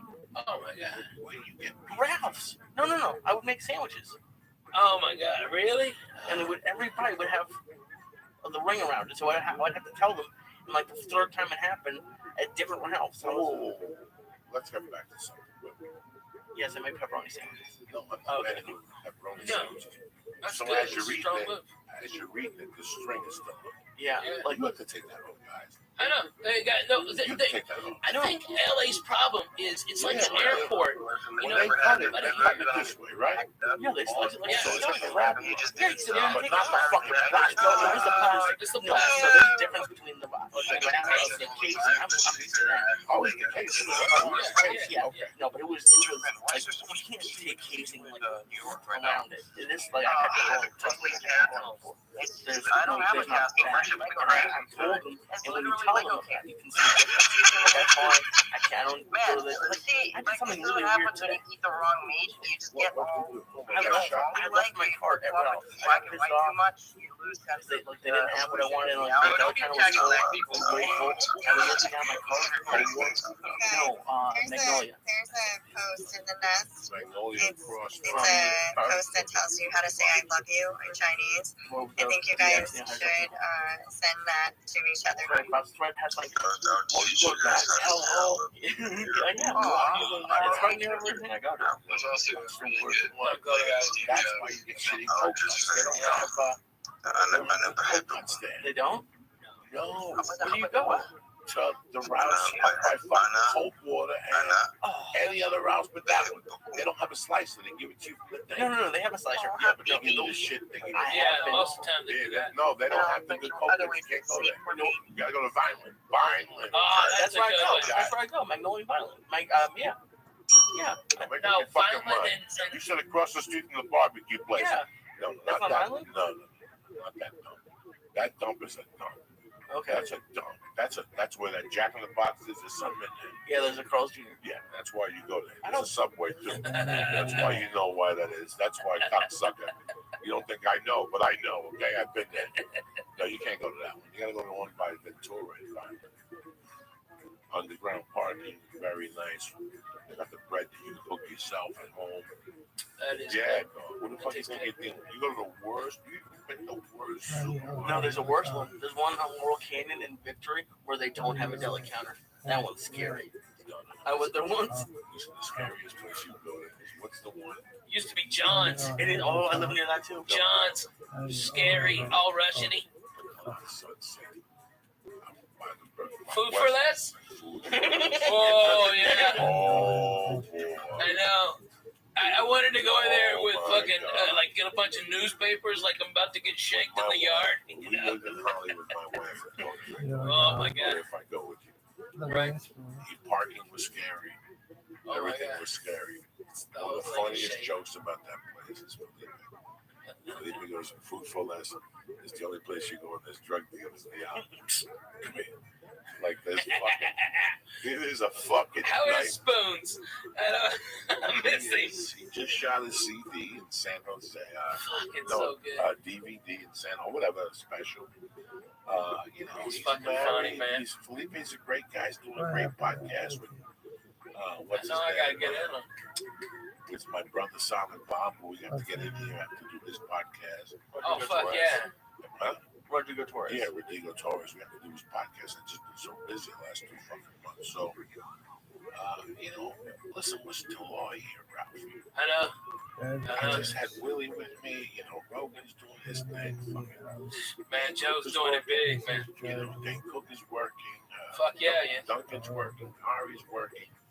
We're still here. You know, I guarantee that nobody had this to be here. You know, Josh Wolf was in Syracuse this week. He's working. You know, I mean, I like Q's. Q's in the house. Oh my God. Q's in the house. Oh my God. You know, we sit there. We were the original sunsetters. You know? Yeah, man. Me, you, Wolf, Dougie. Yeah. Mitch Hedberg, Nick DiPaolo. Oh, man. That whole neighborhood was rocking. Dude, I just hung out with Dougie. He came and stayed with me, and Andy Andrus and fucking Junior Stopka. All right, they all came and hung out at my house. It was fucking hilarious. Those motherfuckers. Oh my God. Okay, if anybody out there is in entertainment, put a camera on those motherfuckers. They're all degenerates. They're all fucking weird, and they're extremely goddamn funny. And they brought over these singers, Bird Cloud, which are fucking hilarious. Google "washing my big old pussy," okay? Yeah, that's a real song. And they passed. One of them passed out on my couch, and my dog Biscuits went up and face fucked her. Like, hey, something's wrong with your lipstick. Let me touch it up. He had his little pinguita out. He's awesome. You know, this is what I think you were there when I was talking about it the other day. This is what baffles me, okay? It baffles me. You know, when you go on the road, you watch TV. When you're on the road, yeah. You come back in 2 cents and you sit there, you know, the go box. You know, you put the fucking ESPN on, you go on 2 channels, and there's the usual. You have a movie on TNT, you've got something on USA, you know, you've got FX has the Strand on or something.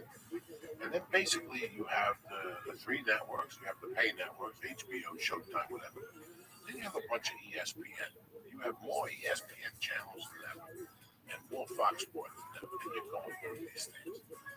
And at that time, from 12, 11:30 to fucking 2, it's these talk shows, these sports shows that put on.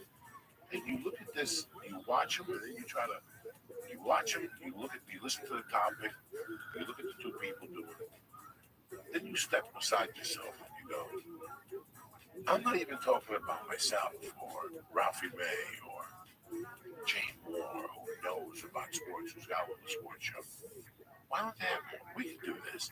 How come Brody Stevens is, you were there, we were talking about Brody. Yeah, oh yeah. Who's killing it on, now all this internet shit we're doing, in my world, is basically the developmental deals that we give you 20 years ago. They don't have to pay for them no more. All they have to do is sit tight and go, this guy's movement with Ralphie May over here. Boom, give him some money. Let's see where we can take this stuff. He's doing fucking Periscope. You know, he's the king of the internet. Oh, yeah. I can prove it. Brody's so goddamn funny, though. It's not even about the funniness. It's the shit he's doing on there. So you need to tell me you're not at home right now, and your phone rings. You know, I would never bother you at night, sir. This is Joey D. How you doing? Joey, what's going on? Listen, I don't mean to bother you. This is a kid. Fucking Brody Stevens. I mean, you have a Periscope. I've been aware of you. My daughter watches it. Watches cooking show on there. You should watch this Brody Stevens. What would it cost you to put him on FX 92? Yeah. A new outbound channel. That's fucking millennials and crazy people. Oh, yeah. Call it, okay? Brody be great. Now with Brody Stevens, coffee with Brody, from 7 to 8. Yeah. Think about it. How bad can it be? Listen, there's podcasts. I know this for a fact. And you know this too. They're doing better numbers than most TV shows. Fuck yeah. Yeah. Oh my god. And I think what you always ask me what I've learned. I think what I've seen and what everyone on this like sports radio, sports podcasts, news podcasts, not yet. They're getting there. A little bit. But they're not. The thing they don't have is personality and entertainment. And I think the big people like ESPN and Fox Sports don't really want that. They want it to a degree, but not really, because comedians. Oh my God! Comedians have taken over podcasts. It's not even close. It's not even, and some of them are bad. There are a lot of bad ones, but the good ones are good. That's why Jay Moore is good, because he's a comedian. He's entertaining, and there's people on those sports talk shows that you're talking about that are just awful, and they have the ESPN voice, which is annoying to listen to. So it's like almost like the athletes when they have those athlete interviews and they're like, oh, we're just on to the next team, whatever. They're not really saying anything. What would it cost to put Lee with Alonzo Bowden? Okay. What would it cost What would it cost ESPN to put Lee Alonzo Bowden?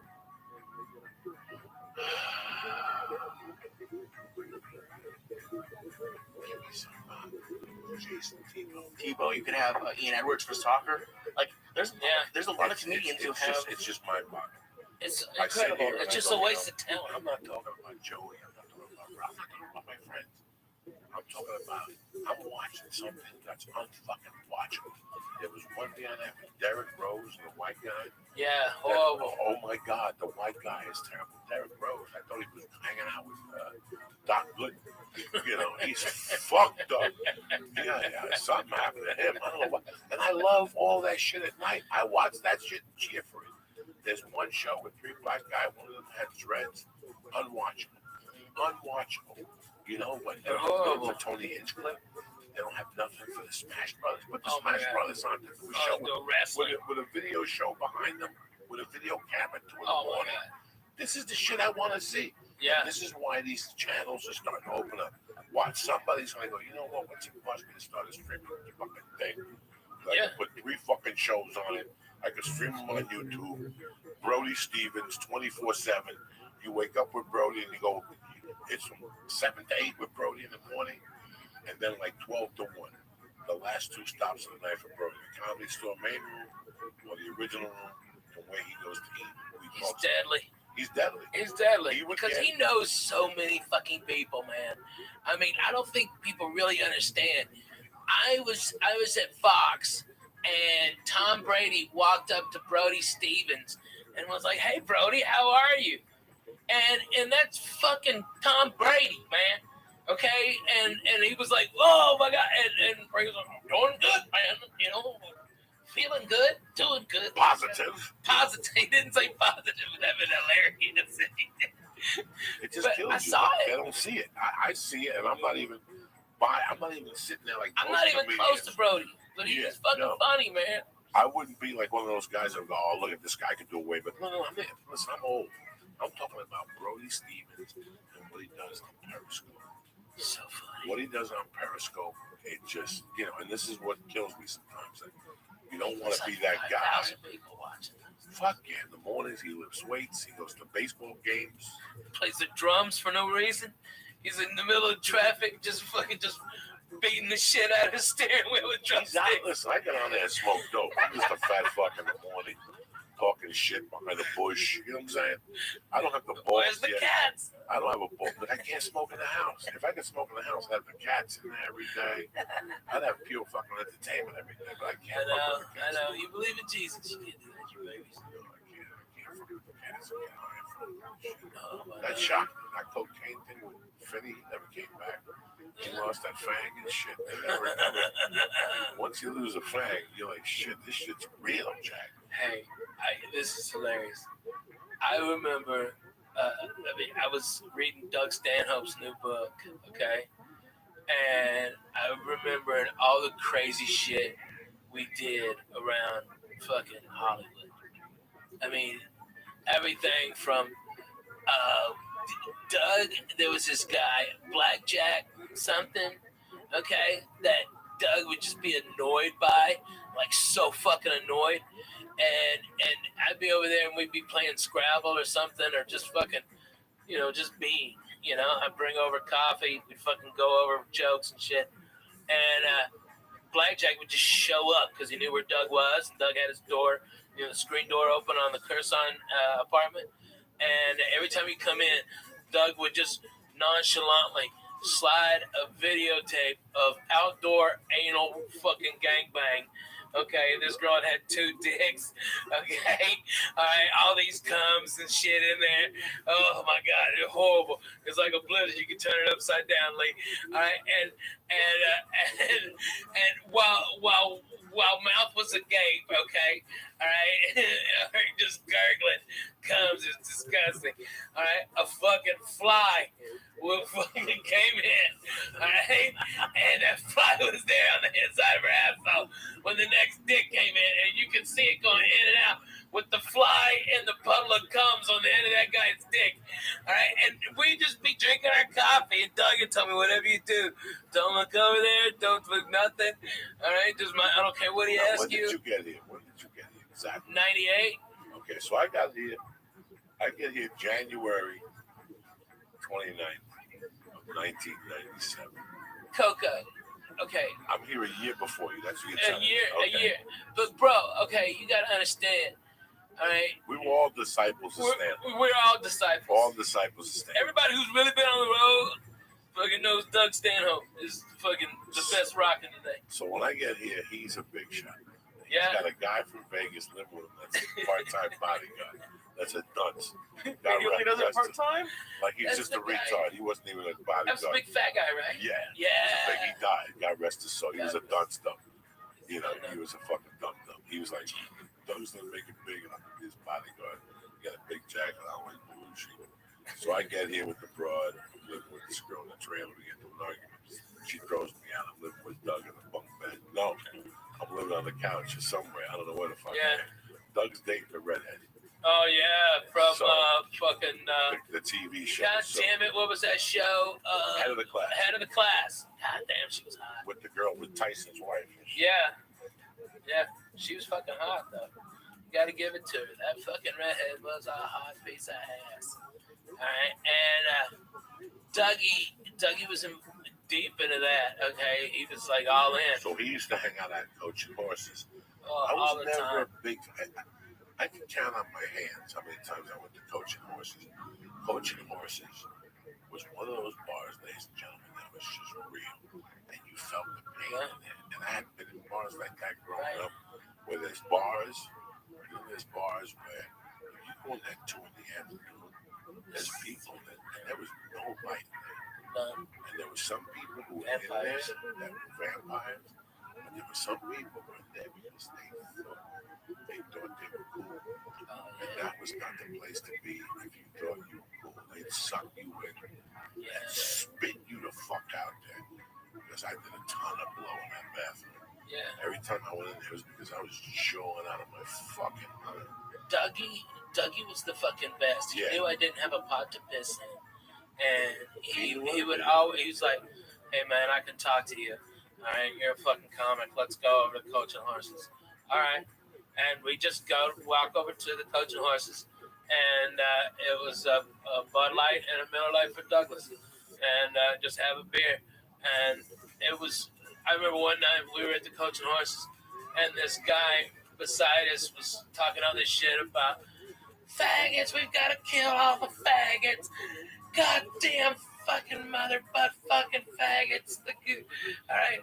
And Doug goes, fuck yeah, and Doug's amping him up, okay, and getting him with him like this, and then Doug fucking grabs my head and makes out with me, okay, at the fucking bar, all right, and this guy's, oh my God, what the fuck, all right, and Doug goes, all right, another beer, and a shot, that was a shot, that was a complete.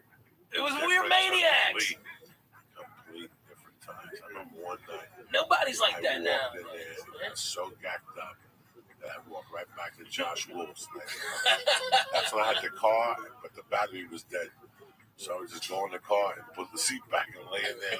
And hopefully after 10 minutes, I put the blanket over me and jerk off. And then put the seat back and open the windows and I'd be sweating to death. All I needed was a suicide note and I'd die in that fucking thing. Oh my God. Is that why you had so many tickets that you couldn't move it? There was sometimes that the car would start, and sometimes towards the end, it was a mystery car. I had to remind, I gotta tell you about this because it's so fucking funny. Because we were on the road with Douglas, okay? And I remember we were sleeping in his Oldsmobile Cutlass, okay? And we were fucking reeked of booze, and he was doing the porno fucking closer with the beer all over him, so he just smelled like fucking stale beer, cigarettes, all right, and it's in Houston in like April, and so when that fucking sun comes up, it's 110, okay, that's when we both fucking woke up out of our fucking stupor, sweating like pigs, and Doug goes, Rabbi, can I just butt fuck your titty or something like that? All right, it's really wet. I was like, get out of here, you fucking creep. But that's how it was. He was just fucking bananas. He was bananas. Really was crazy. He banged Pokey. That's amazing. Okay, that's deadly. You know, seeing him opened up my mind. Like seeing man. Dice on tape that New Year's got me on stage. But in June of '96, I saw Doug's down. Now, and I've said this before. Excuse me, I was a host at the Broker, and the first time Doug came in, he stayed with me. I had just gotten separated. And Doug stayed with me. That was the house MC. This is '92. Wow. And he came I didn't even know that. Yeah, then he came back 6 months later, and he had the evening at the Improv. Yeah, he stayed with me again, and we kept in touch for a while. Then we disappeared on each other's radar. And then I get to see Al.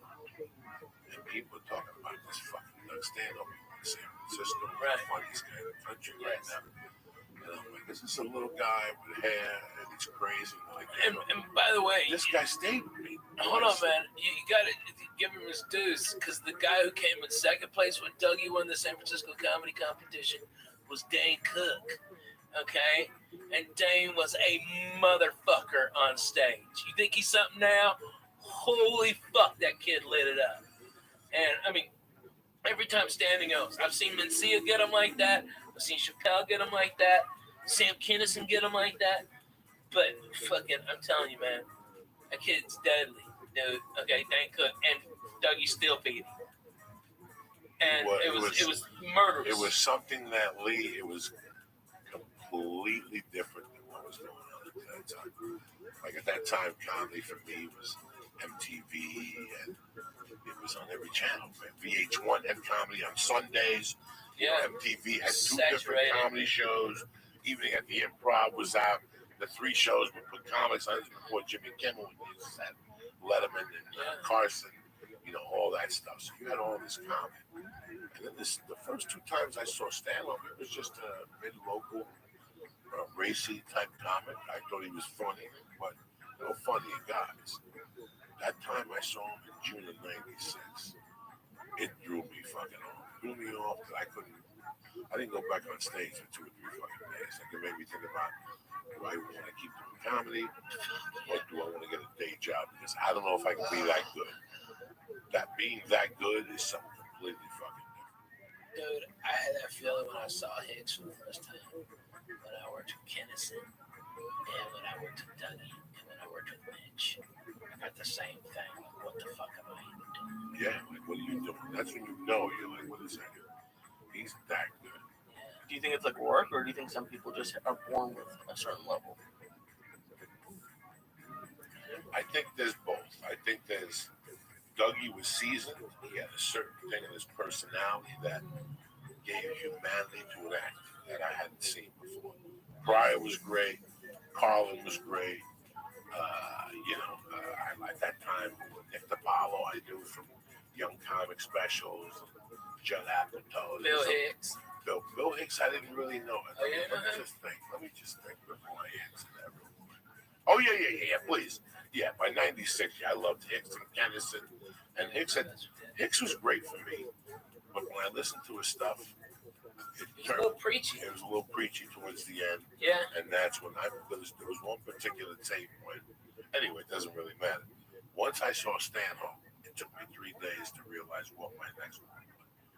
3 or 2 days to decide whether I'm going to get a day job or I got to go for this and work harder, but I got to be that guy.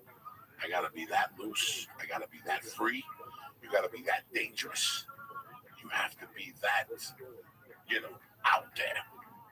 If not, you're going to be like the rest of the fucking dudes. That's why when he came here, he was getting banned from the Improv. The time he went to the festival and he burned victim and he told the guy that moved for some shit. He fucked a chick in Bill Maher's bed and he had to write an apology. It was nonstop. They had never met anything like them at that time. He just walked into the Improv. And the Improv, they're not the Comedy Store. They're not gangsters. They're writers and they, oh my God. They're witty. Yeah, they're witty and shit. He walked in there and changed that. There were rumors that he was walking people on Sunday nights, like walking the Improv and shit already. That's what, he fucking created. And he made it on his fucking terms. He went to war with 20,000 club owners. 20,000 of them on his terms. Yeah. He got his balls shaved on stage. What? Oh my God. The chick never recovered. The chick who shaved his balls, she ended up getting raped at the Magician Castle. What the fuck? What are you talking about? Just she lost it just from. We're not laughing about her getting raped. No. If you know this girl, it's a fucking nightmare. It's a nightmare. That was like the 30th one, right? I don't know what happened. I don't get involved. I just know something was not right there. But yeah, everybody who shaved his balls that night was the kiss that somebody got into a car accident. And he hasn't stopped. You always, whenever I go on the road with you, you're like, it's not always like this for comedians. Sometimes they stay in bad hotels. They stay in bad hotels every night, and they actually sell the stolen hotel Bibles for merch. Who does that? Doug Stanhope. He went to a Periscope one day, and he was like taking. He signs them. And when he runs out of merch, he sells the hotel Bibles. And they love him, man. His fans love him. He's the real deal. He's the real deal, man. From his head, and you really have to appreciate that, especially when you're here and you see all this bullshit. You see people pull up with a nice car and the ripped jeans and. They got the agent with him and the whole thing. Doug Stanhope has a fucking manager that 2 weeks ago was an assistant manager at Burger King. And he just met him. Nah, he's good, dude. What's his name? Charlie? Is he? No, I don't know which one is that. You never know with Doug. The one time the guy had rolling papers and beers. He just met him. No, this is a different dude. He's professional. Really? Yeah. It cracks me up. This guy's actually got Doug fucking organized and fucking handled. It's incredible. The guy is great. He busts his ass. Immediately when he came in, he got Doug all settled in and fucking found out the ticket counts exactly. Fucking went, did merch, checked in 4 hours before. Came back, make sure Doug was all right. Had a suit pressed for him, ready to fucking rock and roll. That's how a tour manager should be. The guy's in good hands. He doesn't drink. If you got to go anywhere, he doesn't drink. He always makes sure food's fucking awesome. Everything's safe. He's the cleaner. Okay. He's the fucking wolf. Okay. Of the Doug fucking circus. Okay. This guy's wrangling up. I mean, he used to leave bitches in his wake and women booing, and he used to, okay, and then boom, he just pop up like once every 3 weeks or some shit. disrupted a lot of comedians. He disrupted their thinking. Yeah, man. Even at the Comedy Store, where that shit is born, Right. he disrupted a lot of lineups. And Yeah. they put him on. She put him on. He because he looked like a nice guy. He looked like a nice guy. That's what made it so deadly. He would destroy an 845. I mean, destroy so deep that would ruin the show. He destroyed. People walk. How does it ruin the show? It's over. It's over. It's Even the fucking comedians know it's over. Everybody Once the knows comedians, the comedians are back there going, how could Doug Stanhope be going up at 8:45 at fucking night? Yeah, it was deadly. I lived with him, and it was great. I got to be honest with you. I used to get up early. He slept late, so I'd get up and leave. He had an extra car for the comedians. Yeah. You had to put gas in it because the gas meter was broken. So you never knew where you stayed. So as soon as you got in the car. And you know that was a total scam, right? Was it? Yeah, total scam. That's how you get comedians to put gas in his car. Yeah, man. So what was the needle busted or not? No, the fucking needle worked perfectly. Okay, you just tell everybody to put extra gas in. No, it's broken. It's broken for somebody. Dude, I'm telling you. I'm telling you. Okay, it was a total scam. No, it was a fucking dude. One time. Well, that's on you, B. No, you should put gas. That motherfucker was on E is Disco. I go in there, I put $10, but it's one of those Buicks that you go to Santa Monica and back. It was the same. It was the Oldsmobile. Yeah, the Oldsmobile Supreme. Yeah, Fuck yes. No, that thing was busted, Jack. Fucking beat the shit. I put like $30 in that motherfucker one time, and it didn't move, Jack. That thing stayed on the E like I think that car was at like fucking when he got rid of. I think it's like at 400-something-thousand miles on that car. That's fucking incredible. Yeah, I think I even slept in it one night. Dude. One night he locked me out. I slept in that motherfucker. That's how tough that car was. I slept in it many times. Oh my God. Doing CW Kindle gigs. Ugh. It was. Shirley Bonner, she had some good gigs. Marty Shelley.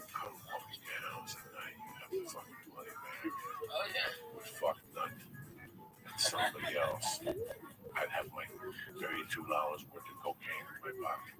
Yeah. We drink vodka, smoke fucking weed. Yeah, I never did blow. No. I got many respect. That was a long fucking time. Yeah. That was a good building, man. Every time I drive, it's rocking, man. I don't even go in it. I don't do nothing. Every No. time I drive by it, my heart stops. I always want to take lead out with Padre. And I go, you know what, man? I'm not ready for that yet. Yeah, right. Go back in there. They got a good tamale on a Monday night and shit. I took Lise to Joe's Pizza. He likes that better. Oh, yeah, that's good pizza. Yeah. I don't think I've been at Joe's. It's just really weird when you compare. The game is so much different than what it was. What our life was in 2000. You were already at the Laugh Factory. Yeah. You were already making it happen. I mean, I was over at the store slumming spots. She was giving me spots. That was my only right hope. Yeah. But I was there, that fucking building, Ricky Cruz, Gavin, you. I'm working with him in December. Yeah, a lot. Me. Oh my God, there were so many people that had that. Celine, then. Yeah. The other one, Gentry. You just found the fucking cubby at night to sleep. Yeah. Thank God that was the way it was. That's I had the futon for you, but that's why until I busted. Didn't I bust that futon? I busted. Nah, I think I busted it, man. I think you rebusted it. Jesus Christ. But at least you didn't, push a turd down my bathroom. Okay, drain. That was always for Gavin. I appreciate that. I still remember being out there. I was telling Lee that I'm out there. I was telling Lee that ever since I've been a kid, I still remember a fucking story, a horrible thing I did when I was a kid. I love matches. When I was a young kid, when I was about 5 or 5.5 or 6, I became a match kid. I went through all these phases because I never had, I was confused. I would lock myself in my room. And I would take my mother's 45s, the bar. They always give you back these little things. Yeah. The singles. The singles. There'd be kids playing things out of this shit, catch them in the head and stuff. So when that got boring, I said, let me try this. I tried lighting them on fire, and they wouldn't burn. Like they wouldn't burn. So I put like glue on it or something, and they would burn them.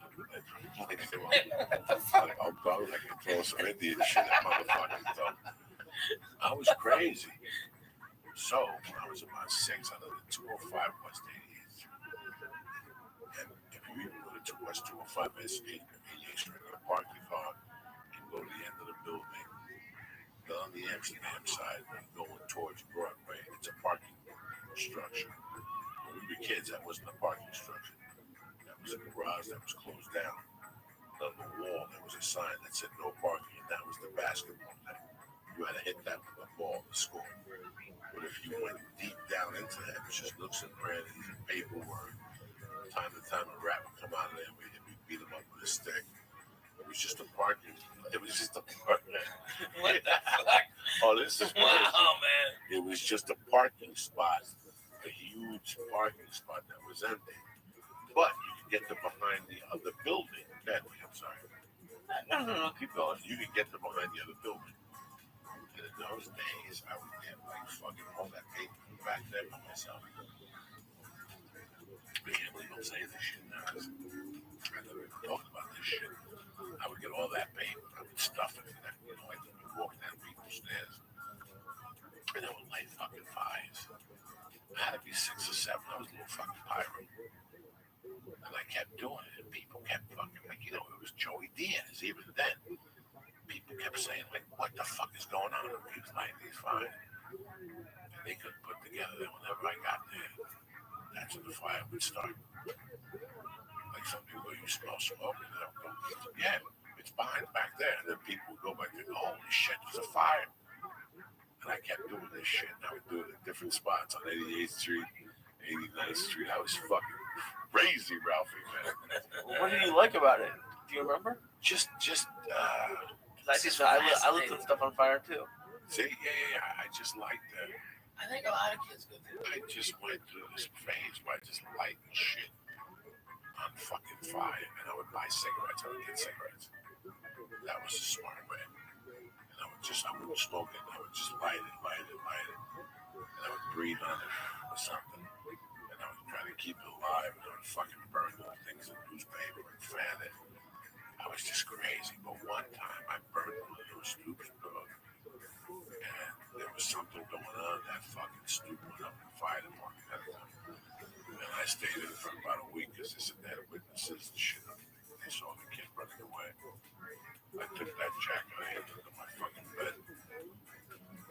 That's what stopped me from lighting those fires. But I lit more fires as I got older. I used to light the woods on fire in Jersey.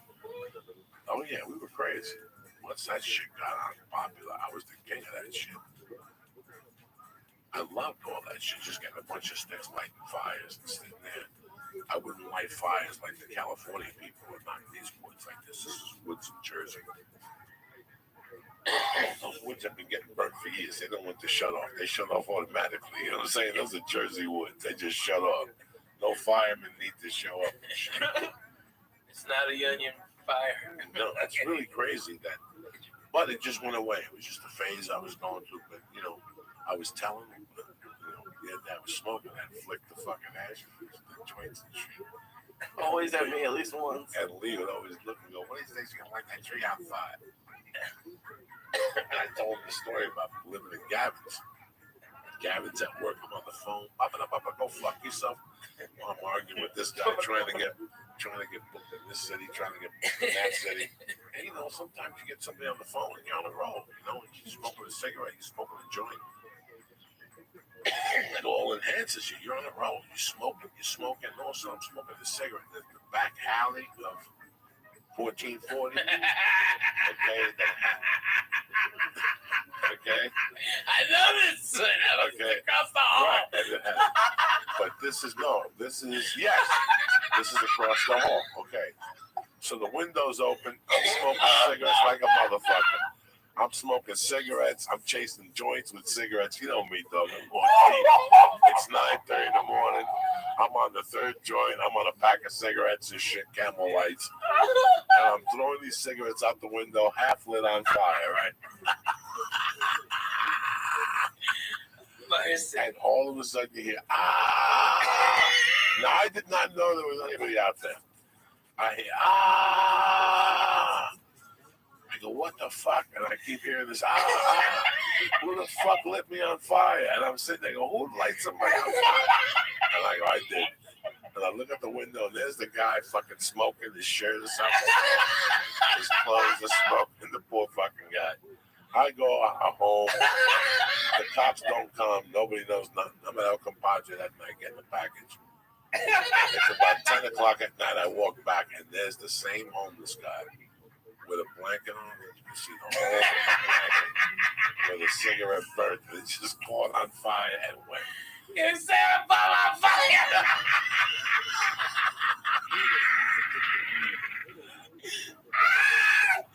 I was right across the hall, and the fire department did come by. Oh my God. And I asked anybody, I go, I don't know, that fucking bum, probably somebody just driving through that fucking alley, flicked it on it. Fuck him. Get that dirty bum the fuck out of our house. Guys, I feel bad. A little bit. Once I saw the blanket, I felt a little bad. One time. Did you get him a new blanket at least? Dog, one time I not even a fucking blanket. I'm lucky I had a blanket myself. I was snorting my blanket. I was about to snort my blanket. I had a choice. A blanket or snort cocaine. A lot. It was good. Oh my God. I had a blanket that I can't believe you just brought up a blanket. Okay, let me tell you something. You had what? Let me tell you something, dog. In 1983. It was maroon on one side and tan on the inside. The one I had? Yeah, in my house. Lion, the brown one. Yes. Okay, let me tell you something about that brown fucking lion. Let me tell you something interesting about that brown lion. 3 times a week. I got that brown lion. That brown lion. I got that brown lion at a Kmart. This May of 1984. That's it. It took me 5 years, but I did. I got my own apartment. And I got an apartment on 48th Street, 46th Street, 44th Street. I got a one-bedroom studio on the first floor. I paid rent to sleep in front of the window. It was perfect. I was there for about 4 months, 5 months, and they evicted me. But right before I moved in there, I wanted to go straight, so I bought this blanket in 1995. I mean, it was, no, 999. Yeah. It's fucking 999. I washed that blanket. I got evicted from that place. I was homeless. I went to California, came back. I caused wars. That summer went to Miami, came back. The whole time, that blanket was at the bottom of my travel bag. I had an army bag, and that fucking thing was at the bottom. Some places I went, they had a blanket. I didn't use it. I always had a blanket, like a biker. You ever see a biker use Yeah, man, they always got a blanket. I had that fucking blanket. I had that blanket when I was living in the fucking rocket ship. I would take it back to the runnies and put it in a little corner and leave it there that night and take the fucking blanket. When I moved into the hotel in 84, I was homeless and I got into the hotel. I got that blanket. And when I beat Joel for the 1500, I had that blanket. I took that blanket with me.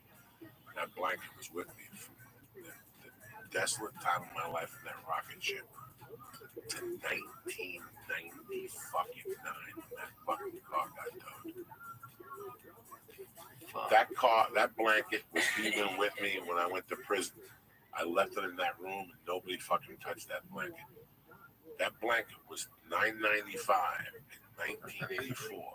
And I had that blanket for what, 15 fucking years.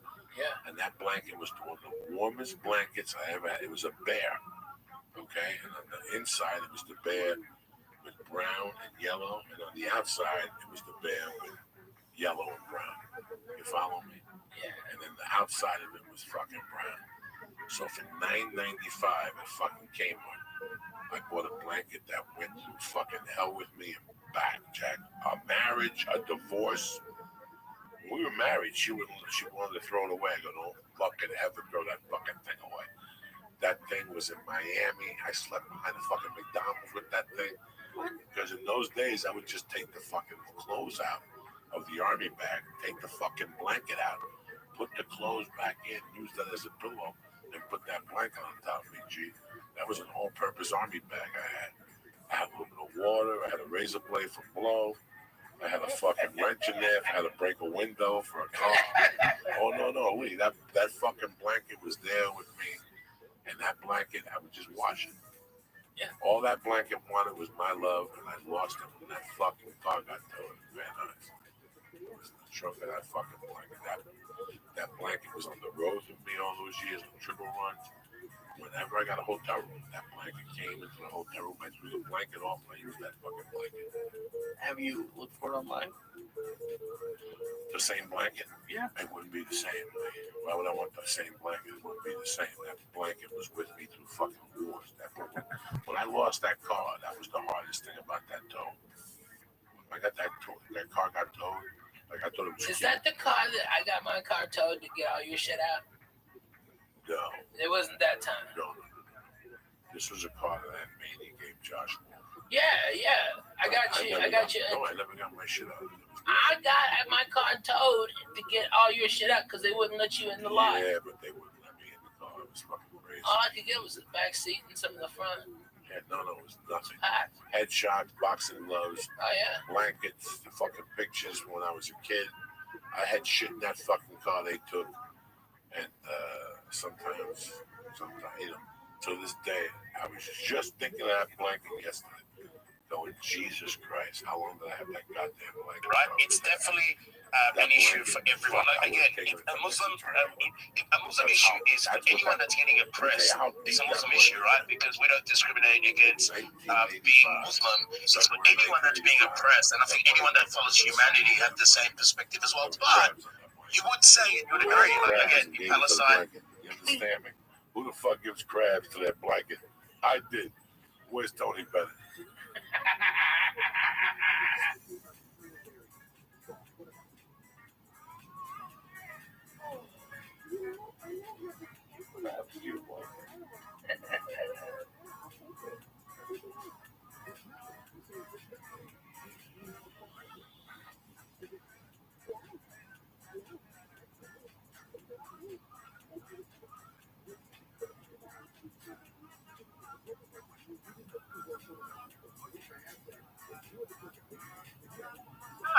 The deepest part of the ocean, digging out viruses.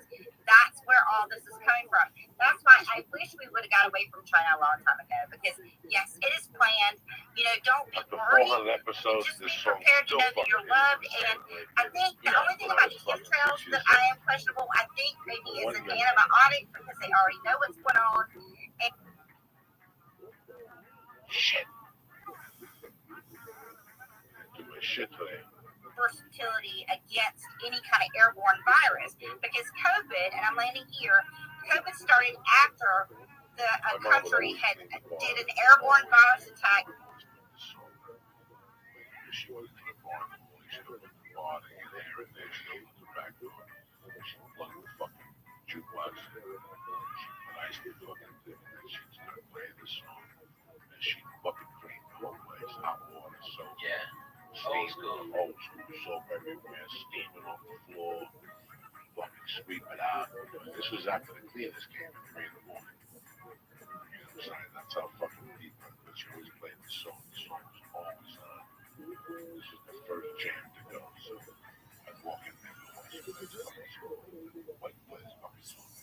Your dad gave me the song. She was like, so I would play the song. Mondays, out of respect. Sometimes you gotta have respect in your fucking life for something. Oh, well, I'm an atheist. All right, you're sucking dick in purgatory. Don't come by Uncle Joe. You gotta have respect for something. You gotta light a candle. You gotta do something. You know what I'm saying? Next thing you know, you're sucking dick in hell with fucking De Niro and fucking with De Niro and fucking Angel. Staring you down. What the fuck is this shit? So it wasn't that scene today from the casino. I was going to, I forget the guy. I think I was running around on I want my money back. a overinflated lithium-ion battery ball and VR ball. That was probably my favorite thing I've seen so far. I think specifically I should probably clarify. Played De Niro's attorney representing him in Vegas, okay, was played by the actual attorney, okay, that went on to be the mayor of Las Vegas. And he was apparently shady as hell. I mean, you'd have to wonder he'd sue if it was a gross, you know, I don't know. It was pretty incredible. A little shady, a little mob lawyer. I love it. That's real. I don't know. Maybe I watched the DVD extras too much. Well, I'm in town doing a benefit tomorrow. Doing actually two of them. Doing that Wounded Warriors one at the Comedy Store and early, and then my show at 10 o'clock on Tuesday is called Rock and the Res, and 100% all the comedians are donate their time. And we got Dave Cook, we got Margaret Cho, we got Gerard Carmichael, myself, Adrian Katuka, real actual native comedian, okay? And all the money goes to pay for propane. Wait a minute. Reservations where they're allowed to freeze, basically, every year. People see their kids die, see their old people die. You know, Indians, they keep their old people with them, okay? White folks ship them away, put them in a box, okay? Feed them happy pills until they fucking die, you know? That's what happens. But Indians keep them closed. And so every year people die, and this is keeping people warm. We really need it. And so, you know, I'm happy to donate my time. And I think it's going to be a fucking great show. Well, this weekend I'm in Oxnard. I'm at the new Levity Live in the mall, apparently. I don't know. I've never been there. I bet it is, man. They don't really fuck around, dude. These guys can't get their shit together. You know, I mean, they're always phenomenal venues. And then when they make, like, everyone is like, let me top the list. Okay, like, fucking Irvine was fucking amazing when they redid it. Okay, got umami burger in there. That's a fucking deadly cheeseburger, Jeff. Right? And then, boom, this one is the fourth one in Southern California, and it's the newest one. They had to do something bigger and better than Irvine. You know, they got to step up. So they got another Copper Blues in there, which is fucking like 100 beers on tap. And fucking like 300 Bobby other Clayton beers. sells more tickets than the Copper Blues. No, but it's great. It's fun. 16 people before the show starts. And the bartender sits in there like he's got the HIV. Nobody wants to talk to him for 3 hours. After the show, they look over there and leave. I'm telling you the truth. You know what I mean? All fucked up. I hate those comedy covers. They always got a cover band. Copper Blue. I like a cover band. No, not when I'm on stage. I gotta get Black Dog. Oh, yeah, fuck Like yeah. some fucking dude singing Black Dog and shit. Yeah. I'm on the other side. There's too many things on the fucking menu. It's too big for Uncle Joe. I like simplicity.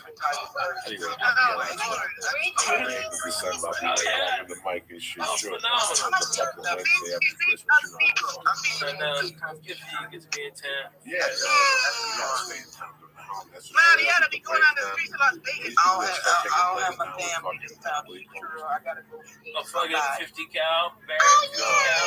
It'll take down an airplane. Oh yeah, drones are gonna be knocking shit out of the sky. You know when y'all was before I see it, Jamaican, I keep asking. Anybody invitation, potato, pudding. Y'all talking about right here. That's what I was talking about. The one you cut like butter cheese, you cut like a bun. Yeah, so good. With the dark skin thing. Yeah, that's good. And then like, you know, blast. Wait, I never had that. That is so good. You know, Joe Rogan, somebody's gonna get shot. One of us is gonna get shot on stage.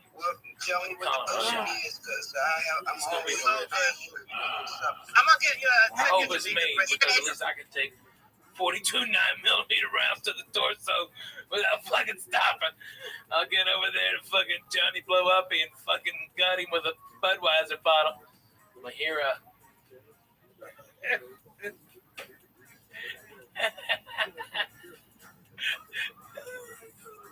That's what we need to support.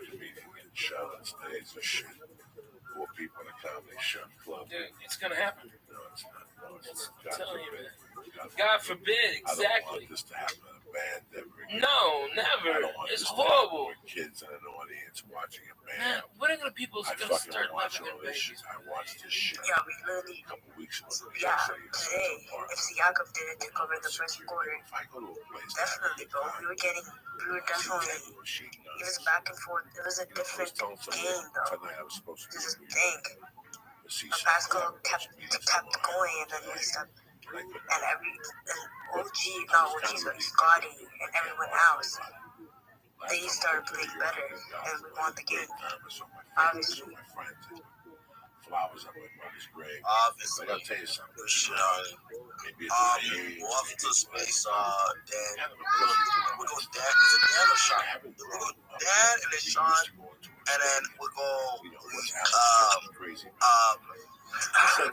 Dan, we'll go Lily, and Blackhawk, then Jams. That works. Appreciate it, man. Yeah, real quick, just want to say, that was shoot, I think you're cool. You know, it's a couple people I've been talking about. this laugh takes In a lot of states, It should be Tennessee, that. I'm sure there are. Yeah, I was just gonna say, that was a nice fucking win, man. I know a portion of quote-unquote Raptor fans are going to be happy with the win tonight. Yeah, it was the start of it, yeah. that was so horrible. You know, so what I'm trying to say, I mean, there's a bunch of realities involved here with life. Every time There I were say fans literally saying, well, the Raptors were going to get blown out by 40 points, and, this wasn't even going to be a contest. And then after they win, it's like, oh, who cares? The Pacers' defense sucks anyway. That's not an impressive enough. Fuck out of here with that bullshit, man. Yeah. I'm going to root for this team to win every game. And, bottom line is, that was a quality opponent that we played. Like, that's a good I know people like to shit on the TSA. Maybe I have a weird thing, Not me, but it's why. I got felt up both ways. Just playing back. I had to stand Well, like a different angle, and they took one of the things up my legs. It was terrible. But it happened both times. All the references, maybe. Yeah, boner. No. I'd like to do fluffy pony. I think that sounds awesome. May you be the fluffy pony and I'll be NBK. So fluffy is a shit corner. So I think for this references, I think we should all dress as people from the references. So you have to either be Wade. We will give an honorary notation to Zabo, maybe. I'll be that because it's like the next song on the album. I'll be the ghost. There's always people who find a different angle. I wasn't at the beginning. I'm assuming you did discuss how TSA can only be the so first paragraph always do the section job they is can the do. word we. So you can't really. No, I didn't discuss that. Listen. What the hell is that about? How many of us write read your load? I do a lot, actually. That's what you all got here and there. Yeah, absolutely. What's happening? Because Everybody that's why. Because if you just talk about yourself all the time, nobody's gonna like you. Those So guys you gotta open it up and they just we feel breeze this you right way. This is through. what we're gonna I do. fucking love the guys. We'll just join you, and then you just live your best life. Burbank's a good one, dude. Funny, like a lot of people think this. I dread taking my daughter somewhere like somewhere crazy, like a fucking crazy airport or a Disneyland type of event. I mean, but to say, listen, you have to live your life. Yeah. You can't live like a fucking Cuban down there living in your corner. You have to live your life, man. That's why you live in America. And now they're bombing the shit out of them over there. That's how they retaliate by blowing up planes and shit. Once you start fucking with them over there, right now they're shooting people. I saw them world news today. Now with Diane Sawyer, my other dog. Diane Sawyer's long and buried. What's the other dog? Felix Stephanopoulos. No, he's not on. He only substitutes with us from time to time. I don't know the other. I'll watch him. I'll watch Stephanopoulos when he's on. He don't bother. I like that guy. Yeah, me too. He's knowledgeable. George Stephanopoulos. Yeah, I'll watch him. He was in some White House. Yeah, he was good. Let me give some fucking quick shout outs to my man. It was great seeing the Lingus family in Chicago. Oh, amazing. I love you motherfuckers. The old man came out. He knows I love him. It was great seeing Pete the Greek. It was great seeing Josh from 10th motherfucking planet. He took us over to Owls and stuff. I want to really thank management, the staff. They were great all week. I want to thank my man Ramir Shaman, Fred Nasser, Coach Lacrosto, Raymond Mayer, Garrett LaHunca, Nikolai Zeppa, Sean Charles, Jason Jackson. I want to thank you boys down there in Austin, Crystal and my man, Bobby. And I'm excited to see my boy in motherfucking Las Vegas next week, Larry, a.k.a. the Toking motherfucking Lab, all next week at the South Point Casino with my man Larry. He'll be there Friday night, fucking lurking. We'll go eat a little something. Then I'll go to bed at 10 o'clock. No, never. How you feeling, Bubba? I'm feeling good, man. So when do you leave? So what do you do Wednesday then? Wednesday, I'll wake up at radio at 7 o'clock up in Fresno. And I'll have my coffee and just go inside and do my show. I really don't like the morning because I got that LASIK eye surgery and I have to wear sunglasses in the morning. Otherwise, it gives me a migraine headache now. I guess I'm under stress. And I get a fucking bad headache, and I think it's because of that surgery. And so I have to wear shades and look like a douche in front of people. And it's like, it's so annoying. I have to explain myself. And I'm kind of a big douchebag into it. You know, just wish my eyes. Did the LASIK work? Did it take? Yeah, man. You know, I've got great vision. I'm a 2010. When I got it done, I was 2020. The next day, I was 2015. And the day after that, everything was healed up, and it was 2010. I need to get that. I'm like 40 something. I'm terrible. I can't see for shit. Oh, really? Yeah. I can't see thick either, so, you know, and now I don't know what happened. I can see little things. I know this is flow. I know this is Paris. So, what the fuck you laughing about, Theodore Brown? It's like, but I know this is. I can't see Twitter, nothing like that. Like, I can't see my Twitter feed. Oh, really? Yeah, I can't see that shit. That's crazy. That's the reality. That's what happened. You really post fun shit, man. I mean, you got a very eclectic taste in music, but they're always jams, like across genres. You know, it's really fucking, you put out good vibes. I love it. So when I get up in the morning, man, I get up like everybody fucking get up on certain. Like, what the fuck is that? Like, I went to bed last night, maybe 10 o'clock, because I had it over the weekend. Like, I slept a little in the afternoon. I got dozing off on the plane. I got 2 hours before I got up Saturday night. That's not enough. I got up at 3 a.m. last night. I got up. 3 a.m. just got up. I laid there for like 7 minutes. I said, oh, I'm going to go back to bed. I went and peed. I put the robe on.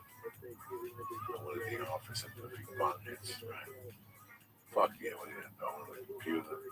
So it was crack-a-lack, and I pulled out one of my notebooks. I wrote my agenda for the day. I got my week ready. Right, what are you going to do? I did a couple more. It's fucking amazing. Oh my God, I did a couple more. I didn't Like even the army, dude. I didn't even make coffee. I did a few more bong hits. Didn't even eat nothing. You're better than me. I just went back to bed. I have a question. About 5 o'clock.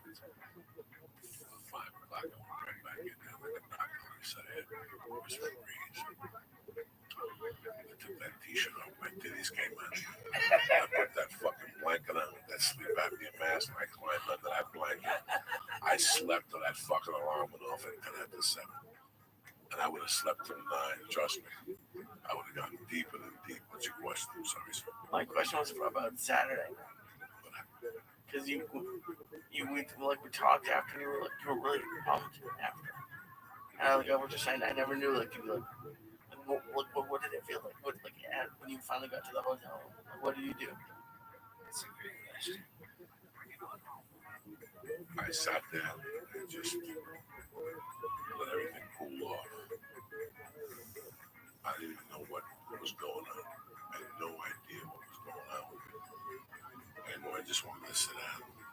You know, at one point I took my shirt off and my shoes. I wasn't getting anxiety, it's something else. It's a different feeling. I put the TV on, tried to get interrupted by the TV, and they called you. One friend of mine, but nothing really mattered. So I got him out of the shower. I put the shower on as hot as I could. I just sat there and let the fucking water hit me. I couldn't take it anymore. I let the water cool off and I stretched my back. I put shorts on and went right to bed like that. You just passed out. Just passed out. Whenever I'm confused and shit, I need to go in the shower. Just go in the shower, let it run out of my head. Let that hot water fucking rejuvenate my brain fucking cells and shit. And that's it. Because Rafi, you've done a lot of specials, and even your early ones were, all of them were amazing, are great. But like, this is Joey's first. So like, going back to your first, can you think about like what that like was like? Well, I've been running those goddamn jokes for like 5 years straight. I mean, I had laughs every 4 to 5 seconds, and the album went platinum because people thought I got fucked out of Last Comic. We sold like 1.4 million, and it was a big deal, and it was just out of the Laugh Factory, but the feeling afterwards, like you're like, oh god, and there's like, oh my god, there's like you get to exhale, all right, and then you really take it in, and then it'll come if it hasn't already. The panic that you can't do those jokes no more because people are gonna see all that shit coming, and you're not the type, because Joey's a real comedian. He won't allow himself, and he'll beat himself up to dig deeper and go realer. Okay, and that's what this is gonna do. It's gonna act as a catalyst to spur his writing. And in a fucking year, he'll have an hour and a half, and that's how it is. But for like the next month, he's gonna be a little bit of a panic. All right, and no panic at all. Good. Let it breathe. No panic at all. I'm in the state of. Where you at? Rabbi, I'm in the state of. Because I know the whole fucking thing. No, I'm in the state of. It all came down to this. I enjoyed doing it. I definitely want to do another one. I know exactly where I want to do it. I know exactly where I want to do it. I know how much time I want to take. I know I'm going to do it now. So you're ready with a whole nother special? I'm ready with no other special. Not another hour. No, No. There's no hour. Not even close. I have minus 10 minutes with a special. You know what I'm saying? You know what I'm saying? Like, you're at that point. I'm not worried about that. I'm going to take this week off and then start next Tuesday night. Man. And then go to Vegas, take a week off, go to Boston, and I'm still going to I'll get some old material, put it together for these tours until you start to, I'm like Janet Jackson. When Janet Jackson starts a tour, she lip syncs. She's got no cardio. It's tough to move and sing at the same time. So you start at 90% fucking lip syncing. By the end of the tour, you're down to 10% lip syncing because you build your fucking cardio. You don't need somebody singing behind you the same shit they heard. Yeah. That's how I'm going to try it. That's how I'm going to try it right now. I'm in no rush, Plus, most of the tours before the special. There's a lot of things that people always say you think you're in a rush. We're in no rush. No. We're in no rush. Not at our level. I mean, it's like I did my special and I was 11 years in. Yeah, and I hit my first special. And 12 years in. Yeah, 12. And so when I hit, I knew what I was doing. I've been headlining all over the South for years. When you hit, you were already. I had an hour and a half ready to rock. You had that night and the next night. If you come tonight, tomorrow, you're gonna see 2 different fucking hours. Yeah. No, experience takes the handle over it. I'm not worried about the material.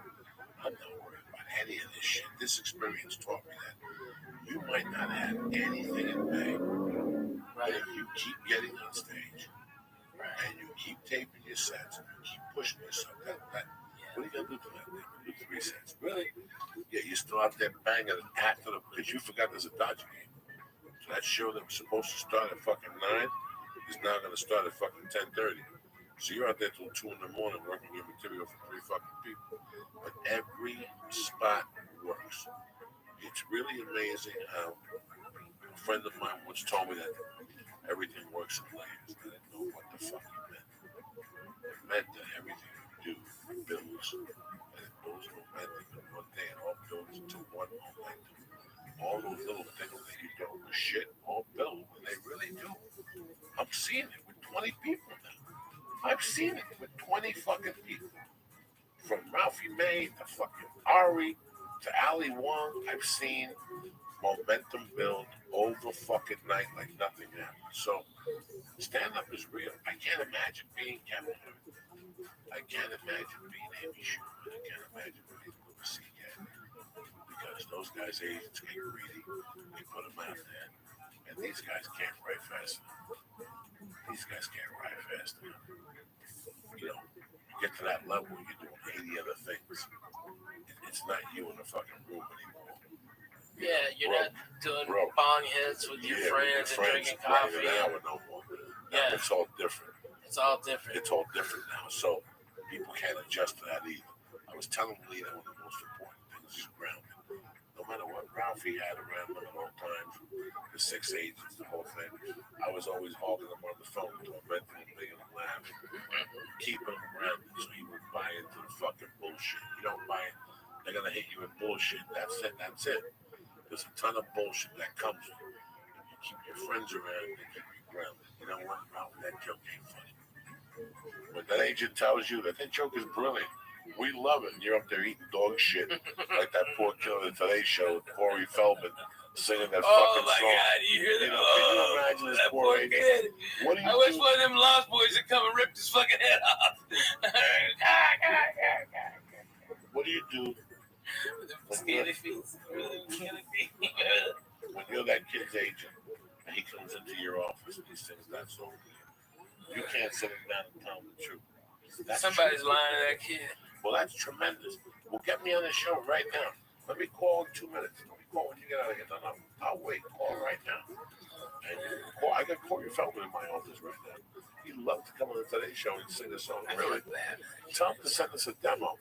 They sent us a demo of that fucking song without looking at the kid. He shows up with the 2 broads dressed up like fucking Dracula. Yeah, dressed up like fucking white Dracula. What about them? What about auditioning for that role? For what role?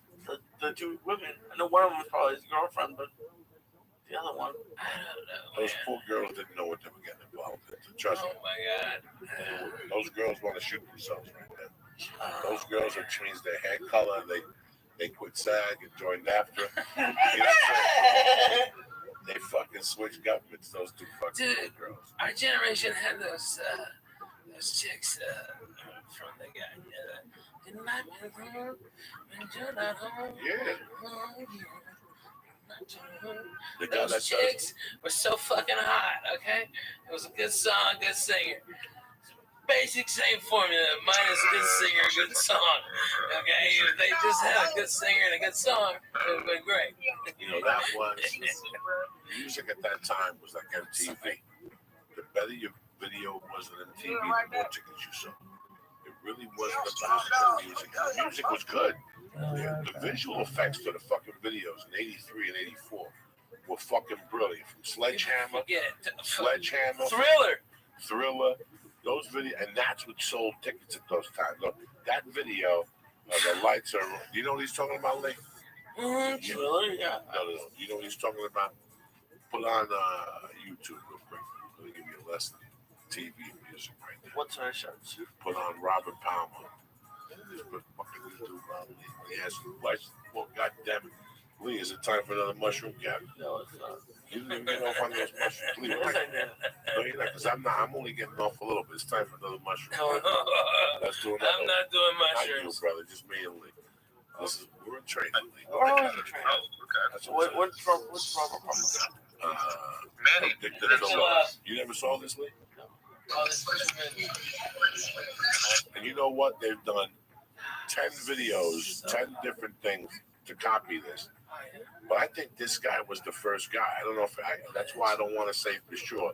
This is the first guy I saw do it that really made an impact on me. Watch this. You never saw this, Lee. Unless you showed it to me. Oh my God! Seriously? Watch this, I Lee. was This is what I'm showing talking about. Thank God. Watch this. Hit it, Lee.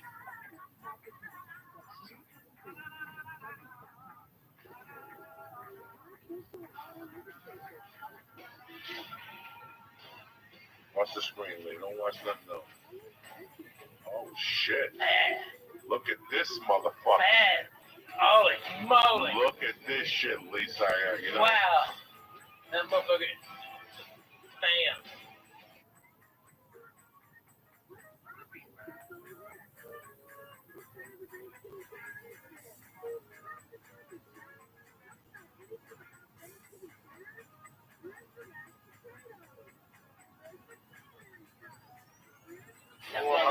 This is tremendous. This really is tremendous. And look at him. He's such a bad motherfucker. Bad motherfucker. This guy's a bad Listen motherfucker. to his sound. Nobody's got balls like that. Nobody's got a sound like that.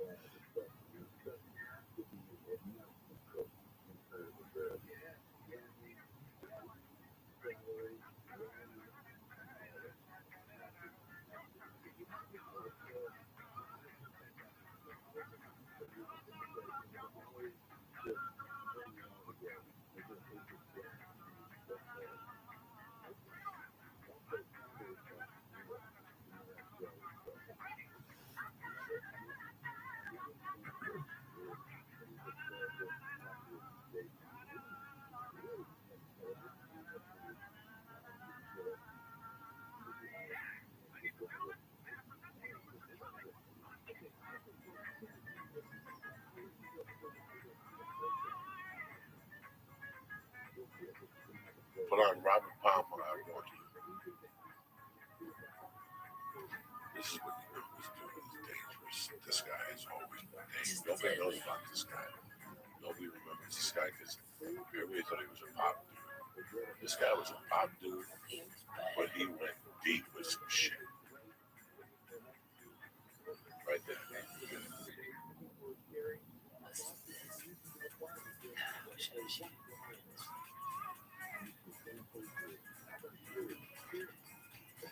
So he went into this Marvin Gaye thing after Marvin Gaye died. Right? And this guy was fucking pulling it off, Lee. A white dude took Marvin Gaye's music and flipped it.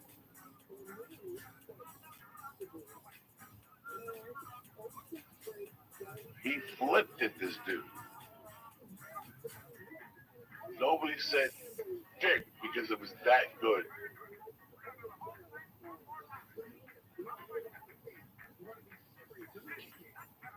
Is this the real music video? Yeah.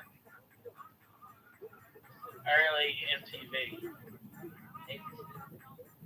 No, this is a little later. I figure that other shit was 84, 83. This is after he got a little bit more popularity. Yeah. He wanted to switch it around on the motherfucker and show people how deep this motherfucker was. He's fucking bad, dude. Now split this up a little bit. He really breaks it down. So here you go, right there. There you go. There you go. That's where he turns it up.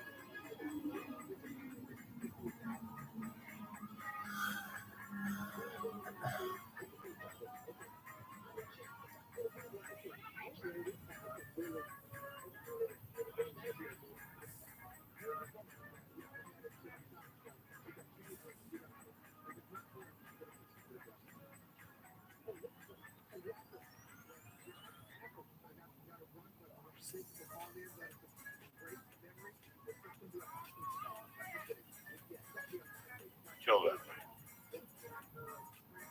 Damn.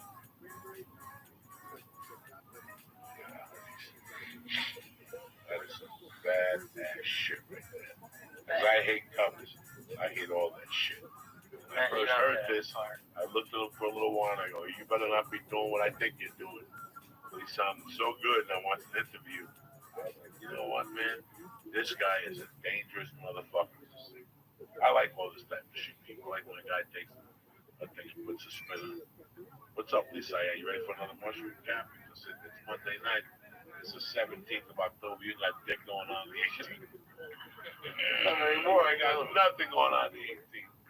Oh my goodness. Might as well. Let's do it. Did we finish all the others? Oh yeah, we have what? 1.5. 300. Tell me whatever. 350. We split very much the cookie. 350. We're gonna get a nice sleep though. Sleep, you wake up, you think you got fucking 2 massages and shit. It was a lot of fun. When I went back to the room, I was very, I felt I had done something. That's what I felt like. I had learned a different concept of comedy I had never learned. I had never known, and I never really thought about it because I never thought it would shoot. You know what I'm saying? I never went there with my head. Yeah. I kept it simple, but I gotta be honest with you. I feel the same way every Saturday night after I do 5 fucking shows. Really? Yeah, I'm done. I'm fucking done, man. Especially if I fuck around in the daytime, work out and stuff. I think I'm Tarzan on Saturday. You lift the room for 30, 40 minutes, and I go on that fucking stage and do 2 shows. I'm not saying that. Everything hurts. My whole body is electric. Sometimes I only got 4 hours, so I know the shower will fucking wake me up. I don't want to do that. But this week, that shower, that shower. 2 weeks in a row, I had a great shower. Last week in Columbus, Ohio. I went in the shower for so long. The fungi nail, beautiful. Fucking fungi nail, beautiful. Like a big ass dip class And it Frito. was the only week I didn't bring my tools with me. It's fucking soft like that. You have tools? Oh, I have this whole, I have the comb. Oh I got the comb. I got the fucking little eyebrow cutter. I got a scissor for the nose.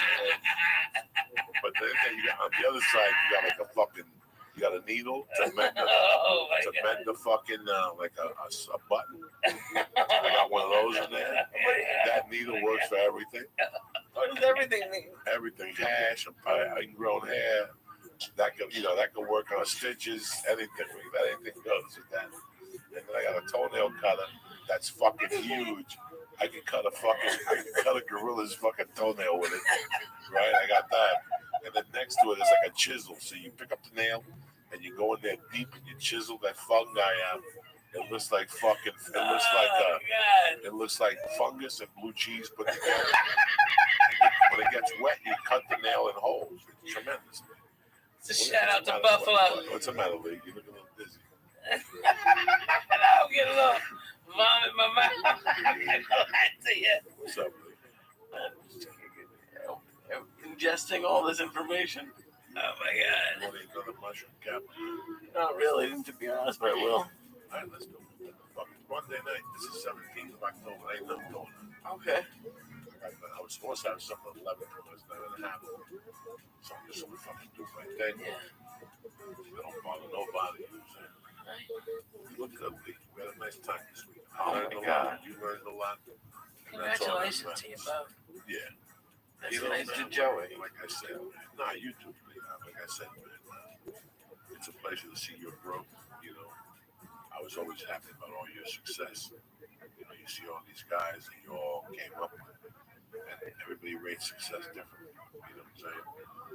Listen, man, I don't want to sit in the fucking outside. You know us, man. We're stone 82 hours a day. The last thing we want is human contact. You know what I'm saying? I don't want fucking TMZ ever to question me about something. I don't ever want to be one of those guys, man. I just want to be a dirty Man, I get that shit so much, I just bro. want a dirty comedian. That's it. I want nobody to even know I exist. I would never want to be an Amy Schumer shoes, God forbid. I would never want to be a Lucy. Everything gets so critical. Oh, I You know. can't be a comedian anymore when you get to that part of comedy. Because you It's can't too rough. develop it anymore. It's too rough. No, it's too rough because look, people get offended by anything. Oh, everything. So it's too rough to even go there. So you don't want to be in that particular spotlight. If you're going to be in that spotlight, you have to have 3 writers that write, material that's that's great. policy friendly. I'd rather shoot myself in the fucking head. Next topic. What else, cocksucker? Talk to me. You smoking weed? What's going on? You doing jumping jacks over there, Lisa? Ready for another mushroom? I found some acid hidden under one of the albums and shit. Half a piece. Can you imagine? My God. We can break our own record tonight, mate. Leave me out of this, man. We got these green stars. Oh my God! All right, Lee. I'll take a green The star. sofa is a safety safe. Okay. Lee knows all about that fucking sofa. If you feel anything weird, okay, Lee, go to the safety safe. Lee knows Okay, all Lee. about the sofa. Lee Just write it out, okay? Lee's Maybe my be main like dog. 3 hours. Lee knows all about the And you sofa. want to take a shower and take a big old shit. I'm telling you, Lee That's knows, how it goes. Lee knows all about the sofa. Lee has been on that sofa a couple of times. He's a soldier. Leave my little Lee alone. I love it.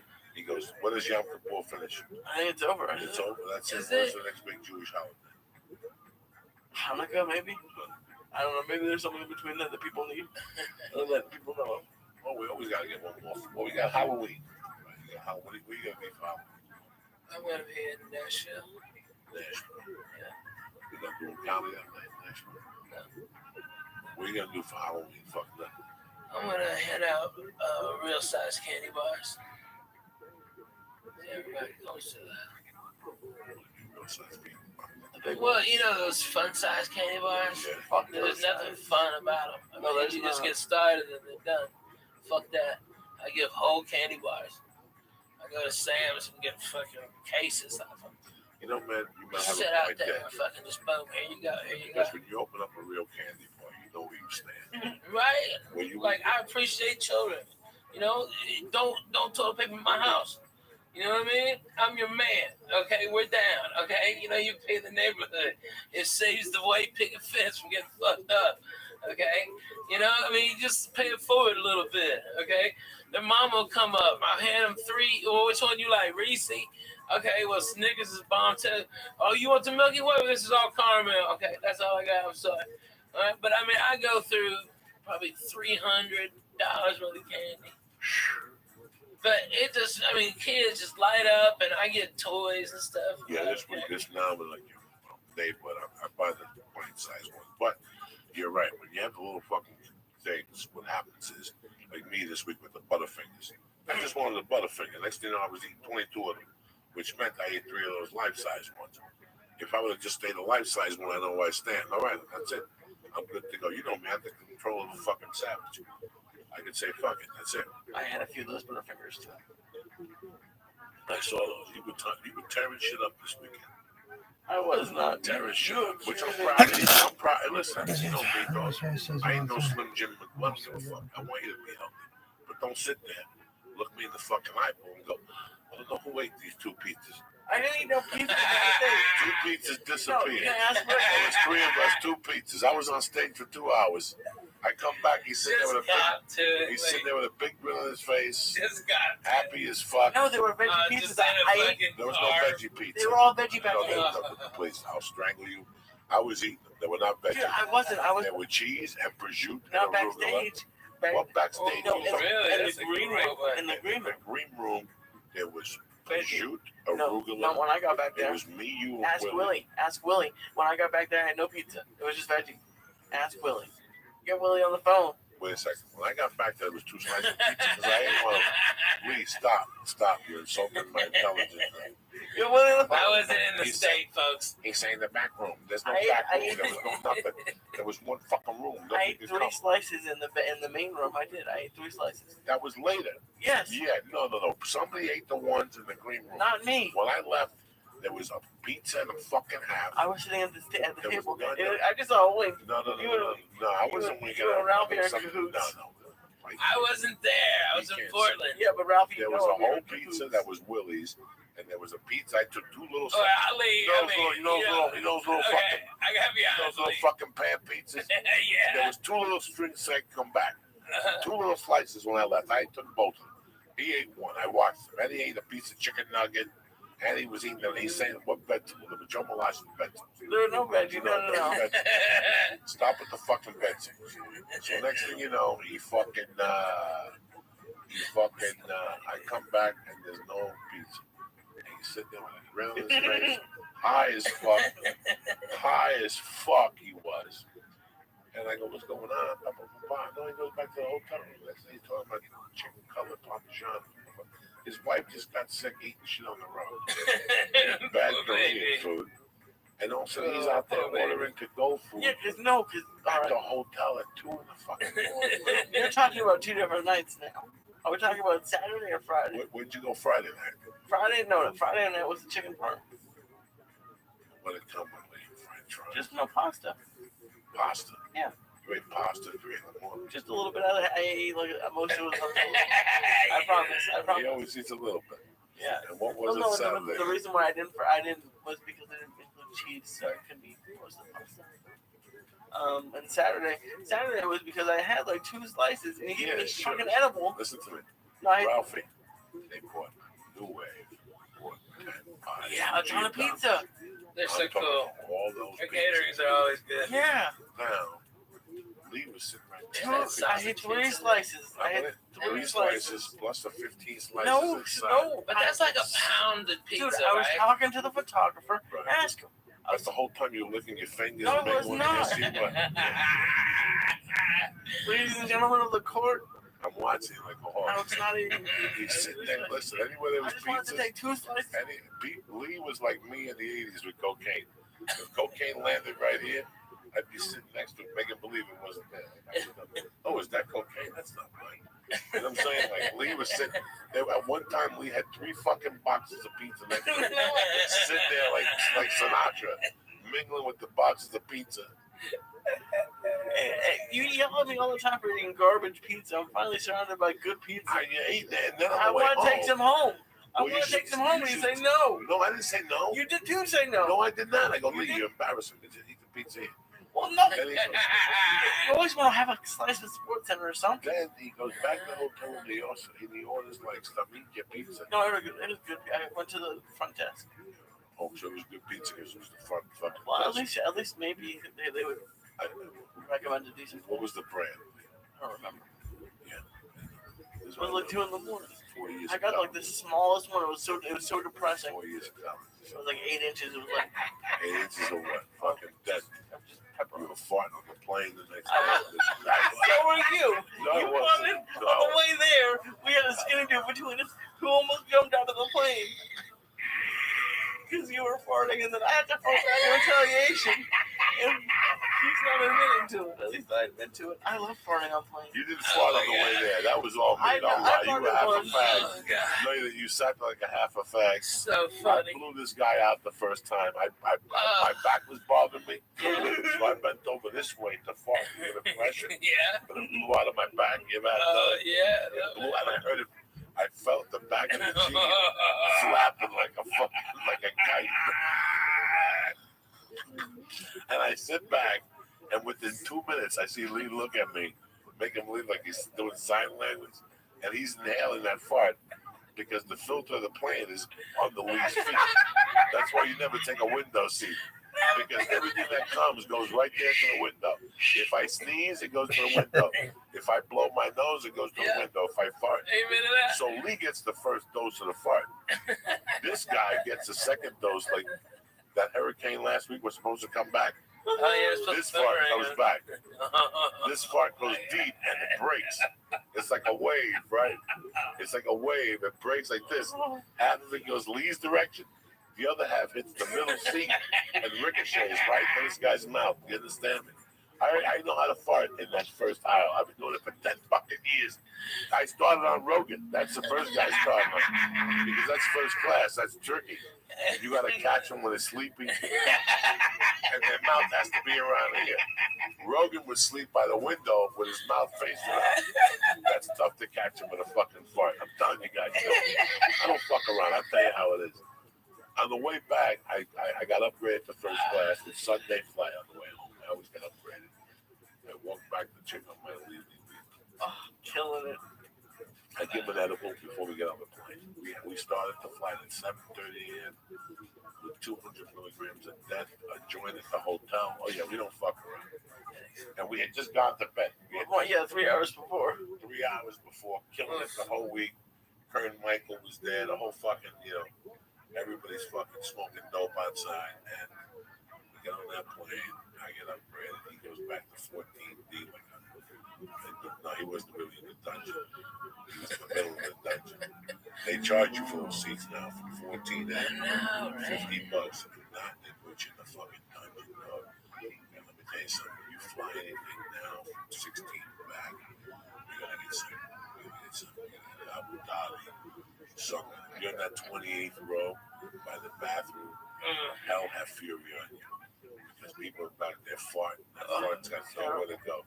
You gotta sleep with a blanket on your head and a straw coming out of your shit. You think I'm kidding you? Listen, you get anything from 24 to 28, and you go home, you gotta take a shower. You can't even fucking go out and meet your friends and hang out because you got this fucking layer of airplane. Trust me, though, we used to sit in the back of the plane. Those are the cheapest seats. Those are the ones that are, when you go on there late and they give you a cheap seat for $189. I just got my tickets for Boston. I'm sitting in like 21 and 24. There's nothing. There's nothing unless I want to pay like $100 a ticket, which isn't gonna happen. So I'm sitting in the back. Are you on Virgin? No, JetBlue. That's good. On both flights. Yeah. But don't you have to go out to Long Beach? No. No, yeah. That's awesome. Why would you go to Long Beach? We're up here. I thought that was down in Long Beach. They have it there, but no. Oh, okay. But anyways, on the checking on me, You what? when you were checking on me. Oh yeah, I went back there. Board. So that's he's sitting back there with a smile on his face and he just hit the lobby. He's got his shoes off. No, I don't. No, Yes, I do not. does. No, I do not. I have my shoes on. First of all, I taught him how to fly. Yeah, You understand me? We get through security. He's a fucking movie. yeah. He gets stuck as usual because you don't know just to keep going. Just keep walking. Right? Because I got the pre-check. This fucking guy's walking around like he hit the lottery. At least speed up. Plus, he has 19 bags. I'm right out. I have one bag. He's gonna sit like he's gonna have a surgery. He's got the computer and the games in there, and God knows what other shit he's got. God knows what other shit he's got that don't belong. I got two things on my thing. I got two things in my travel bag. I got a sleep apnea machine and a computer. Yeah, you're the one that draws the attention. No, I don't. I don't take none of them out. Stupid. Well, I don't think I never take nothing out. I never give them nothing to take. I haven't taken that computer out in 20 years. They always say, if you have a computer or a laptop, take it out. I haven't taken it out at all. That's how I run. I don't take nothing out. Leave it in there, shut your pie hole, take your sneakers off, take your fucking belt off, take the tickets out of your pocket, take your cell phone and put it in your right shoe, then take your wallet and put it in your fucking left shoe so they can't rob you, cocksucker. Instead, you get shaken down, your shit's all the way over there out in the open. You understand me? So guys like you with the Suge Knight shirt on, look at him, bro. You got the Suge Knight shirt on today. Yeah, right. I like Smooth. You have to fucking do this shit so nobody robs you. Because those DSA guys will rob you. Oh, really? Oh my God, your wallet will go missing. And you have to run the tape. Don't get rid of the tape. It's a conspiracy. It's like the Trump keeps saying, the media. And fuck that. Oh my God. So, you get to the airport and I leave him there. I was gonna wait for him, but I go, what would he rather have me wait for him? A nice breakfast waiting for him. He fucking goes through security, it takes him an hour, they search him, they bring the fucking bug, the dog, they brought the donkey, everybody to sniff him. I go to that fucking macaroni grill, I get him a nice sausage platter with eggs and potatoes and sausages. He gets out of security, gets over there, boom, he's got him waiting for him with a fucking Diet Coke. Yeah, perfect. Like a fucking doctor that we are. Wow. I gave him 6 minutes to eat because we right. we gotta get on the fucking plane first for this motherfucking homework. I got a superstition. I gotta get on there first and get off that motherfucking first. So I tried to sneak him in, but I couldn't do it. But he went to the back. It was cool. It was a good little flight. It was a good little fucking trip, man. I simplified traveling on the way out. I had to yell at a guy with a Volvo. Classic. Because he tried to play the white fucking Supreme game on me that he was better and take up 2 miles. So I played his fucking card, and the guy fell apart at the seams at the parking window. Even the black ladies were laughing at him, dog. It was fucking embarrassing. He wouldn't pull up. He wouldn't open his window. It was the worst thing ever. Lee scared the shit out of him. He told him, go fuck your mother. It was hysterical. The flying chick out of nowhere. Let me do this, guys, real quick. Yes, go ahead. Let me talk about one of our sponsors, On, who I love dearly. I mean, our bread and butter. They've been with us since day one. I love them to death, man. And I love them because the products are fucking solid. At least the products that I use are solid. It's the fucking shrimp export. It's the hand force protein, the chocolate, and it's the alpha brain. That's my studies right there. Listen, my kidneys really take something. It's a blood pressure medication, CBD oil, reefer cocaine for 30 years. They ain't got much left, so I gotta be careful what I'm fucking putting in my fucking things. But I love on it. I believe in them. Yesterday when I got home right before I take a flight, I take that fucking alpha brain. That's why I don't fall asleep on a plane. When I get off, I sleep 2-3 hours. I got no jet lag. It's alpha brain. Do me a favor. Go to ootd.com right now and look at the great selection of supplements they have. If there's anything you like, go to the cart, put it in there, press in CHURCH and get 10% off your first order delivered to your door, okay? If you like what you get, you want to stay on the program.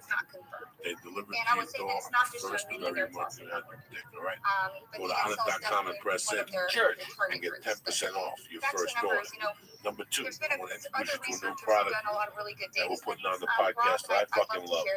When I left, they said they were going to send it to me, and I got back, they sent it to me.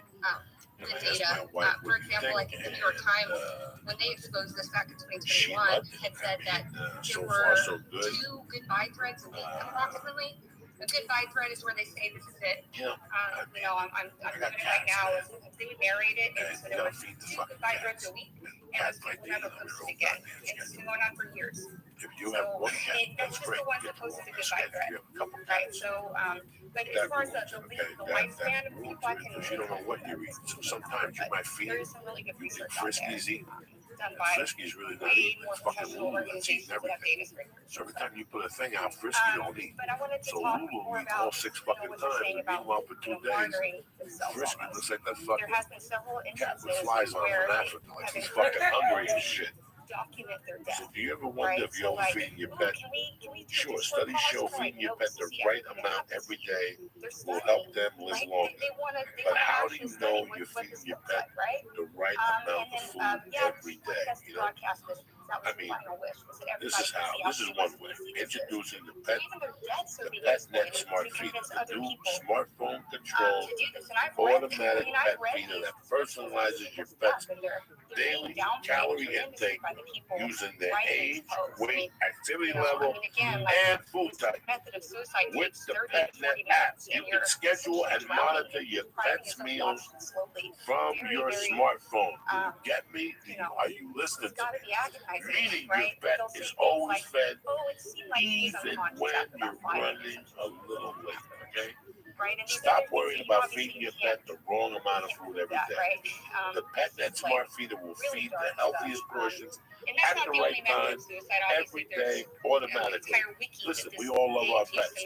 The PetNet Smart Feeder is the best way for you to make sure you're feeding them right, the right amount every single day. But these things are popular. It says the PetNet Smart Feeder is produced in a limited quantity each month. You need to get yours before they sell out at petnet.com/Joey today. Plus, you'll get free shipping also. I'm going to test it again this week because I just got back on Sunday. I saw it was there. I asked my wife what she thought. She loves the whole phone control thing. That's the money. Comes with an app, and you got it right there. When, how, that's the hope and walk. But if you're running late, maybe you got your cat with a specific diet, maybe you have certain dietary needs. This is for you. Looking at it from the outside, most people Feeder. So, the PetNet Smart Feeder. So do me a favor. Go to petnet.com/Joey today, and you're going to get free shipping. What I'm going to do is this. Get your PetNet Smart Feeder. Get your PetNet Smart Feeder plus free shipping when you go to petnet.com/Joey. That's petnet.com/Joey. Again, petnet.com/Joey. This is the future, okay? Right now, PetNet Smart Feeder is the best way for you to make sure you're feeding your cat the right way, the right amount, every single day. So again, get your PetNet Smart Feeder plus free shipping when you go to petnet.com/Joey. What do you think about that, cocksuckers? I love it. Strong. It looks cool. Launching an investigation. I'm sure you And can use it with your nothing's dog happened. too. Dog, happened, cat, and whatever the people hell you dying. Dude, Awesome. my man Every day, Biscuits, he knows. he is fucking the greatest. My little Pip English bulldog. Well, so we'll go to Jason real quick, but then we're going to get to the actual thing. I would love to be able to. I can hook that up to my cameras and be able to feed it, make sure he gets exactly what he's supposed to get, I gotta and say, shut it off remotely.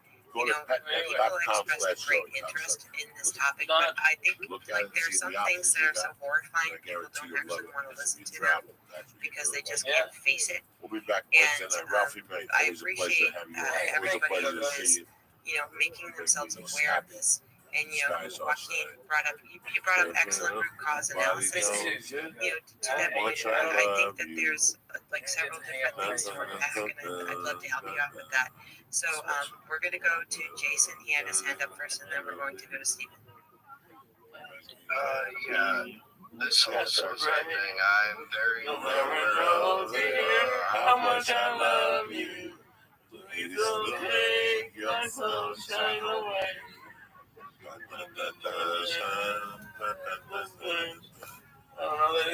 Vegas next weekend. Where you at, Vegas? Oxnard this Friday, Saturday, Thursday. Yeah, Thursday, Friday, Saturday, and Sunday, and man, and then off for a week. Thank God. I mean, I've been on a 8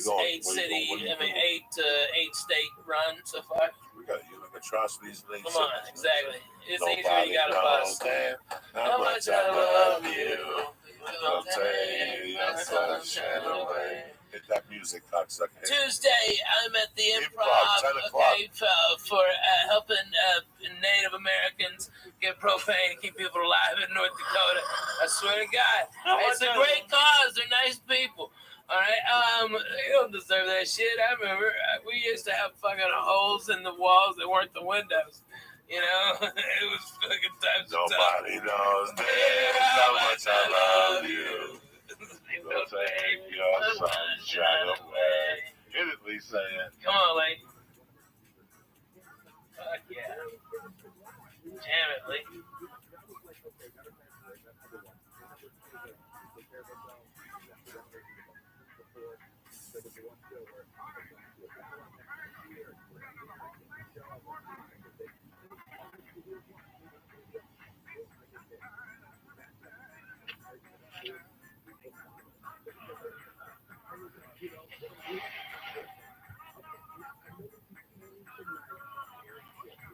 Hold on, put the. What am I so gangster?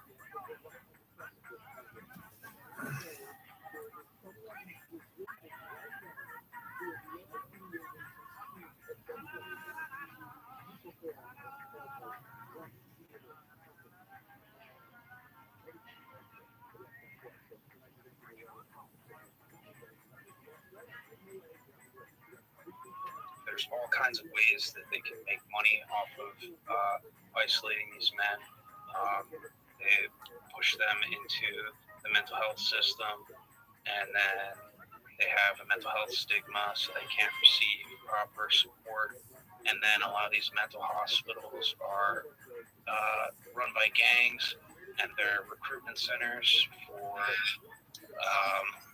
getting people into different gangs because their worldview, after no one helping them, Steven, I'm gonna destroyed. I'm gonna have to cut you off there. I don't think that there's an issue with the greater medicinal world with there being gangs at mental hospitals. Have you been to mental hospital?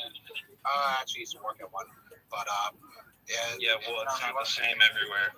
If you want to go ahead and have a conversation offline, I can go ahead and talk to you about it. But I think it's kind of like you're trying to control the perspective here, and I'm trying to control the perspective. I'm the host of the show, so I'm out there giving you some speakers, but you can talk to me in private.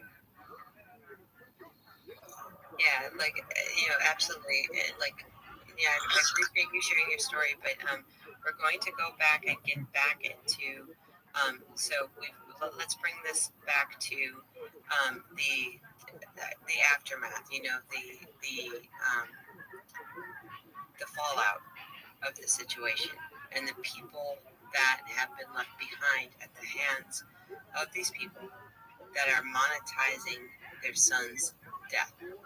So, BX, could you please talk a little bit about your work with the parents of the victims and, how they're, spreading awareness and, trying to, move against this horrifying death cult?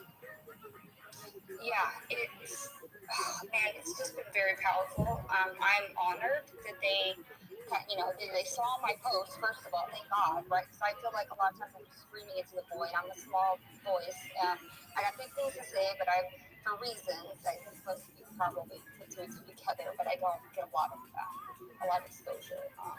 Thankfully, they found me, and I'm very honored to be, advocating on behalf of them, because I can't, I'm the mother too of a 6-year-old daughter, and I'm not going to cry, but it really is devastating to me to hear their stories, and just I feel like I can never understand their pain, but as a mom, I can only imagine.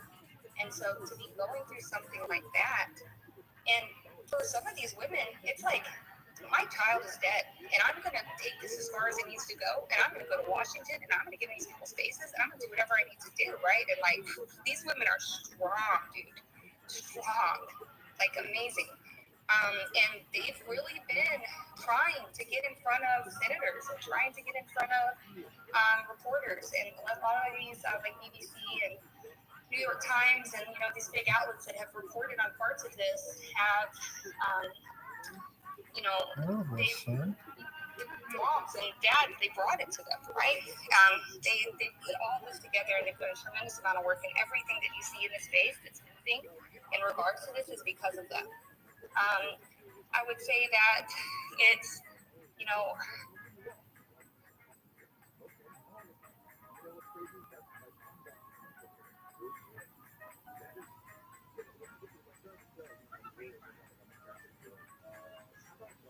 Go, Lee.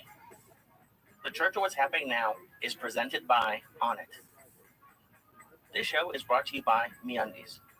MeUndies are the perfect gift for you and your Valentine's this holiday, and they come in limited edition prints, and even better, for a limited time, our listeners can get a 20% discount off of their first order, and shipping is always free in the US and Canada.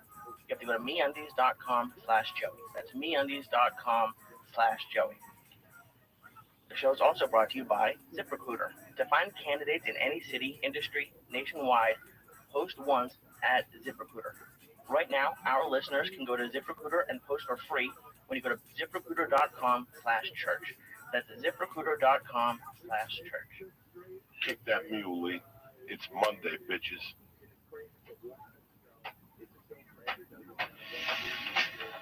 Oh, shit. Oh, shit.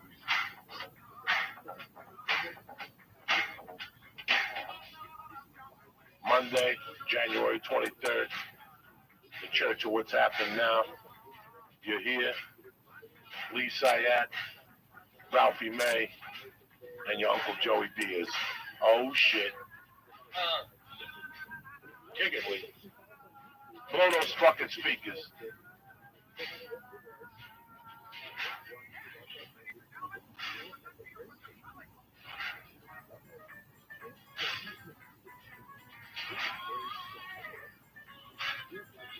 Oh, shit. Here we go, cocksuckers.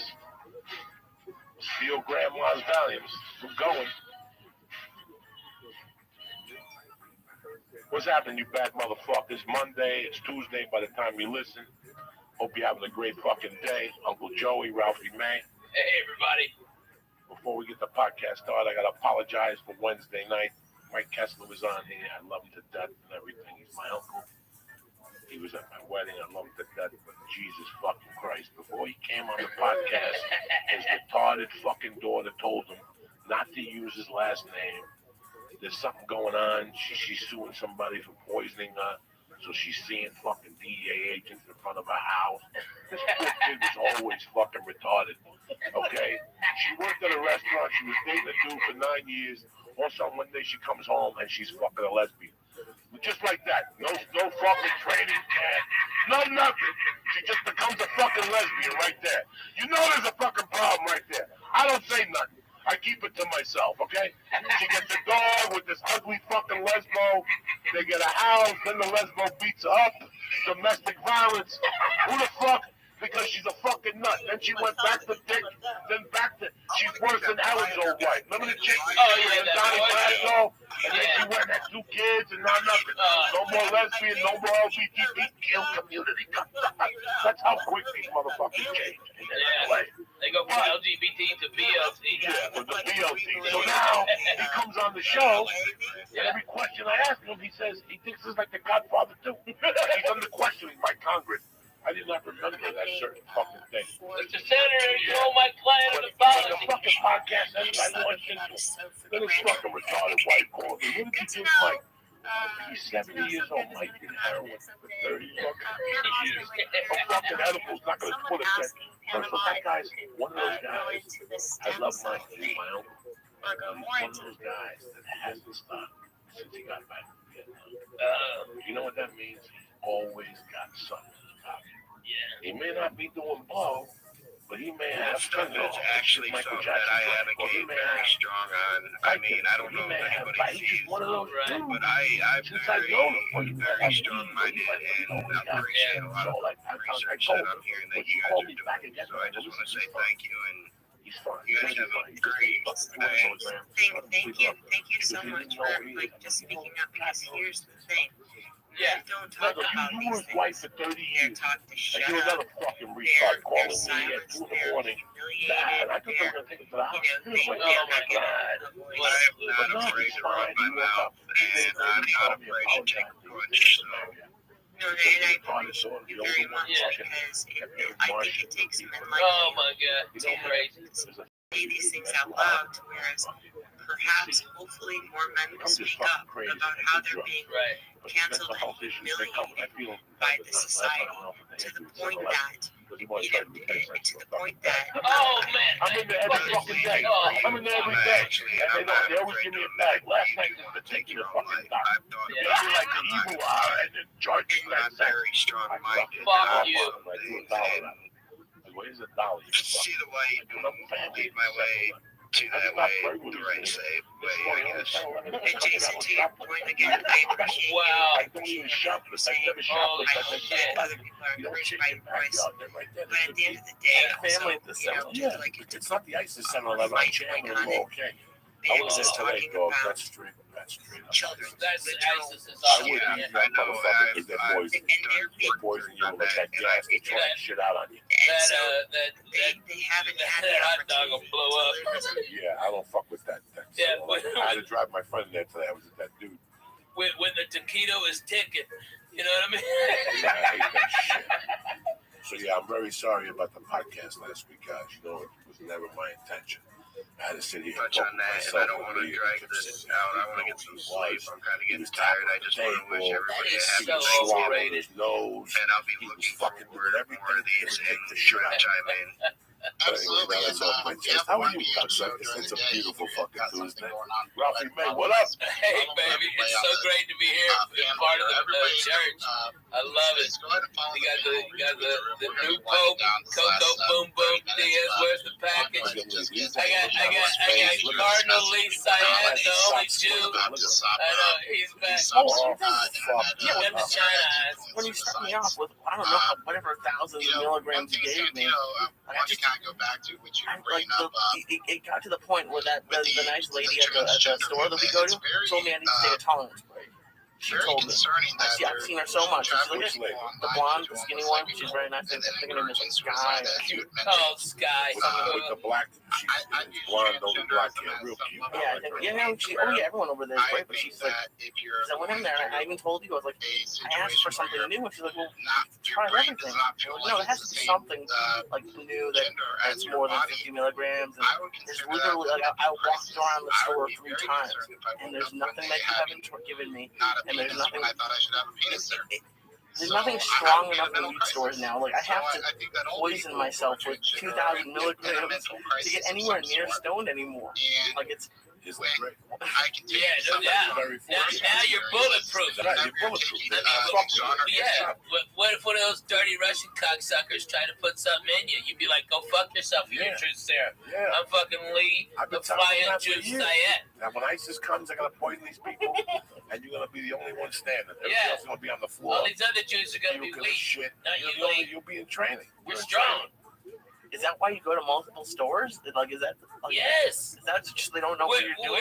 We're doomsday preppers. Well, Ralphie, you like I've only heard stories about you. I think it's like from Ari and then from Joey about like you had like before mason jars were cool. You had like a pint mason, like a gallon mason jar of just weed on the table. On the table. On the table. I still got it. Where was that place at? It That was was close to Pico. yeah. Off Pico. The Yeah. first place you moved to was where Sean Rouse was living with you. Yeah. He had a fucking container in the fucking middle. It was a pound of weed. It was fucking awesome. It was huge. It was one of those He big would go to that ass. place on Mondays and turn out their lights. Turn out the lights. 3 ounces of this, 4 ounces. They would sit there and go, "What the fuck are you doing with this?" I know. And the truth is that most of it I gave it away. I gave it away. The clubs would tell me, like the waiters, when I Yeah. get there, the waiters would go, "He showed up with these fucking cheaper chews." Yeah, and I think it's just the coolest thing to do, you know? I mean, the first time my buddy Ari Shafir, of course, you know Ari, right? You know Ari. Right? Absolutely. Yeah. Okay, Ari, first time he ever saw an ounce of weed, I handed it to him. Here, Ari, you're hilarious. I love you. Here, try this weed. You know? We were the first. I mean, in my generation, He couldn't believe it. in comics, I mean, in 2003 or 2004, I was the first one to start making some money, and that was a stoner, you know? So it was like, fuck, we're all going. We're all partying, okay? We're all partying. Coco, take this. Try this. And you know what? Joey is a guy that will eat a girl's pussy while melting a coke rock on her clit, and then reach into her pocketbook and get hundreds, okay? All right, and mad that he only pulls out ones and fives, okay? All right, he's mad because he gets that 100. Then oh, she came. I'm out of here, right? But when it came to taking weed from me, I had to force it to it. You had to force it to him. You did not. Your pride. You're like, I can buy my own weed. I know you can, but here, take this, and this, and this. Oh my God! Teenagers. Me too, man. 35%. Damn, that was good. Answering the phones, speaking to other men, and they had no clue. That's how crazy the sex industry is. I think every He was when Kushmart opened. The word on the street. A lot of people. Kushmart at one time went 25 grand. Yeah. 25. How much was like a gram at that point? You think? 25. Yeah. 25. The Russians on fucking Sunset by Rouse were charging 30 for The rock and roll routes, right? Rock and roll routes. They were charging 30 for a gram of Obama, 90 for fucking 80. They were straight up gangsters with that weed. Yeah. That place on They tapped into what was that place that we used to go to? Yeah, but it was the West Hollywood Collective. No, we used to go to the pharmacy for a while. When we bought Oh the yeah, shit, the pharmacy with the when F. you bought the tickets for us to go see Clemens pitch, and it was 1,000 degrees in August Yeah. against the Dodgers.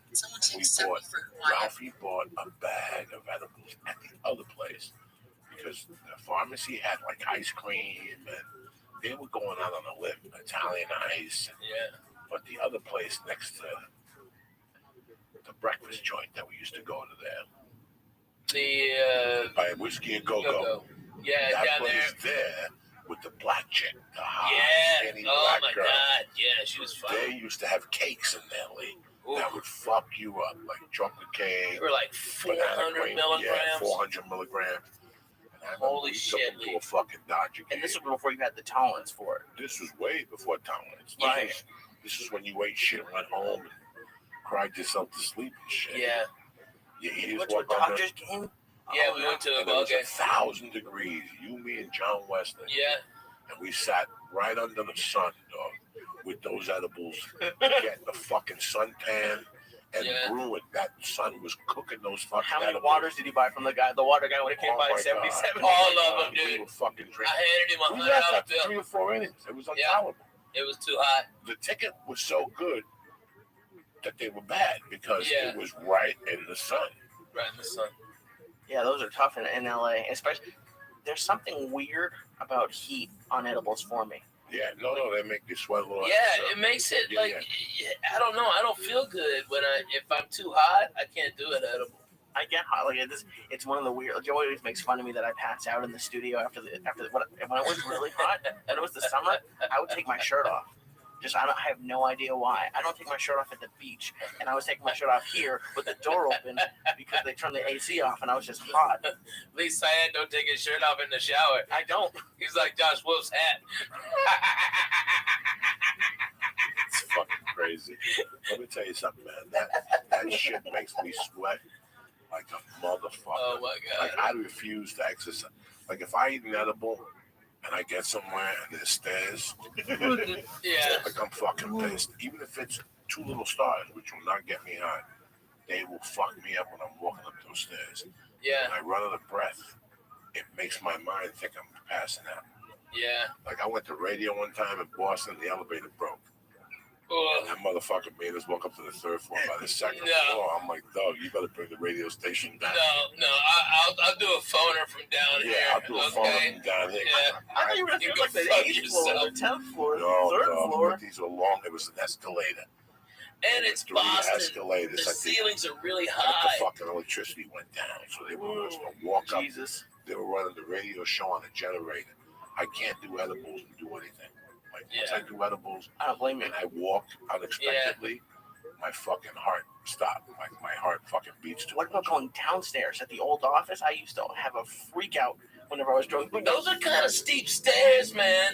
Those freak me out. Oh my god, yeah. And I'm fine. I get a little nervous sometimes if I'm out and it's like rainy or something, but if I'm sober, I'm fine.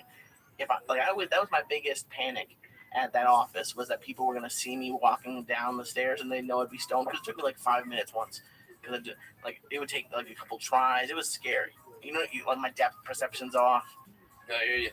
It's a different, but I kind of like now going out when I'm stoned. It's fun because I've always liked watching people and giggling at them, but weed just makes that 1,000 times better. Just watching crazy, I almost want to go back to a city. I've never been in like a city really stoned, like Boston or New York, and get to sit and watch a whole city move by. Boston's aggravating, and you have to be very careful they'll leave, because those Boston white people are a different type of white people than you've ever dealt with. Case in point, I had done a show there for New Year's in 2000. There's ice everywhere, snow everywhere. That's true, yeah. It is probably 18 degrees at the most. And I saw these 2 guys walk up to a hot dog place and start beating the living shit out of each other because one of them put ketchup on their hot dog. Okay, and they beat the shit out of each other with blood and then he goes, I told you not to put ketchup on it, and gets up and they put their shirts back on and walk off together. They're the craziest white people you've ever seen, dude. I grew up in the suburbs of Boston. I've always heard stories about this stuff. I never really get to see it. But I think the winter would be a little bit tough, especially when it's the same how hot freaks me out. I think super cold would freak me out too if I was stoned. When you can't breathe a little bit, when the cold takes your breath away. Man, okay, I was just in Fargo, North Dakota. Last month, it was negative 22 degrees. The wind chill, negative 40. It was so cold. I went outside to smoke a joint. Literally, I thought I was going to pass out. It hit me so hard because it was so cold. The weed did. And then... Well, when you walk into the warmth... Yeah. It's like being in high school. You smoke outside, then you walk into the high school. Yeah. And the weed levels off a little bit because you're in warm weather. It's deep. Man, it was so... Was that the coldest you've ever been in? Yeah, that was the coldest I ever been in, dude. I mean, I can't describe it to people. I mean, it's just, I mean, Coco, in my bus on the inside, the windows were all closed, the bus heater's on. I have a space heater on top of that. I am under 6 inches of blankets, all right? And there's a water on top of my blankets that's about 18 inches away from the window, and it completely froze. And it was inside in a heated place that far away from the window. That is how fucking cold it was. I've never experienced anything. I tell you what, those people up there, they're the fucking toughest motherfuckers ever. People think they're tough guys. All right, you ain't tough till you do that. When I was in my 4th year comedy, I moved back to Boulder. And I started getting work as a feature in different cities, not in clubs, but nighters. These guys would go through stuff. The first weekend after New Year's, I went to Riverton, Wyoming. And it had to be that type of shit. It snowed. So I remember being at the hotel, waking up like 11. There was no breakfast in the hotels in those days. There was no free breakfast. Stop. You woke up and you had to look at that front desk dude and go, where do we go? And I asked the dude, I go, where do I go to eat lunch? He goes, I wouldn't take a chance. You driving? I said, no, I'm walking. He goes, you ain't gonna make it. Yeah, you wouldn't make it. He goes, you ain't gonna make it. And I said, yes, I will. And I went out with that dog and I walked and walked. It was fucking brutal. Brutal, dude. It was fucking brutal. Especially with the wind. The wind is what, at least for me, is what got me. Oh my God. It was cold and under your skin. The last time I was in Minneapolis was January 2-3 years ago. And it was one of those days and I went outside to smoke. It cut you. And as soon as I went outside, I could feel the jeans getting cold, like my skin touching against the jeans. And already they were cold. You could only stay outside and smoke maybe a half a joint. I'd turn it off and hide it right there at the Mall of America in the bricks. Genius. That's exactly what I would do. When I go back an hour later and take it off the brick. I do that everywhere. I find the dumpster, put it on the ledge. You go over a fucking trailer. There was in Jersey, there was a trailer they just built. Behind the hotel in Edgewater, just a little construction trailer. Had a flap, I put the joint on there, and I smoked half it, put it on there, go to my room. What happened when you would smoke cigarettes? I know you don't just smoke cigarettes anymore, but I've always wondered that. When you have to smoke a cigarette and it's that cold, you go outside. Jesus. And trust me, with the cigarette, it could be 10 below fucking zero and you go out there. Yeah. My tour manager, Ben, he was out there in it. It would take him 10 minutes to put on all the extra clothes to go outside and smoke a cigarette. Now, did you grow up in cold weather? Arkansas had 4 seasons. We definitely had 4 seasons. It would get cold. I mean, we had holes in our house, so maybe it felt colder than what it really was. It's funny because I grew up in cold weather. You grew up really in cold weather, but the weather has gotten colder with climate change. Is that what they call it? Like warming and everything. Even this rain we're getting in California, they're getting history making. Yeah. Like yesterday, it rained 4 fucking inches in Long Beach. Is it true that we're not in a drought anymore? Is that true? I have no fucking I know you don't know. But... No. Listen, they were never in a drought. They were growing wheat. They got water to grow wheat. They ain't no fucking drought. You know what I'm saying? Right or wrong? Right? That's why I still took long showers. They got They got water to grow wheat. They got water to fucking long. I take long showers. For a year, I would only take long showers on the road. I get in the hotel room, and it was like fucking paradise. I was like Mad Max when they found fucking gasoline. I just laid in the fucking tub for an hour, let my fungi nails soften. But now I said, fuck that shit. When I'm home now, I go in the shower, bitch. I steam everything. I steam the muff. I don't give a fuck. Coco, you take 2 showers a day. 3, 2. Dude, 3 times. when I lived with you, it was at least 2, maybe 3. Water was free. Fuck it. Let's do this. I love fucking showers. I love going in there and breaking the monotony. Jerry Seinfeld used to have a joke that he put on his Rodney Dangerfield special about the shower. No, nobody's about it in the shower. Think about it in the shower. Think about it. He's too busy. He's in the shower. Give it in the shower. Give it in the shower. You see that hair? You wonder how it got up there. Again, Howard would just creep his way up the wall. That's early Seinfeld, though. He was on fire. Man, that guy, he's so good. And yet so boring to me. I find Jerry's jokes so boring, but he's so good. Like, from, like, purely, like, just joke technique and everything. I mean, he's brilliant. But what he has to talk about does not fucking interest me at all. About your fucking socks. I don't give a shit. I don't give a shit about putting your keys in your shoes at the beach. I don't give a shit about any of that. You know? But he's so good at doing it. Somebody fucking cares. Dude, of course, he's the fucking greatest. I know. What do I know? They just brought his drinking Mexican Coke next to a Jew and a spick. Netflix just brought comedians in cars drinking coffee to Netflix. But he's also doing 2 specials for him. Wow. He's doing 2 specials, so it's like $50 million deal. It's crazy. And I love Seinfeld, the show. I've seen a couple of his stand-up specials. So I love, but what's interesting is I've only seen it before I started this and before like the storytelling comedy. Yeah. So I mean, I'd be interested to look back on it, even because I like it. I think it's funny. But now that the what I don't even know what the word is, but the genre of comedy has changed a little bit. I don't know if it stands up. I paid to see him. I paid to take a girl on a date. Maybe 1992. Wow. Then I took this girl on a date. I did stand up. I was like, oh my God. She knew when I took it down there. He was great. He was fucking great. We did like a Q&A at the end. Oh, wow, really? I was ready to ask him a stupid fucking question. I'm happy I didn't. So it was before the show then? If it was 92? It was around the show. The show was, I don't know. It was the show starting? It had a tough first season. I think the show was starting.